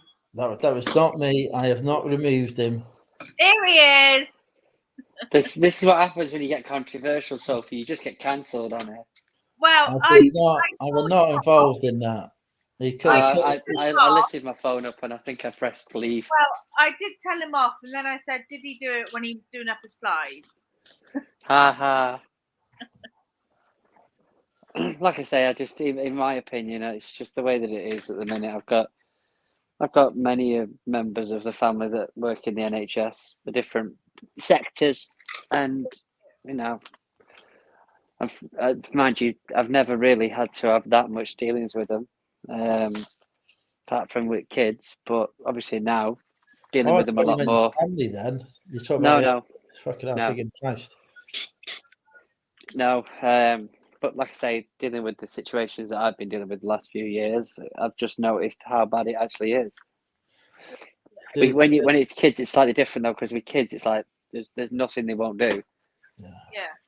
Yeah. Well, especially when it comes to having to take them to A&E or anything like that. It's like, yep, kids, right, go. Have you have you experienced a difference in service pre and post COVID?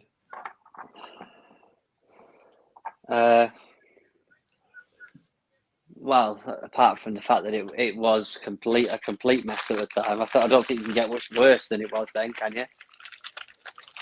Because I have a different NHS. Literally, like the NHS here is different to the one that you guys have. It's not funded by the same people. It's the policy. All of it is different. It's same in Scotland. It's just a different NHS. Yeah. Because it's devolved. So here, for example, my mum has had a hip replacement done privately, but funded by the NHS. Really good service, great. And then I was thinking, and then she was due for a knee replacement. We were thinking, was going to be years before that comes through. Mm. And she was thinking when she sold her house that she was going to have to use some of the money to pay to have it done privately, because she thought the waiting list would be 2 or 3 years. Yeah.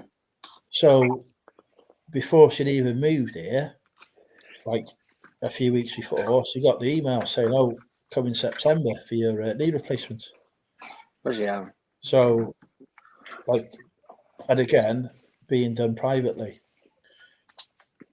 Mm.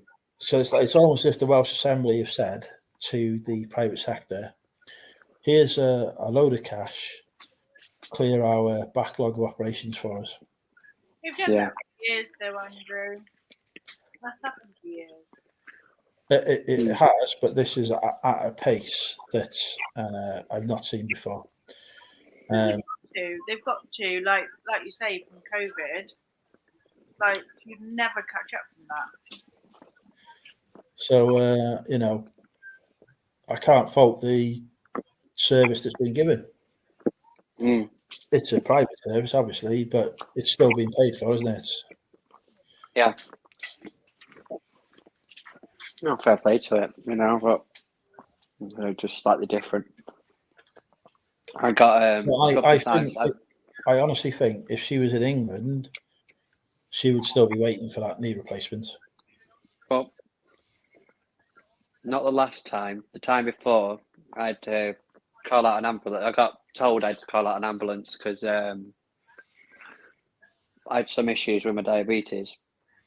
And I rang them about 10:30, 11 o'clock.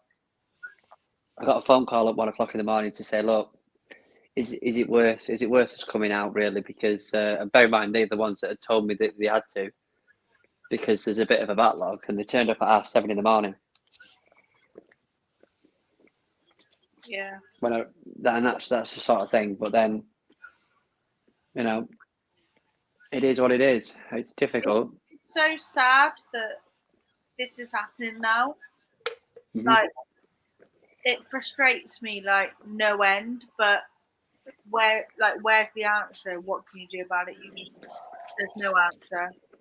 No, there's no perfect answer. But then, our local hospital has gone from an A&E to an urgent care. Yeah, ours has done that too. Well, overnight. So in the day, it's a fully functioning A&E, although most specialties are at Gloucester. So you turn up there 9 times out of 10, you get sent to Gloucester. But overnight, it's a minor injury unit. Yeah, something like that. Because now ours is the two closest ones to us is Nottingham and I want to say Peterborough. So there's no A&E in no. Bradford. Nope. Yeah, Lincoln's probably Lincoln or Boston. Lincoln. No, it's Lincoln and Nottingham, I think. We're not going to the Pilgrim. Or Peterborough. That was another one. No, nobody's going to go to fucking Peterborough ahead of the Pilgrim, are they? But the thing is, Andrew, is that they don't want to pick you up and take you there. They want you to drive to Lincoln. Yeah, that's the same here. There's not enough ambulances because they're all queuing outside the hospital with patients. So there's people dying on the streets because it's a 7-hour wait for an ambulance for a category 1. Yeah. That's not unique. But then you've got people, I mean, literally for ambulance staff now, it's a relatively easy night. Because all they have to do is pick someone up, take them to Lincoln or somewhere, and then just sit on the back of an ambulance for 7 hours waiting to get a bed. Do you think that they would feel that's easy? I think they'd feel that's quite stressful because they want to be out there actually doing a job. When I say easy, I don't mean easy as in the job's easy. What I'm saying is that they can't get a lot more done. And I know that for a fact. Yeah, that's true, Steve. Like, I think easy is probably not quite the right word. 'Cause it's quite. No, that's not what I meant. But what I'm saying is that they've not got 20 jobs in a night. Yeah. Because they're barely getting through 2 or 3 of them. Yeah, no, I do know what you mean. And because the corridors are full, so they can't leave them on the corridor. And it is stressful being on the back of an ambulance with someone who's potentially quite unstable and you can't get them into where they need to be. Yeah. Like, that's not easy. It's stressful, and But this is the knock-on effect from all this exactly. And it's hospital. everywhere. It's just everywhere. And what's the answer? You just don't know. And I think as well, the GPs need to be seeing a lot more people. In fact, I need to stop talking. Yeah, I think that they changed the subject. But yeah, before I say something. I mean, you could have alternative healthcare systems, but honestly, if you go to the healthcare system in America, I'm not convinced it's actually better. They have delays, waiting times, and they're paying a lot more money for the service. Yeah, but Andrew, people are actually considering private services to get things done because there's no way of getting it done on the NHS in a reasonable timescale. You don't have private emergency care though, so remember that. There's no such thing as private emergency care. Not yet. So although you can say, yeah, I'll just go private, but if you've got an emergency care thing, you're not. Yeah, you're still going to A&E. Yeah. Yeah. I mean, we see private ambulances, but they're not fucking ambulances. No, they've got a special logo on the side. I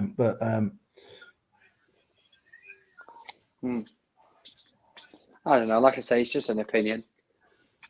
We have one of the better healthcare services in the world. Absolutely, we do, and we should protect it because, like, look at people in America. Like, yeah, they pay insurance, but quite often it doesn't cover what they need or whatever, and they end up thousands, or they can't get the treatment that they need because they can't afford it. Yeah, where's the investment? It's like United being going on about the history of how great the club was. But that's what I'm saying is that where's the repeat investment? I mean, the thing is that when we had the situation with the big COVID thing, and obviously all these hospitals were revamped and built and all the rest of it, they're all on buy now, pay never, never. In fact, they're not. They're on buy now, pay 4 times the amount.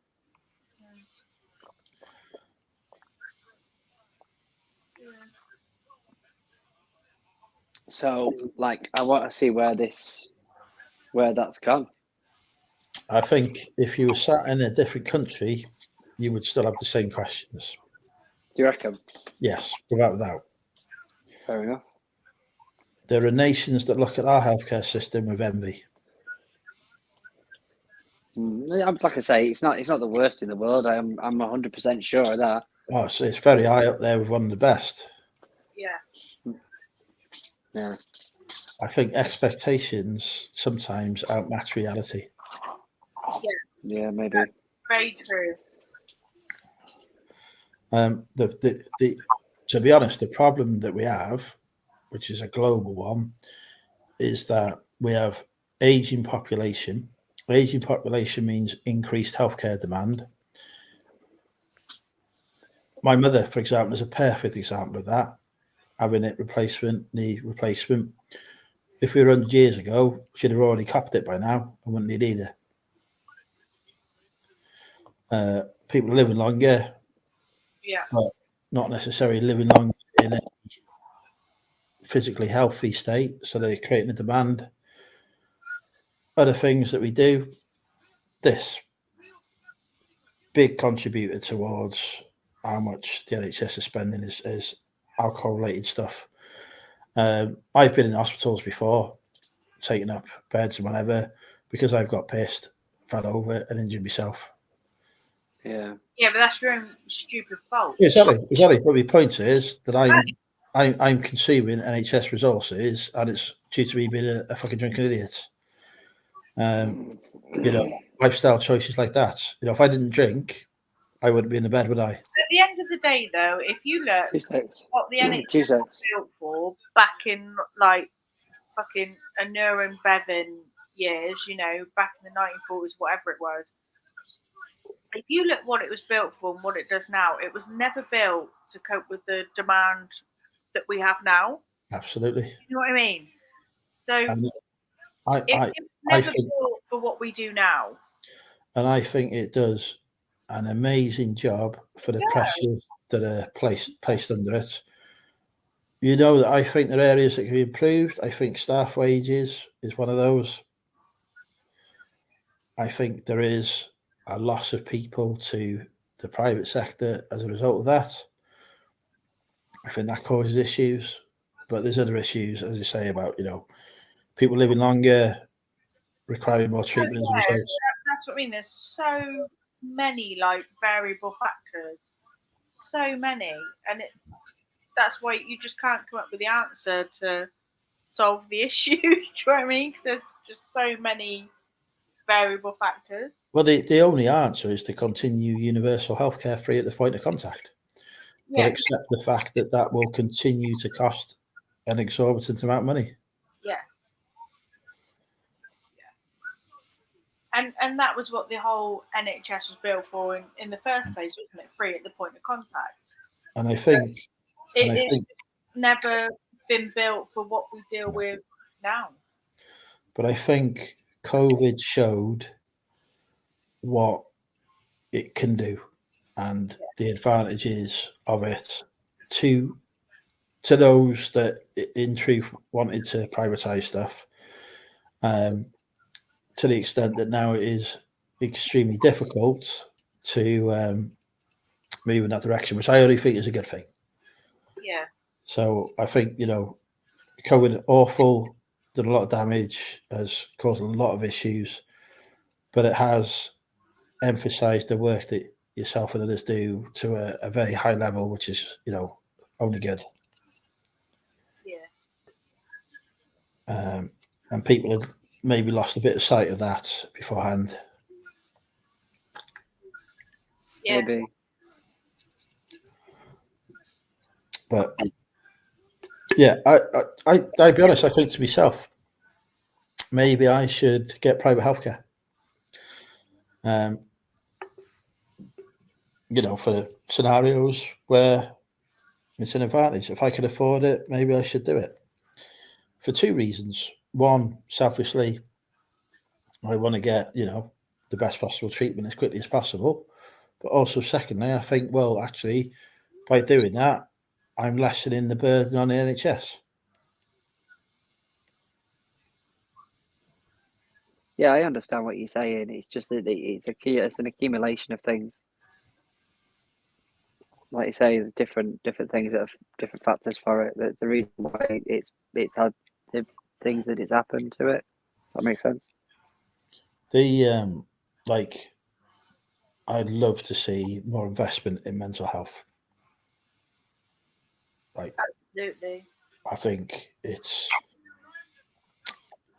probably the area. If we put aside the operations backlog and stuff like that, because of the effects of the pandemic, the demand on that service has increased exponentially. But you can't provide an exponential level of funding. So I feel like, you know, that's really going to be very tough for anyone working in that field.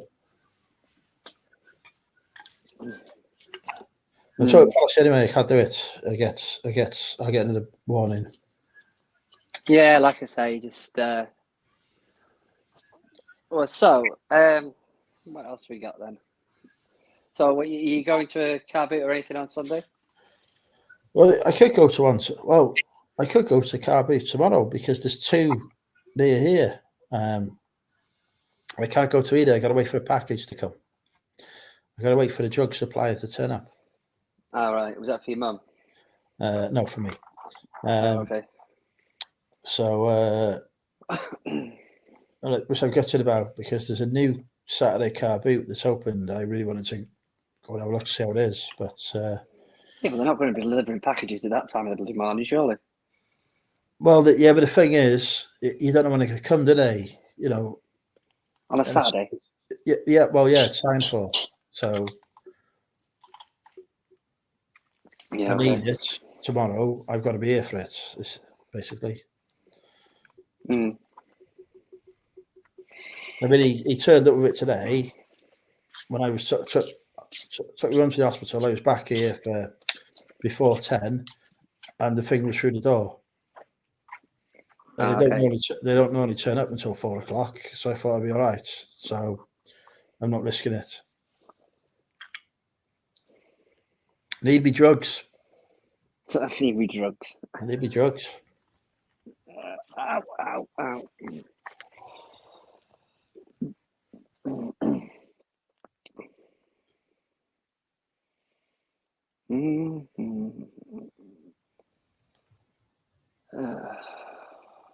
God.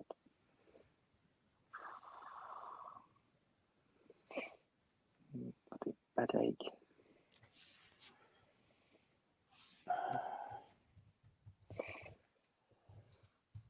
So Sunday then, what's the plan?